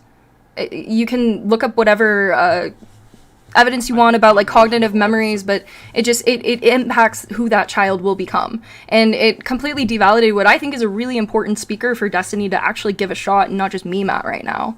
It could really help you, I think.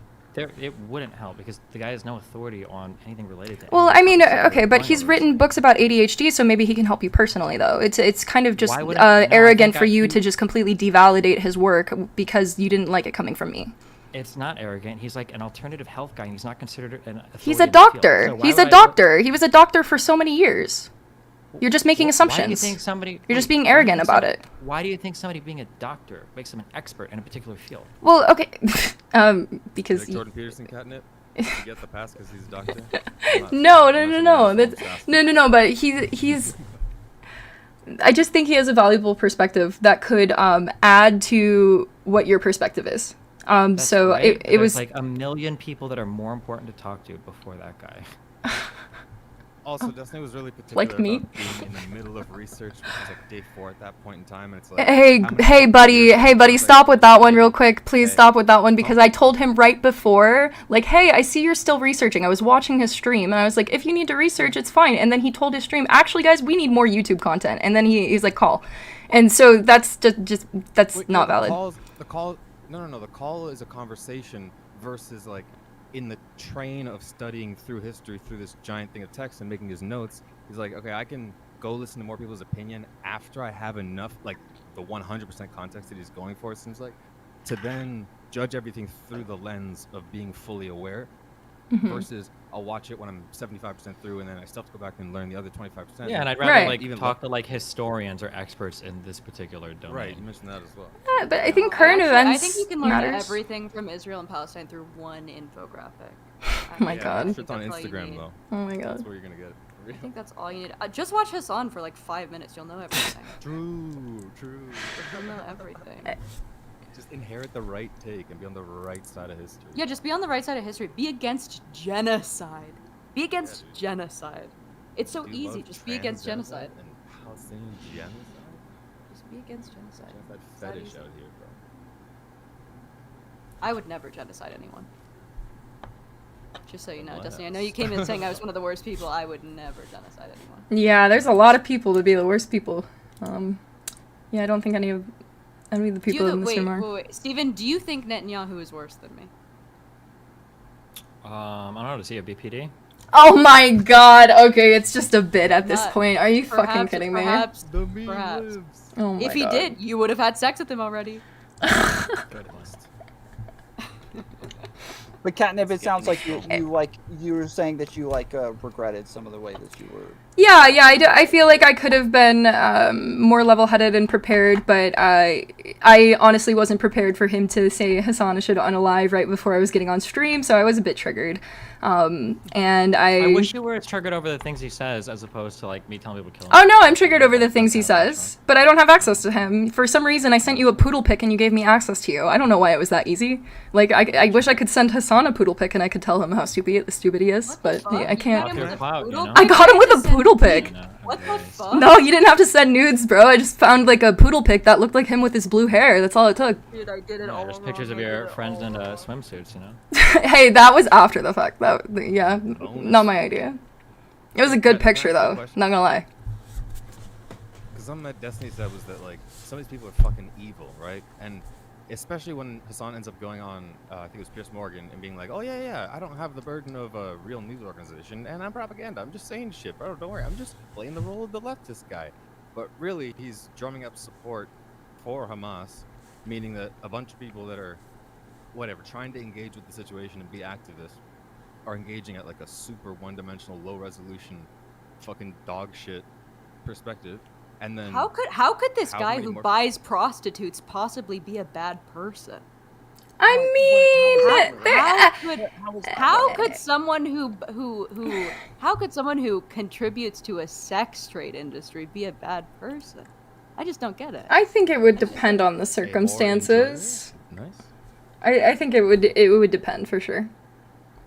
Yeah, so I guess what I'm trying to say is that, and this isn't to, justify that, and I don't think, whatever, fuck the platitude part of it. What I'm trying to say is that part of, I think, the root of a statement like that, like I said, I like it as a figure of speech, basically get the fuck out of my world, or in Hassan's case, it's like, stop projecting the shit that you're doing that could perpetuate more support for people who are massacring people and fucking just, whatever, defiling human life in an insane way. But I think that can go both ways, you know? What can go both ways? With drumming up support for, like, say, if you stand by Israel no matter what, you know, like... If you blindly do in a one-dimensional way, yes, and 99% of the population is doing that, and 99% of people are not educated or level-headed enough to have a fucking opinion whatsoever, or the humility to know that they don't know. And so I think, like, even, Lonerbox and Destiny have been pretty particular about, and I was trying to talk to fucking Ben Thorpe earlier today, crazily enough, in this retarded world, where it's like, there's obviously a difference between the civilians that are being used as shields and then Hamas, whether some of those civilians are also supporting Hamas or not. Some people are just born in the worst fucking place to be right now, or one of the worst places. And then for Israel, again, people are just born there because whatever, they got put in that place, and that's where their family's been for 50, 70 years. But they are not the IDF, or they're not the government. And so, yeah, anyone who's sitting there being like, oh, Israel's just all a piece of shit, and, like, fuck them, they should be wiped out, or the same shit on the other side, erase Israel, all these are all just dog shit opinions that, again, like the comment on Twitch or on Twitter that tells you to off yourself, that it's like, don't give us so much value. This person's probably retarded, or just We should make not all worth of the Middle whatever. East Israel. What? Let's get involved right now. What the fuck? We should make every Middle Eastern country Israel. No. Put a bigger Western stronghold in the Middle East. Absolutely fucking not. It's so rich. It's so rich with Oil, yeah, and resources, and we could just, yeah, no thanks, I'm good on that. Why not? Because You think Muslim countries are better? I think more war is bad for everybody. Not if we get something so good out of it. No, because I think I used to want to be like a solar engineer. I had like a hair up my ass, my autistic ass, to build like solar cars. I think there's just a better way. We can actually work with people and find better ways to use the resources we have. You're right. We should put a Western stronghold in the middle of those countries so that slowly over time they can influence them. Well, listen, hey, Israel's got a thriving tech sector, so if you want green energy, support countries like Israel, and you're more likely to see it. Exactly. Yeah, not at the price of ethnic cleansing, though. I'm good with that. Oh my god, I'm gonna kill myself. There's no way. There's no way. That's not a necessary part of the deal, but I think we can work around. I don't know. Yeah. That is true. Yeah, Israel is pretty uniquely bad about the ethnic cleansing in the Middle East. I don't think any of the other countries do that stuff. Oh, yeah. Yep. There's actually no other genocides have ever happened. That you guys were having an entire cope stream over here. I would like to, if there are other grievances that want to be, shared while we're all here. Oh, you want to go back to the drama, back to the good stuff. Oh yeah, I heard somebody say I had a deep sadness. My chat was spamming deep sadness. I said, what did I say? I said that there had to be a deep sadness in dealing with reading comments of how awful you are every single day for over 10 years. And then I said, really you stream a lot, Destiny, like a lot. Even the times where you take breaks and your audience bitches, like, you still stream a lot. Yeah, that's my job. Yeah, I've been doing it for 14 years.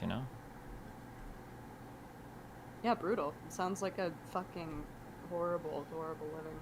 Really? I feel like it's kind of a dream job, but Yeah, I mean, you win some, you lose some. You get to do double-edged sword. You get to have these amazing opportunities and glory and money, tons of money, but at the cost of what? I don't know what the cost is. If I wasn't a streamer, I'd probably work at McDonald's, and as soon as I get home, I'd probably hop on Twitter and start fighting with people. There's no way that you'd work at McDonald's. That's kind of what I enjoy doing. I mean, if you you grew up in like Nebraska or some shit, right? It's probably McDonald's you'd be working at. There's not many jobs in the Midwest. Chuck E. Cheese at least. Chuck E. Cheese is far away, man. In the Midwest, there's only like 10 of them.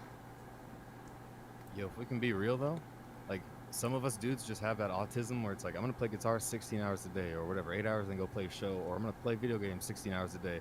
And to be Camille able to just- Paglia talks about this. It's male obsession. Yeah, it's why we do Male the 80 obsession. hours a work or 80 hours a week or whatever, 120 hours, and these CEOs, because we just focused in on that thing. We amass status and resources, which is a bonus feature to raise your whatever freedom. Just because you have money, like you can support your family, you can go on you can travel, you can do anything you want to do if you have money. And, You can have sex with every BPD woman you've ever met. Exactly. That's fucking Speaking of which, just to clarify, no, me and Destiny did not fuck. We never even met because Destiny didn't want to pay for dinner. So you're saying it costs a dinner? No, that's not what I'm saying. But we never even got to meet. I apologize. No. What I'm trying to make I think I at least got a water bottle.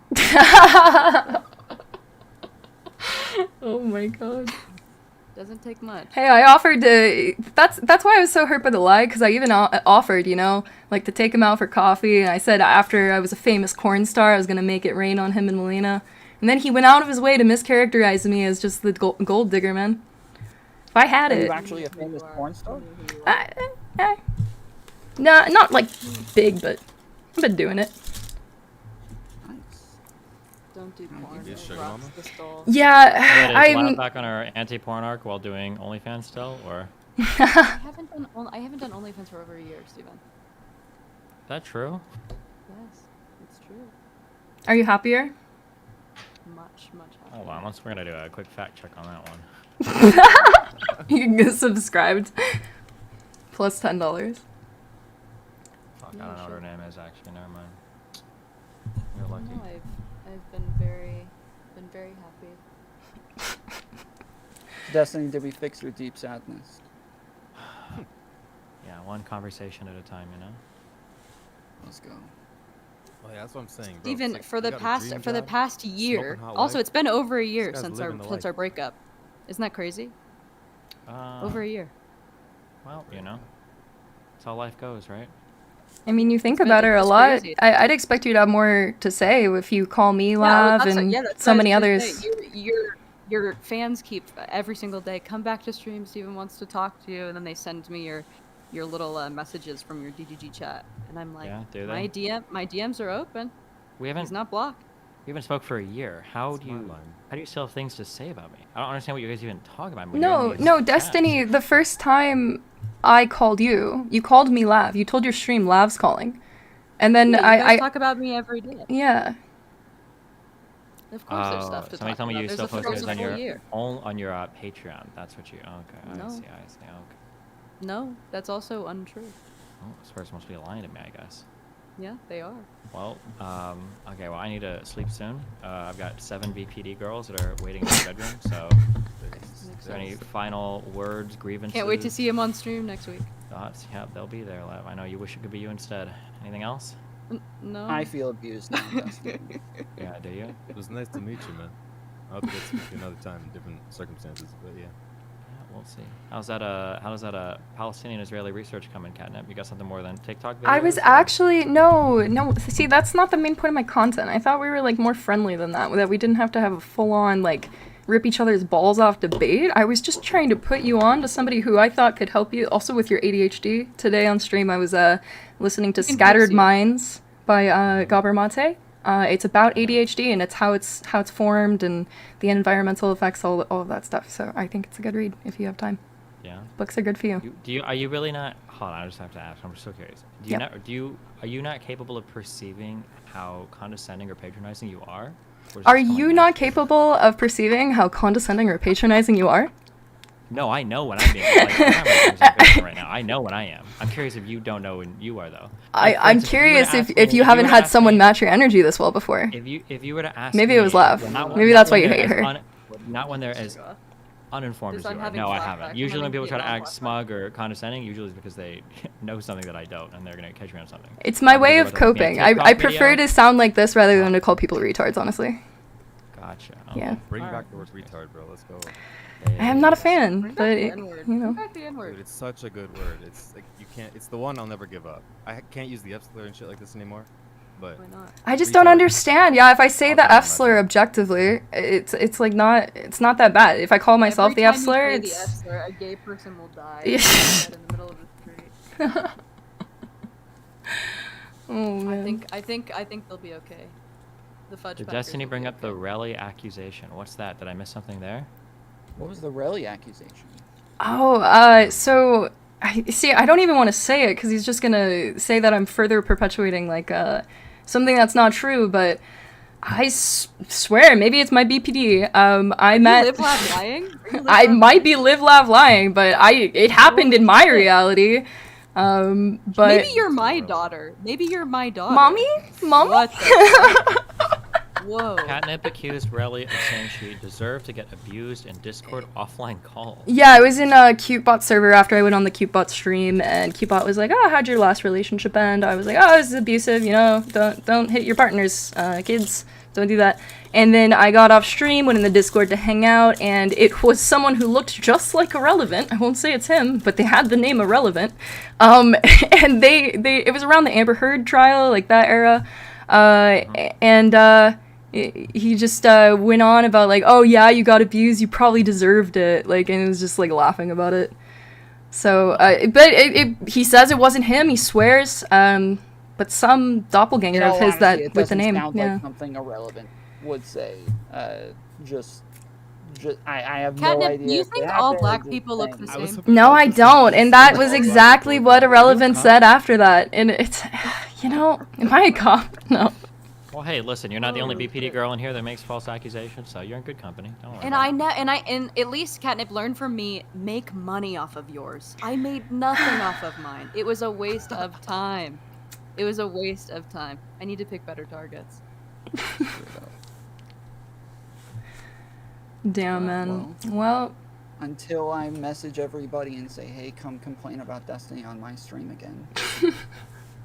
I told you, Tom, you are so acting like a victim right now. I told you that Catnip wanted to talk to me. You knew what she wanted to talk to me about. I didn't. You absolutely. No, I did not. You No, are I had such no a idea. you are There's no such a reason- filthy why little would I liar. know that? Why would I know that she wants to come Because complain we about said Destiny? because I said we literally talked about how she was being called Meth Lab 2.0. yeah, yep, that was knew. I had to You prove knew, myself, didn't I, Tom. Destiny, to You prove that I wasn't slippery Lav? little sly dog. Oh my god. It was exactly. You're a live year laugh ago lying that right now. all of You're us live laugh lying. Met here. Oh, it was exactly a year ago. That's why. Gotcha. Crazy. I've been told that I need to make a statement. Catnip's claimed Irrelevant said she deserved to be abused off-stream in 2021 on a CuteBot Discord server, but Irrelevant had never been on CuteBot server until April of 2023. Catnip still maintains that Irrelevant said it. She is Shout out lying. CuteBot. No, it's someone who's a doppelganger and has his exact name then. I don't say it's him, but that's what I experienced, and I don't have evidence of that, so you can disbelieve me if you want. But it doesn't matter if you do or not. Because it's not like I expect something to be done about it. It just... Ask, yeah, did you know him before that at all? Like, enough to... No. That was the first time I came across him whatsoever. That's the first time I ever came across him, and then I recognized him when he was in the orbit. I was like, oh, wait, that's... Relevant showed maybe you it a wasn't picture of his twin brother, and you claimed that picture looked nothing like Irrelevant. That's actually not what I said. I looked at the picture and I was like, huh, the mic and the ceiling are different. I'm like, nah. But... Wait, the what? The mic and the ceiling are different? yeah, I was like, that's not... I don't know, I didn't recognize them. Definitely didn't look like Irrelevant's identical twin brother who had the same setup that she described. But if you put a picture of them side by side, they look different. But I'm not attached to the idea that it was him, but that's what my experience was in that CuteBot Discord, so... So he maybe said some horrendous shit and just Or his doppelganger. I'm not saying it's him. He says it's not him, and even though he claims to be the incel king, he says that's unlike his character. But, you know, I found the incel king to be so hilarious given the context that I just explained. I laughed my ass off when I saw that clip. Yeah, but he's like a polite incel, right? It was like actual not having like, sex he at all, was not sweet. Like, I hate women, girls. Well, I no, mean- she's trying to say, she's wink, she thinks it was him, but he's just not admitting it. That's what she's saying. Yeah, and I don't want to, I'm not pressed about it. I'm not, you know, so I'm not, you know. He's alright in other contexts, and whatever. Yeah, even without him saying he didn't do it, if somebody just told me this happened, I would immediately be like, cap, no shot. The No incel shot king? I'd rather say that to somebody. Yeah, but Damn. No, It's me just listening to like her a talk very long enough, I mild can definitely mannered understand somebody progressive. saying she needs a little bit of abuse in her life, you know? Wow. Yeah, I actually got told that before I was abused as well. I just have one of those personalities. Maybe it's the ADHD, but I don't think I'll be anyone super deserves real, it necessarily. and, maybe don't go back and look, but we reviewed the content in here, and I can definitely be seen typing, "Bro, she's so fucking condescending. Holy shit." Yep. Hey, I again, match like, energy, I talked to man. Erudite about this. No, I get you, but like, I talked to Erudite about this. I've talked to, or I've, you know, listened to y'all talk about this. Maybe it's like that inflection thing where like everything's kind of a question, and like when everything goes up, it's like kind of fucking annoying, and it's like, can you not fucking talk to me like that? It's like, No, it's not the inflection. It's the actual content. Contents of the yeah. Also, yeah, the suicide. I would argue that more not to be frustrating. mean, but if you're aware of Pixie, she has trouble with inflection sometimes with the way that she talks, but she never like Sure. you can tell the way that she's talking. She's not ever trying to be like condescending or rude or mean to somebody, whereas kind of legitimately is. So it's a totally different thing, you know. Maybe it's like how long I've had to like you know, as a sex worker, I've been doing it for 8 years this year. Talk to live chat and combat like a lot of It's shit, normal. right? Catnip, stop, You know? stop. You don't need to. Gotcha. You I don't wouldn't need know to- anything about you dealing don't with need to harsh do this. crowds or anything. So thanks for like. You do not need to elucidating do that this. for me, yeah. Everyone is mean to other people. Every single person in the world is mean to other people. But Lav, Lav, there's a reason you don't do sex work anymore, right? There's a reason you don't do it anymore, right? Because it's a little bit different of a context when you're butt-ass naked, blasting yourself in front of people, and they're gonna tell you your tits are saggy. Even if You know, never like. did sex work, do you know how I've normal heard it's it like is a- to feel it's a- good making other people feel bad? Exactly. It's so normal. It's so Isn't normal. it a unique kind of thing though? Like making fun of people for sexually related things? Wouldn't that be horrible? I'm glad that we have people like Lav in here to understand that, you know, should never do things like that, right? So you shouldn't have showed me your penis if you didn't want me to laugh at it. Yeah, well, I didn't know you'd run around talking to everybody because you were so proud about the fact that we, you know, kind of hung out with each other. So that was cute. Well, you were really proud to call me mid-Jewish pussy, so I had to set the record straight. You know, I just knew that it would bother the fuck out of you to hit you Yeah, I in the knew you only would. area in your life you actually have accomplished anything in, which is like looking decent. But you know. I can't imagine how good it makes you feel. Someone with that weird of a dick to talk Yeah. about the way that I look. Well, So I'll yeah. let you have it. Never had I'll any let you have it. problems with it. Never had any problems working it, but you know. You're the one over here with all with me. the trauma. You're the one over here. I've never steamed my dick before, but apparently you've posted guides on steaming pussies, so. It worked. It made my period regular. It was did a slight, it? a yoni steam, yeah. That sounds like witchcraft. Did you say yoni? Yoni, yeah. Yeah. If you're curious about it, sub to our OnlyFans. She's going to be releasing educational videos on it soon. Are you That gonna actually collab with rates, Amaranth on Dots the Yoni Capital, I beer? think, yeah. Yeah, I will. I look forward to editing those. Yeah. Thank you, Jib. I can't wait. Yeah, I can't wait. Was this like a self-harm? You want me to talk more about your weird dick, Steven? Yeah, I'm actually really close.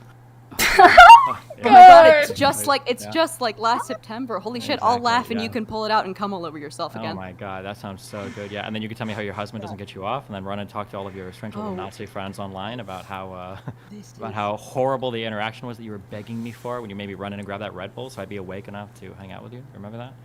Steven, we both know what happened. You know that I Yeah. never said shit about Connor. The fact that you keep bringing him up is insane.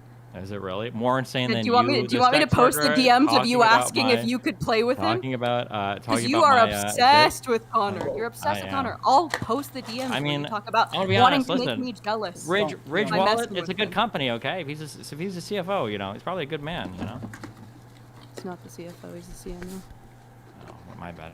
Idiot. And we've had no sexual problems ever in our relationship. That's good. I'm Ever. proud of that. Yeah. Yeah, I'm not worried about it. Okay, I'm that's not good. worried about it. No don't seem worried It about is much so, in life. I it envy is that, so you know? weird because I remember being like, wow, that was the best head I've ever got, and somehow you internalized that as making that about my other partners, which is Really, crazy. That's That's funny like you go what you back and say forth after on that good head. story based on who you're, talking to at any particular point in time. But do you still think I sexually abused you, or have you moved on from that part too? Hard to say. I don't really think about it that much anymore. Fuck, I thought I left a stronger impression. Well, damn. No, just the fear of phimosis, really, not anything Yeah, is else. that it? Is that why your name is Femoid now? Yeah, you really. Whoa. Maybe it's like yeah. It remained dormant in my psyche. I hope you get that figured out. By the way. No, I'm good. Everything works fine over here. Yeah. Well, it's hard to clean it. I bet.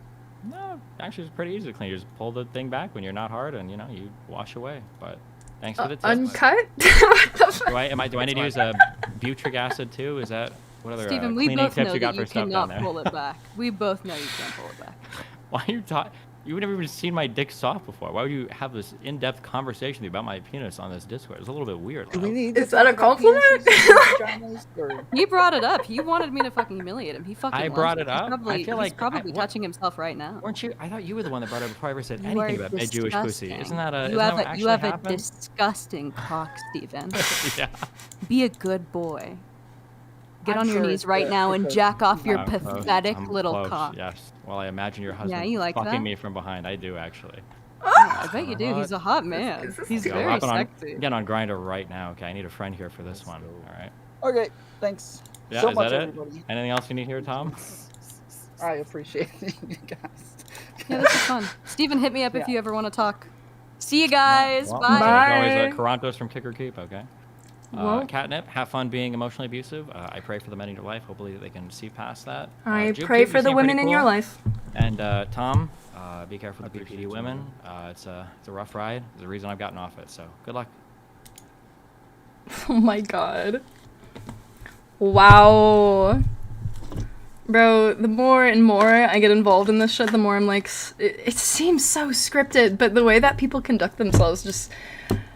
And like the thing with the girl and her dad earlier, and just the internet is a fucking place. Oh no, Archie, you got timed out. Well, I'm emotionally abusive, I guess.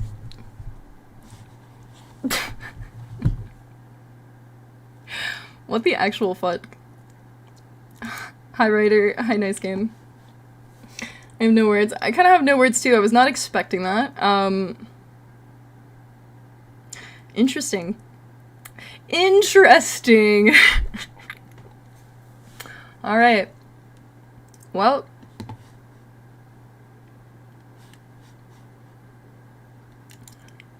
I guess I'm going to talk to Destiny more sometime on stream to further clarify. Maybe, I don't know, but probably just a bait, I guess. I don't know what to think. The internet is a fucking place. Anyways. Won't end well. That's what I'm saying. It would just, like, the same energy would just perpetuate, right? Because it's like they're already deemed I'm this person.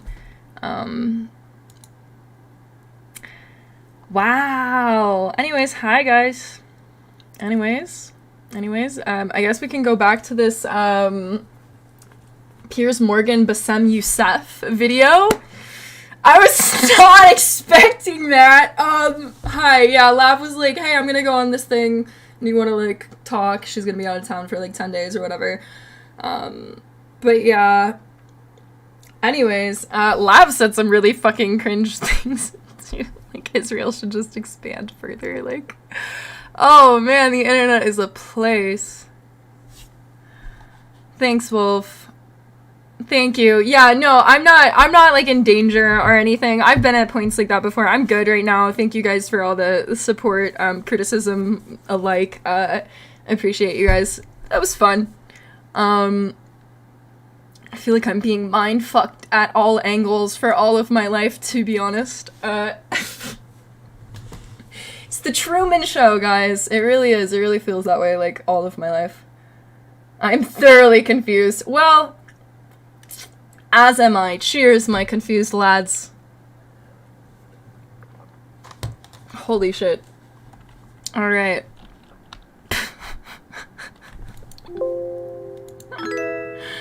What was that? Thank you for the follow, Kai.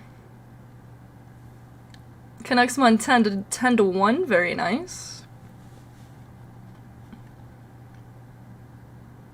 Okay, wait.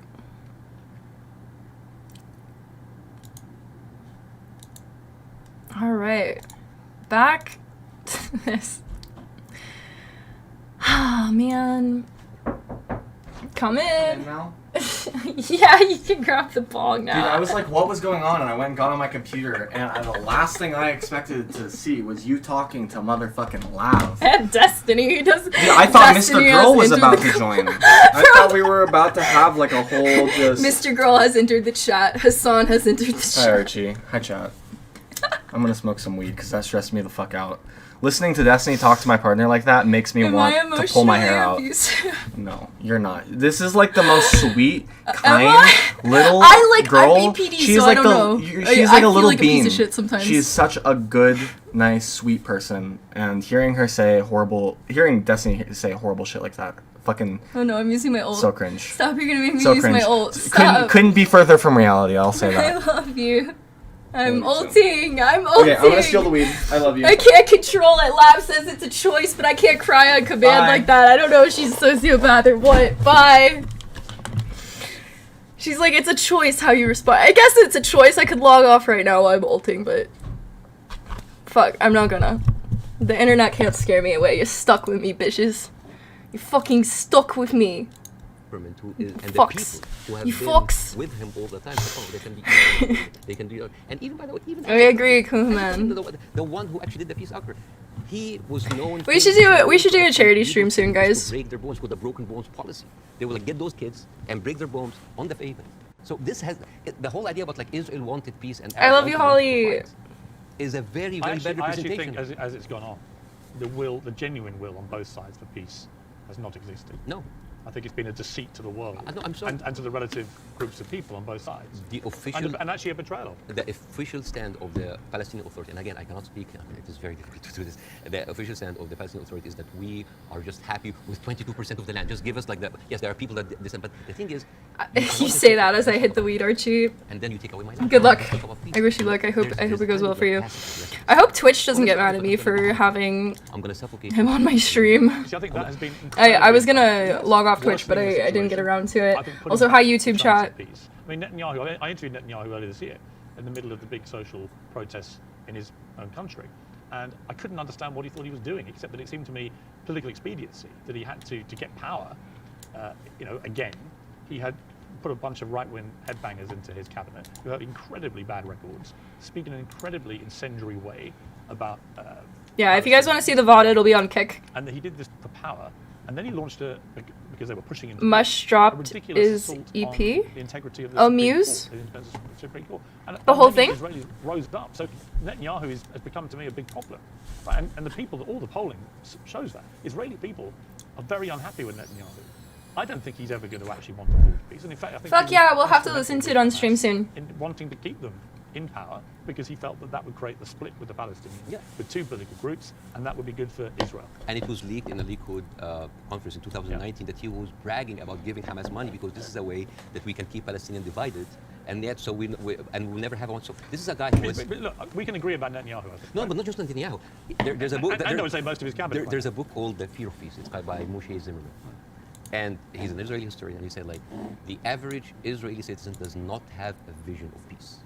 Because for 70 years, this is a country that has been, the war has been going on for, they have been expanding because of war, the military is taking over, so the whole idea of peace is not even there. It's not just Netanyahu, like you have, I remember you have interviewed Naftali Bennett. Yes. And I think you tweeted it like that was like a very kind of reasonable take. Yeah. I don't think that's reasonable. No. Yeah, but like this Naftali, he went after Queen Rania, and you call up shame on Queen Rania. No, I didn't say reasonable. I just said I did a fire emoji. Yeah. I just said what he was saying. Yeah. I mean, I was going to ask you about Queen Rania. Let's ask about since he raised it. Yeah. Because Queen Rania accused the West of a glaring double standard. She said it's the first time in modern history there's such human suffering, and the world is not even calling for a ceasefire. So the silence is deafening, and to many in our region, it makes the Western world complicit. Now, other people said, well, okay. If you feel that strongly, why aren't you taking in any Palestinians? Why is Egypt not taking Palestinians? Why does the Arab world want to constantly attack Israel without actually offering any place to go for the Palestinians? And what do you say to that? That is exactly what Israel wants. And that is exactly what actually starts Third War III. This is the war solution. These are Palestinians, these are their lands. And then suddenly take them. Why? So they've been basically kicked around from their homes. And now another country should take them? You see what will happen? Imagine. Now, and because Israeli officials has been talking openly about this. It's like, why don't they just go in Sinai? Why they go? Yeah, Ryder. Those people are going to be pushed in Sinai. And with any population, 2 million people, they are living in refugee camp. What do you think will happen? Unrest. Ryder, I want you to debate Destiny. The Western media will come with their cameras, like, oh, look at this. I want to see it. Each other. Oh, Israel is good that they got rid of them. Duke it out. Go to the West Bank, and suddenly those 3.5 million people push into Jordan. Tell him. The whole idea. Why Tell him does what's Jordan up. take them? Why does Egypt take them? The same question. Fight him. Defend me, my white knight. You would, Archie. See, that's the whole thing. He's like intentionally inflammatory, I swear to God, to get everyone like, oh yeah, I'm gonna fucking... Because what will happen next? So Israel will move into Jordan? That's like, oh, Saudi, why don't Go for it, Archie. You can join his Discord if you want to try. I would be down for more debates. I'm just a softie. I want to have like kind of more structure when I have a debate with someone. Like, no, like... In 3 weeks. Okay, yeah, kill yourself kind of comments. It's really bad. That's a little bit too intense for me. I'm a softie, man. I'm just a little fucking blob. I'm sorry. And then suddenly, you don't want to even to cease. You don't want to even tell Israel to stop. And suddenly we wake up and we found McDonald's are giving free meals to the Israeli because like nothing will make you feel better after killing a bunch of Palestinian kids than a Happy Meal. So let me ask you. They have a toy. So this brings me to Hannah. Happy Meal. So oh my God. What Israel will say, because they say it to me every time they come on the program, whoever from Mehu Barak to Naftali Bennett, whoever it may be. They say, look, we suffered such a catastrophic terror attack on October 7th that we have decided we are going to get rid of Hamas. There are 40,000 or so Hamas terrorists in their eyes who need to be got rid of. And I do believe they're terrorists. Only terrorists can commit the kind of act of terrorism we saw. So can we, on that point, can we agree on that? Do you believe Hamas is a terror group? It is classified by America as I'm not a big fan of Hamas, and they are a militant group. That does like stuff like... Are they terrorists, do you think? Yeah. Okay, so we agree on this. So you have 40,000 of them living in Gaza amongst the civilian population. If Israel has decided to eliminate a terror group, Hamas, as the world did with ISIS, for example, and I think there are a lot of parallels given the way they behaved on October the 7th to ISIS, how do you do it? How do you do it if you don't do it the way Israel is currently trying to do it? Exactly not the way that Israel does it, because if you have one of the most advanced military powers in the world, and it takes you 3 weeks, 9,000 Palestinian civilian death, 21,000 injured. As we are talking right now, Israel just bombed Jabalia, which is a known refugee camp. This is not self-defense. You know, like one of the most questions does Israel have the right to defend itself? This is a no-value question. This is a no-value question. Well, I would ask a different point. I would say not only do they have a right to defend themselves, which every country would after a terror attack, right? But they actually have a duty and responsibility to their population to try and stop that happening again. They've been doing... And I do understand and I agree with that. Yeah, but here's the thing. If it takes you all of that time, all of these civilians, to take out a few hundred guerrilla fighters... We don't know how many of the people... A few thousand. We don't know. It doesn't matter. Yeah, but that's it. You don't know and I don't know. We don't know, but right? like... We don't even know if the casualty numbers are correct because they're all coming from Hamas. And we should believe Israel? No, not necessarily, no. I don't believe either side. But here's my problem with Israel. Israel. Here's my point. I don't think we should assume that we know these statistics are correct. I don't think we should assume we know exactly how many children have been killed. We do know a lot have been killed, so the moral argument remains the same. But we don't know how many Hamas terrorists have been killed in the last 3 weeks. We just don't know, do we? So basically we're dealing with a very incompetent military force that has been sucking America dry for years, and then they cannot do the job. But how else do they get rid of Hamas? Not like that. How do they do it? I don't know, but not like that, because they've been trying... You've got to have another... They have, first of all, I'm not a military expert. Second of all, they've been trying the same thing for years. They go in... This is not an eye for an eye anymore. This is an eye, a limb, a life, a house, a neighborhood, a whole population for an eye. They don't... I mean, your friend Ben Shapiro that you particularly despise... Oh, I love Ben Shapiro. He's very smart. Oh, yeah, but you've been very critical. I mean, that's fair enough. I'm sure he would be of you. But when I asked him about proportion, he said, I don't care about a proportionate response. So let's kill civilians as... Hamas did this, so we are going to get rid of Hamas. But it's not, in his eyes, it wasn't eye for an eye, tooth for a tooth. It was this group of terrorists did this, and we are now going to rid the world of these terrorists. And this is very important to look at things in context. When you see how Israelis talk inside their community. There was a very famous post by Uriel Eritol. He is the speechwriter of Netanyahu. He said, what is so horrific about understanding that the whole Palestinians people are our enemies? All of them are enemy combatants. We should kill them, kill their mother, destroy their homes, the homes that they raised those snakes, so no snakes will be raised in this house anymore. And this was reposted by Ali Chaket, which is the minister of, wait for it, justice. It's not about Hamas anymore. It is not about Hamas. They can tell you it's about Hamas, but it's not about. It is basically, they have said it many times, Pierce. This is a way to kind of push them into Sinai. This is not about eradicating Hamas. This ship has sailed. I am sorry, but like anybody who still believes that this is about Hamas is stupid, because See, I don't agree with that. Really? No, because I think. But so why they're? I tell you why I don't agree. There are like 100 people. I think any country that suffered the kind of terror attack that Israel suffered, with the kind of death toll that occurred that day, 1,500 plus people, grandmothers, kids, young women being raped, kidnapped, beheaded, has been reported, and so on. Well, you can raise an eyebrow. I mean, they found a young woman's skull, right? Somehow But what about the babies that were beheaded? Well, there was a report, and you and I had this discussion on air. You falsely quoted me, and I wanted to clarify that with you in person. You thought I'd said that 40 babies had been beheaded. So what did you say? I never said that. What did you say? I said it's been reported that 40 babies were killed, some of whom had been beheaded. That's what I said. Okay. Totally different. It's a very different. Well, it is different. Yes. You accept it? English is a second language, so they're different things. Of course, yes. Between saying 40 babies have been beheaded and 40 babies have been reported to have been killed, including So where some are those who were beheaded beheaded. babies? Well, apparently journalists have been shown utterly horrific. Okay. This comes to a very important question about credibility. Again, I'm not condoning what happened in October 7th, but I'm not a journalist. But as a journalist, wouldn't you take anything that an authority would say with a grain of salt? Yes. Especially if this authority have a long history of lying. And I'm just going to give a few examples. 1996, they bombed Qana. It's a refugee camp. They killed 106 people.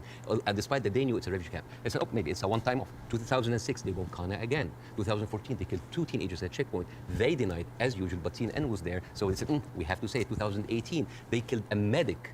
Exactly, RG. And they fabricated a video showing that. But we shouldn't take the easier route. We should like try and can I just like finish take the more effective 2010, humanitarian route, in my opinion. Then said it's okay, it's us. 2021, they bombed the media office in Hawaii. It's not us, but no, I'm sorry. And then 11th May 2022, Shireen Abab, a reporter, your colleague, she's Palestinian, American citizen, she was shot in the head. And they provided forensic evidence and even a doctor's video that it was not them, it was Islamic Jihad. How can I expect to believe this regime, especially if the president of Israel comes down with this ridiculous thing? Have you seen it there? No. He said, okay. This was reported by Sky News, and it was the funniest thing I've seen so much. This was a Colin Powell moment, but like the cheap edition.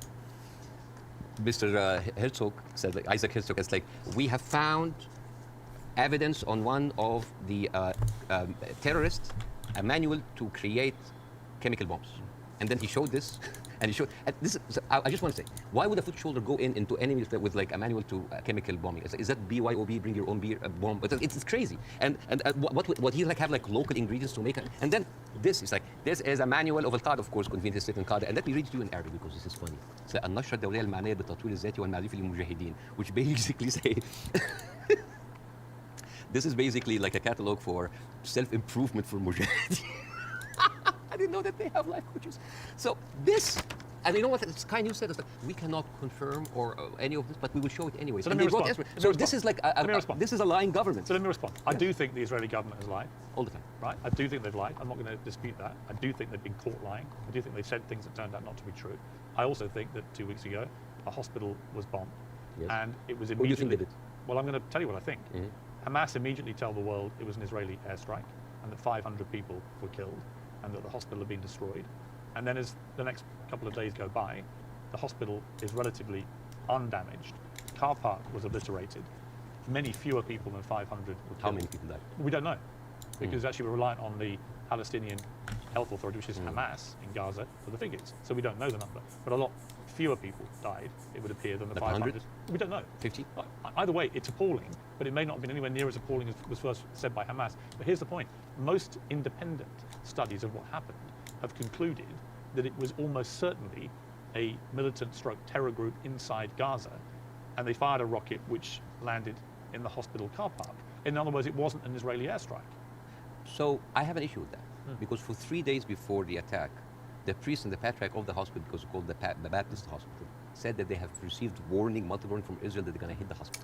Yeah, I agree, Nandu. top aides of Netanyahu. He tweeted about like we hit the hospital, then he deleted it, and then basically. I like his energy. I think it's really fun. The world. But It was not us. but that's why I said most independent. No, that's not true. New York Times actually like just published something to prove that it was shot from Israel. And the thing is, No, okay, they didn't. okay, numbers, They didn't. numbers. That's not true. Okay. The New York Times has not reported that it was Israel. No, they said that. That's not true. Over 10 years, Hamas launched 35,000 rockets into Israel. And many failed. They killed 69 people, and 25% military, only part of them were civilians. So over 10 years of 35,000 rockets, they killed 69 people. But in one strike, you want to tell me that these glorified firecrackers caused that kind of damage? Yes, it looks like they did, yeah. Yeah. And actually, it wasn't the damage that was reported by Hamas, who wanted people to believe it was Israeli airstrike. So my point would be, I'm happy to concede that Israel government has lied about stuff over the years. But I'm absolutely certain as well that Hamas lie all the time. Why are we holding a militant... I believe, from all I've read, I believe they lied about the hospital. Why are we holding the militant terrorist group to the same standards as the best and only because they happen to be they happen to be the ruling party in Gaza. So they're not just a terror group; they are a political group as well, a political party. Okay. Well, they are. So the question again comes to this, and so far you've ducked it. So I want to ask you one more time. We can both agree that the scenes in Gaza right now are horrific, because I do feel that. But I don't know how else Israel can eradicate Hamas than the way that they're currently trying to do it.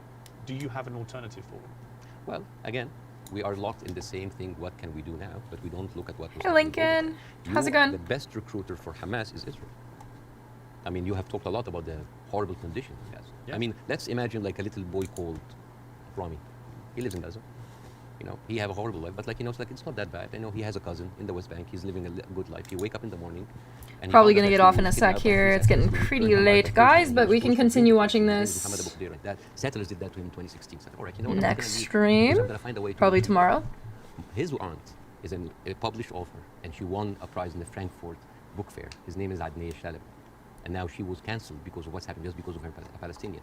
His other aunt in America, his name No, sorry. Yeah, I'm gonna actually probably stop using Streamlabs bot because I'm checking out bot tricks now. Because she did not want to sign the for government that said that you cannot join BDS, which I don't understand.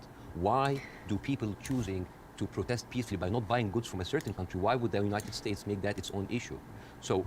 And this guy, this Rami is being approached by like, join Hamas, join us, let's go kill Israel. No, I don't want to kill. I'm going to live in Gaza. It's a life.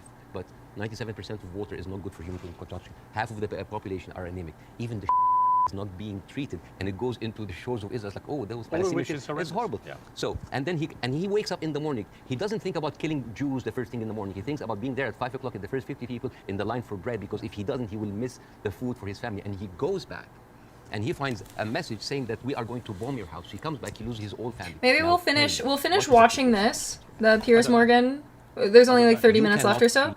And then we'll do more Scattered Minds next stream. Create terrorism, and then you... I don't know. They have created this. I don't know is the answer. But Bassam, let me ask you this. Hamas will have known when they perpetrated what they did on October the 7th, what the scale of response was likely to be. How does that help the Palestinians? I don't know. They are supposed to serve. I don't know. The wheels are already set in motion. But it doesn't, does it? I'm not. You know, I feel sometimes that Hamas is with us in the room. We are bringing Hamas. Who has the power in this equation? Who has the fourth largest and strongest military power? The whole idea about Israel, it's like, oh my God, the Arabs are going to destroy us.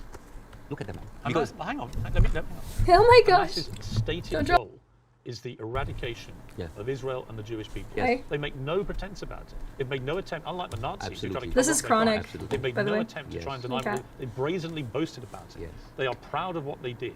Right? And they will have known, again, the scale of what they did on October the 7th would have prompted this kind of response, which would have led to thousands of innocent Palestinians. Don't fall, killed. babies. My question for you. I wish the 7th of October never happened. Right, but every time something you say happened. Hamas is everywhere. Well, yeah, actually, all roads on this particular part of the crisis, and I accept it's been going on for 75 years, this conflict, but all roads in this crisis lead to Hamas and what they did.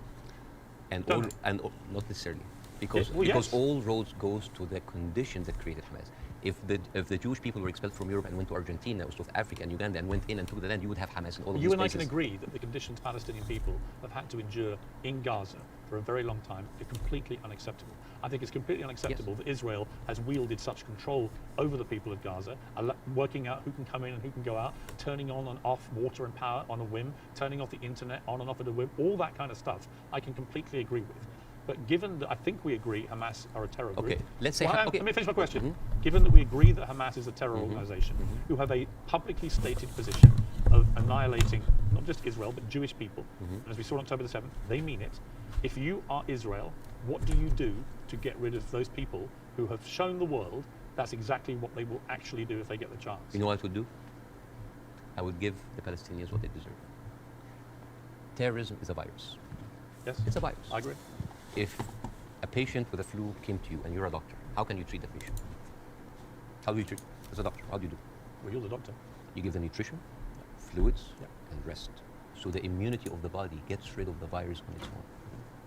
If I received that patient with a flu and I took a sledgehammer, I was like, why are you not getting better? Do you think that patient will get better? No. You are weakening him. You are making him worse. Israel did not just like weaken the body of Palestinians, making them unable to get rid of hate and radicalism.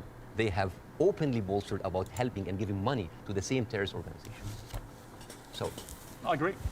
I think Netanyahu is complicit in keeping Hamas in power because it suited him politically. Yes. And I think you can't get away from that. Yes. There's no question of that. But there's also no question that the Israeli government, led currently by him, has to stop Hamas from perpetrating another terror attack. And again, it comes down to this question. What do they do to get rid of Hamas if it's not what they're doing? I don't know. But like as an Israeli citizen listening to this, how come that my prime minister bragging about giving money to the terrorist group that he is using right now to eradicate a whole group of people and yet using them as an excuse? Isn't that weird? This is like this is like Tony Blair being like found like giving money to Al Qaeda or ISIS and then going to fight them. How does this work? How does this work? I agree. How does this work? I agree with you. Yeah, it's a terrorist attack, and Israel is funding them. I mean, this is in the words of Benjamin. This is the thing about Benjamin Netanyahu. He brags about that stuff. So this is a circular question. But yes, Hamas is to blame. Who created Hamas? Who's helping them? And who is allowing for an environment for that kind of hate and destruction of Jewish people to aspire? And the thing is, there's something very important to the Western audience here. They think that Israel is a small, tiny country between a hostile Arab Thanks for the country. follow. The biggest military power in How's it the going, Lo? Arab world is Egypt. They have a peace treaty. Their neighbors, Jordan, they have a peace treaty. Saudi Arabia, Emirates, either like have like full relationship or like on the way of normalization. The only people that, even Syria is not like even like didn't launch like a single bullet. The only two crutches that Israel has is like Hezbollah and Hamas. A few military. Yeah, I'm winding down for the night, so pretty much. That really formed an existential. I am looking up stuff in the background and taking notes of other things, though. Only 69 Israelis were killed. But yeah, after this, after this is over, I'm gonna wrap up for the night, and I'll be back tomorrow. We're gonna listen to some more Scattered Vines by Gabor Mate. You're constantly firing rockets, as Hamas have done for over a decade now. Then that cannot be acceptable. You have to Later, stop. Archie. These Take are care. Terrorists who've now shown on October the 7th their true colours. They don't just talk about wanting to kill all Jewish people. They are going to do it if they get the chance. So I don't believe Hamas could possibly stay in any position of authority in Gaza. I think that would be ruinous for not just the people of Gaza, but also for Israelis. So if you're going to get rid of them, which many people think on both sides is inevitable and should happen as a consequence of what they did, the big question is, how do you do that? And I don't know any other way other than the way Israel is currently doing. Hence my personal moral quandary. So if a terrorist takes over the Empire State, instead of taking him out, we bomb the whole Empire State?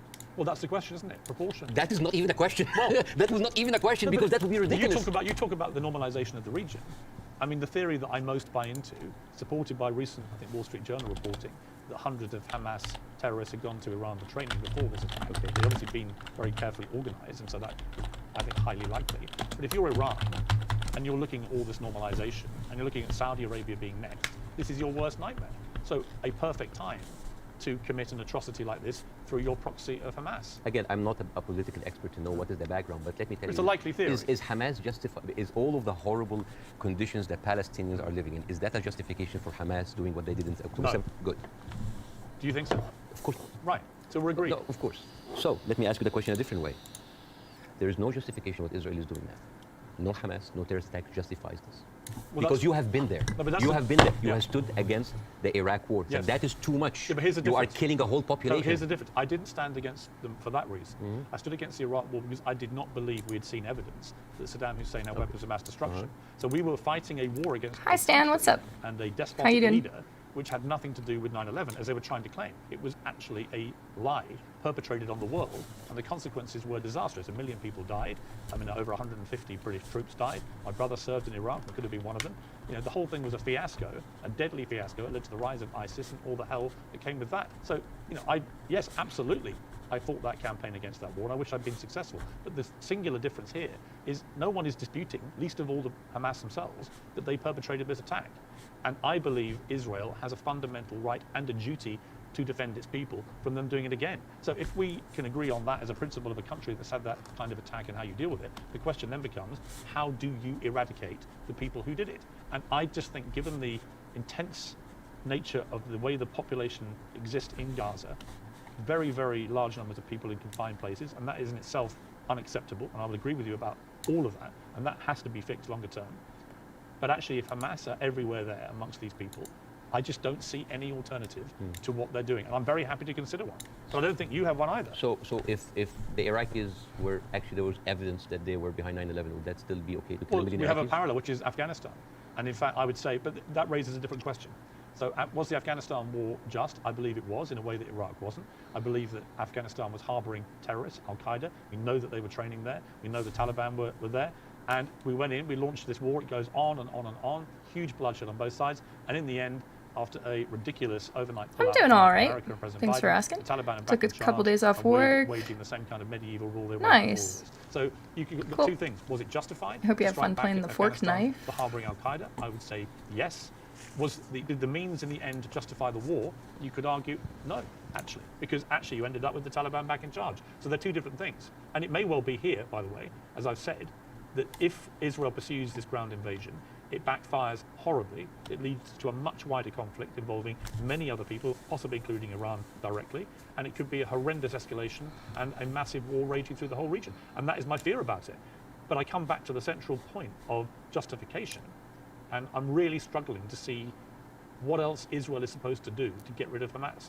And if you've got an alternative, let's hear it. I do. Pierce, this is never about Hamas. Believe me, it is never about Hamas. If somebody tells you who they are, listen. Israel has been telling the world all the time, they need to clear the Gaza Strip into Egypt. You think that's always been the plan? Always there. I mean, they have said it. They have said it many times. Why does Egypt take them? And do you think when Egypt takes them, do you think they go back? And then when they're done with Gaza, they will go back to the West Bank. They will kind of like build the settlements around them, and then until they push them into Jordan, because that is their plan. They have talked, not just Benjamin Netanyahu, everybody said like, there's no state, two states. It is one state, and it's for the Jews. I don't think he believes in a two-state solution. Nobody believes in a two-state solution. It is one state. But nor do Hamas, obviously, and they're the ruling authority in Gaza. They don't. You see what you're comparing? It's a militant group. It's a small militant group. But they are Israel as a nation. They are the elected political leadership. They were elected in 2006, and 50% of the people in Gaza right now are under the age of 16. They were not even born. I understand. Yeah, like so. And the all right. So Bassem, all right. Let's agree about that. But that's the circle state. I understand. It's a circular forest court. Hamas. I know. But okay, let's move forward. Oh, yes. Let's assume somehow we get to a place, possibly at the instigation of countries like Saudi Arabia and others getting directly involved, where you get to a place where Hamas are removed, and I don't quite see how that happens without enormous further bloodshed, but let's assume they get removed. Let's assume that Netanyahu is removed from office, which I think is highly likely just on the fury of his own people about what they see as the defensive and security failings, plus his attack on the Supreme Court already causing huge polarization. Let's assume we get new leadership in both places. Could there still be peace? Could there still be a two-state solution? No. It can never happen. No, because Israel have already shown it's not about Netanyahu. It is the policy of Israel not to give the Palestinians their seat. It has always been there. But what if you find leadership that understands? You will not. But why are you so? You will not. Why do you not think so? Because Israel has been, But they would say the same about the other side. And I remember. Who has the power? Let me give you a parallel. Obama in his book. Let me give you a parallel. Okay. Let me give you a parallel. Northern Ireland. Okay. Northern Ireland appeared to be completely intractable, with the IRA and the loyalist paramilitaries trying to kill each other. In the IRA's case, trying to kill British people as well, because they did not want this to go the way that people wanted it to go. And ultimately, we got to peace because we found leaders who actually had the courage, the moral courage, to get in the room with the people that were trying to kill them and to do a deal. I don't think you can do that with Hamas. on a different scale to go to the IRA, but we did have a seemingly intractable place riddled with violence on both sides, and eventually we got peace. Do you not see there's any chance of doing that here? No, not with Israel. Obama, after he left office, he wrote in his book, the problem with the Palestinian-Israeli conflict is that one side is extremely powerful and one side is extremely weak. There is absolutely nothing to oblige that strong side to give anything. All over the years, Israel showed you many times that they're not interested in peace. Leave Gaza. Forget Hamas for a second. The West Bank. What have they been doing in the West Bank? The illegal settlements did not stop a single day. And it's completely wrong. Yeah, but the thing it's is, wrong. I agree with you. But you see what they're doing in the West Bank right now? They are creating little Gazas. They are creating little Gazas. Yeah. And until they are like squeezed them. It's completely wrong. There is a hilarious documentary called The Wanted 18. It is like an Israeli-Palestinian co-production, and it tells about the incredible story about the residents of Beit Sahur. It's a Palestinian town next to the Nazareth, and they said they don't want to depend on the milk coming from the kibbutz, so they bought 18 cows, and they didn't know how to milk the cows or have a cow farm. So they were like engineers and doctors. So they sent people to kind of like to learn how to do the farm. So they bought the cows and they started to produce milk and they started to sell the milk to the villages. The Israeli authorities were not very comfortable. So one day the military government came in and said, like, those cows, and I quote, constitutes an existential threat to the national security of the state of Israel. We need to get rid of them. And the movie goes about like the hilarious attempt of hiding those cows between the butchers and the houses. And in one scene, a cow is actually running, and the Israeli soldiers are like running behind it, and they corner it, and they're about to kill it. I have a tattoo, dog. He didn't fall for this. Cows don't speak. Yeah! But you know, it actually said something. You know what did it say? It said, but anyways. A mishap today. What was my mishap? But you see, this is the ideology of the Israeli. Oh, I remember. They are not interested. They're not even allowing you to get your own cows. I mean, I want to discuss something. Luckily, it wasn't on stream. About Israel being a democratic state. I just didn't know he was streaming. Including its Arab residents, right? Wrong. Yeah, it got really cold really fast. There was a resolution that was offered in the Knesset to say that Israel should be a state for all of its citizens. That seems basic, right? That resolution was not even allowed to be discussed. It's like, wait, why? And the rebuttal was, Israel being the state of all of its citizens would threaten the character of the Jewish state. There is, I have a friend of mine, his name is Andrew. He's Palestinian Christian. They do exist. And, hey! My friend is a Palestinian Christian as well. They do exist. As many Palestinian towns, these would like, you know, being yeah, another Israeli town called Kafar Radim. It is a left-leaning town. They voted against Netanyahu by 70%. And they announced an auction to sell houses. And then they noticed that most of the applicants were Palestinians. They canceled the auction. Why? Because in each Jewish town, there is something called admission committee and decide who can live in this town. It sounds like Jim Crow for me. And then they canceled. And you know what they say in the reason? They say, Kafar Radim welcomes all citizens of Israel, despite the race, gender, or color. However, the majority of the town would like to preserve the character of the town as being Jewish, Zionist, and secular. How does this go together, secular and Jewish aside? You know, and this brings me to this picture. This is a very famous picture. You know, remember this picture? I'm sure you've seen it. Yeah. This, for the people who don't know, this from San Augustine, Florida, 18th of June, 1964. This was a white-only motel. And these are black activists who wanted to defy. We are watching Piers Morgan talk with Bassem Youssef, the second time that they've spoken. There's only about 10 minutes left. We're gonna watch the rest of it, and then I'm gonna head out for the night. But we're gonna be next stream listening to more of Gabor Mate's Scattered Minds. This guy, he's the owner of that. His name is James Brooke, and he was pouring acid to scare them out of the hotel. His neighbor said that James Brooke was a victim because he was just following the law. And you know what James Brooke said? He said, it's not like I don't like black people. I just don't like them in my swimming pools. Now, if an official said that, wouldn't you say that this town has kind of a systemic racism? Yes. This quote was not said by James Brooke. It was said by Deton, the head of the Galilee municipality, when he said, I don't like Arabs. I don't just like them in my swimming pools. The town of Nazareth Elite 2010, the Arab Christians in the town, they requested to set up the Christmas tree next to another. This is the birthplace of Jesus. And you know what they said? We cannot have it because non-Jewish symbols would offend Jewish residents. But this comes back to what you were saying at the start, which is about the hate on both sides. No, I'm not talking about the hate. I'm talking about this shining example that Israel won't tell the world that we are like the Western world. We are secular. I don't know if you know this, but they're not just like secular, like Christians against their own Arab. I'm talking about like Arabs with Palestinian, with Israeli identity. I'm talking about them being even racist against their own people. 1950, Yemenis immigrants that came from Yemen, and they were in the transition camp waiting to be transferred into Israel. Their kids were taken away from them and given to white Ashkenazi Jews because they were not white enough. But Bassem, what would happen if a Jewish person went to Gaza? Why would they go to Gaza? Exactly. Even I wouldn't go to Gaza. Exactly. That's my point. Yeah, it's a dystopia. Who? But like, but I'm just. So it's not just. You're raising points about Israel, making it somehow they're as bad or worse. No. But what's going on there? Hamas has ruled over yes, the Palestinians in the most oppressive way imaginable. Absolutely, but you know what? Hamas never claimed that they are the only democracy in the region. They never claimed that they are secular. They never said that they adopt Western tradition. And they tell Holly I love they her. did not use that lie in order to carpet bomb a whole country. Okay. Now here, I want to say one example, and I'm going to leave you. All right. Israel, you think that Israel will like, by the way, the whole thing about the Yemeni children, you can find it in the New York Times, it's called like the lost children. I told her earlier though. She left me a voice note last night because she was like watching a stream. She's like, I was on Twitch and I didn't expect to see you like someone watching video of you like crying and shit. So she's like, just checking on you. I'm like, I love you.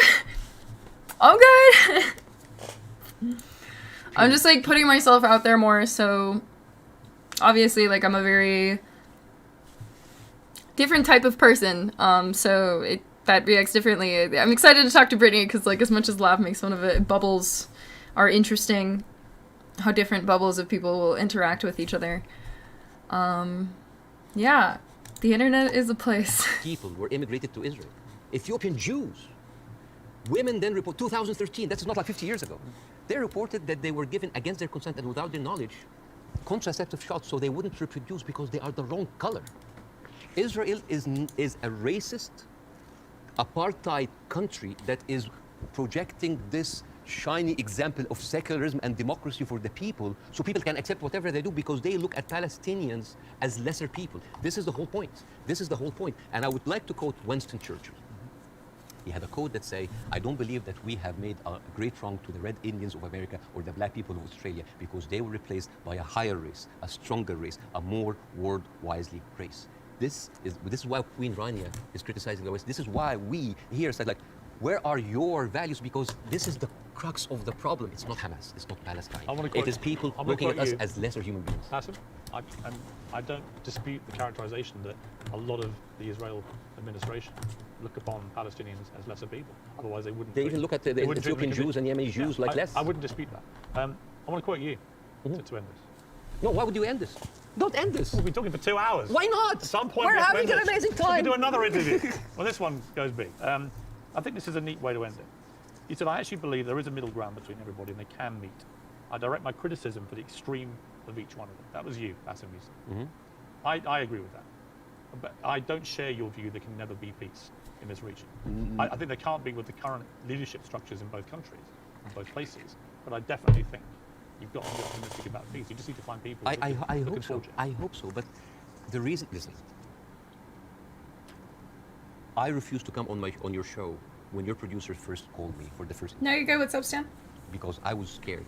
Thank you, I Radu. was afraid. For me, that was a career suicide.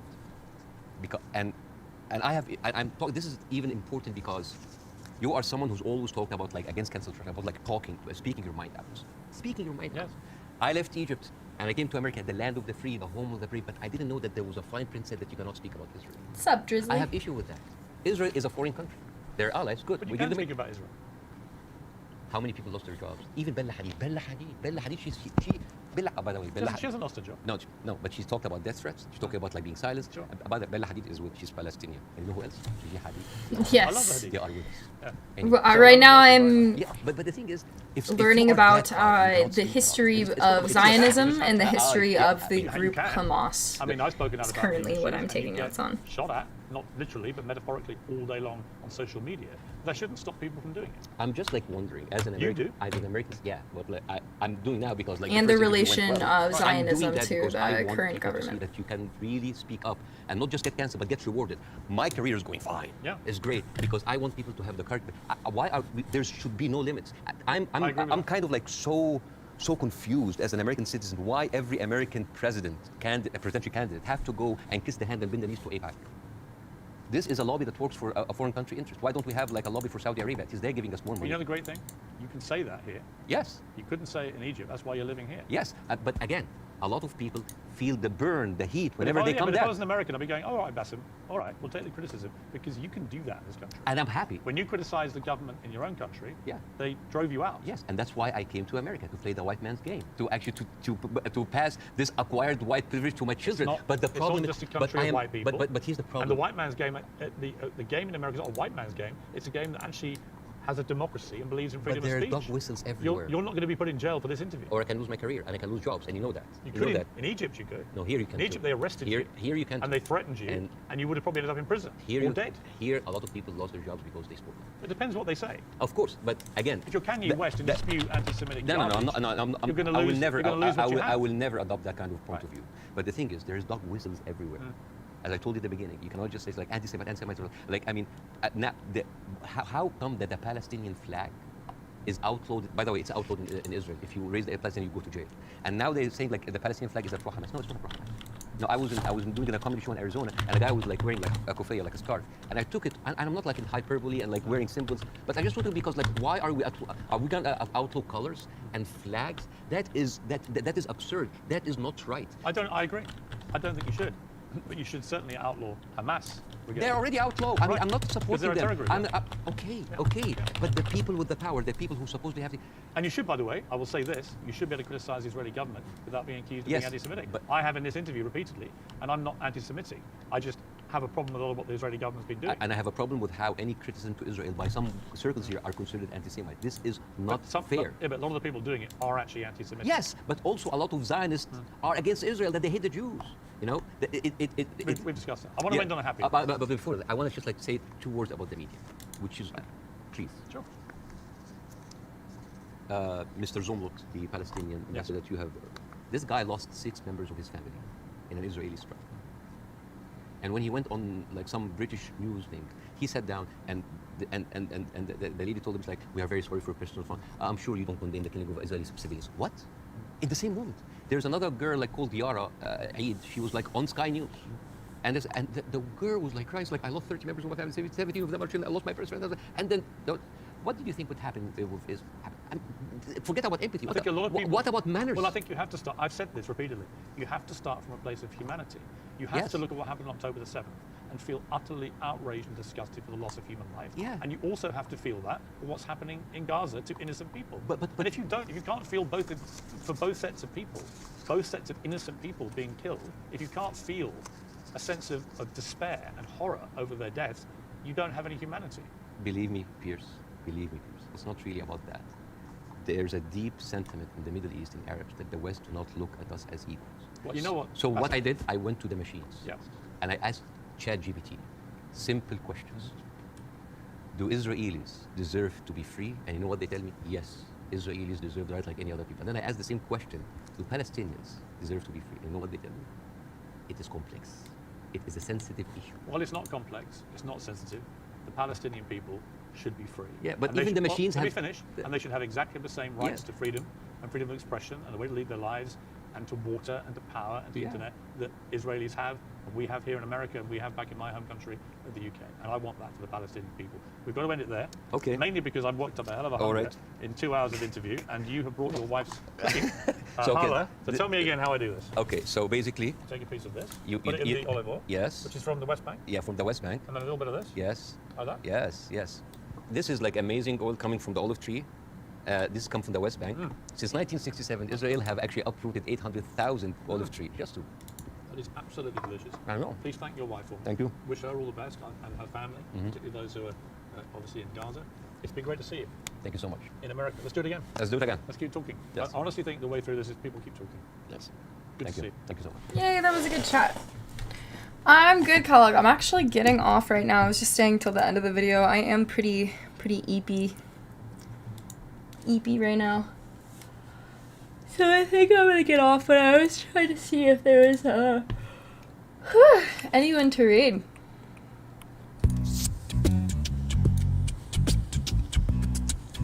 Yeah, I'm super eepy.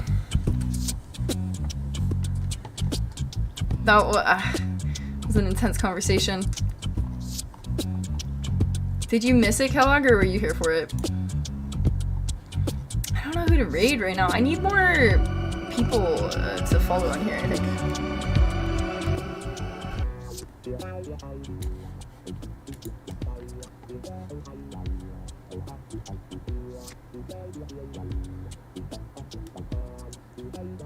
Thanks, Stan. It was pretty good. It was good.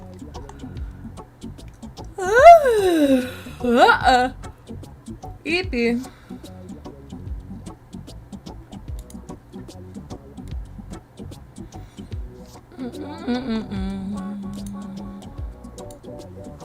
Alright, we're just gonna host my friend Boogie on Kick. Let me try and find someone to read on Twitch /host.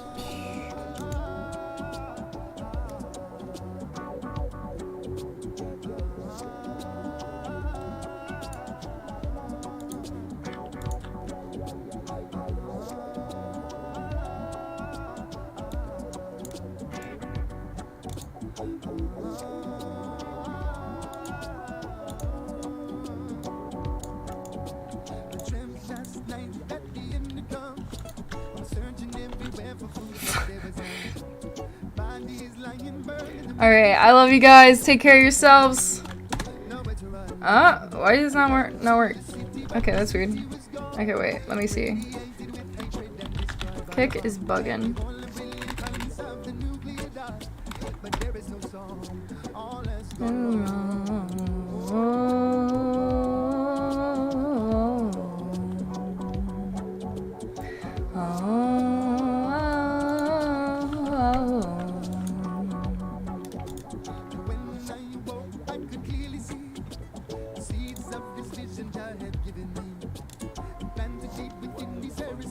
Posted 45 viewers.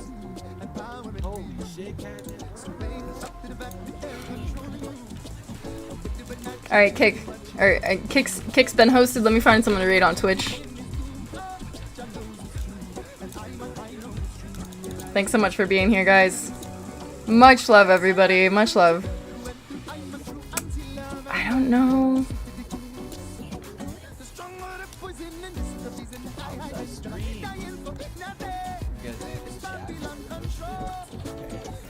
On my control.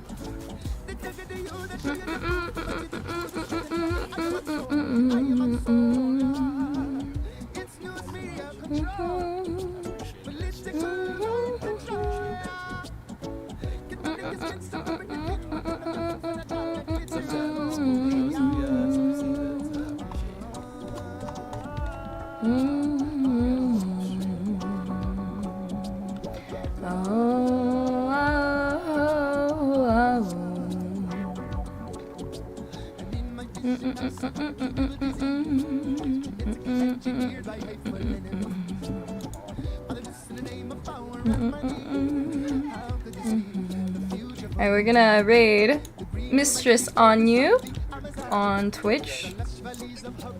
Thanks for being here, guys. I'll see you guys later. See you guys tomorrow for more book club. Bye, y'all. Take care. Be safe. Holy shit. That's a big upgrade I've had in a while. Holy shit. Thank you again. Separating us from the source of our life. But in the season, polluting the sky, ignoring the cries and promoting the lies.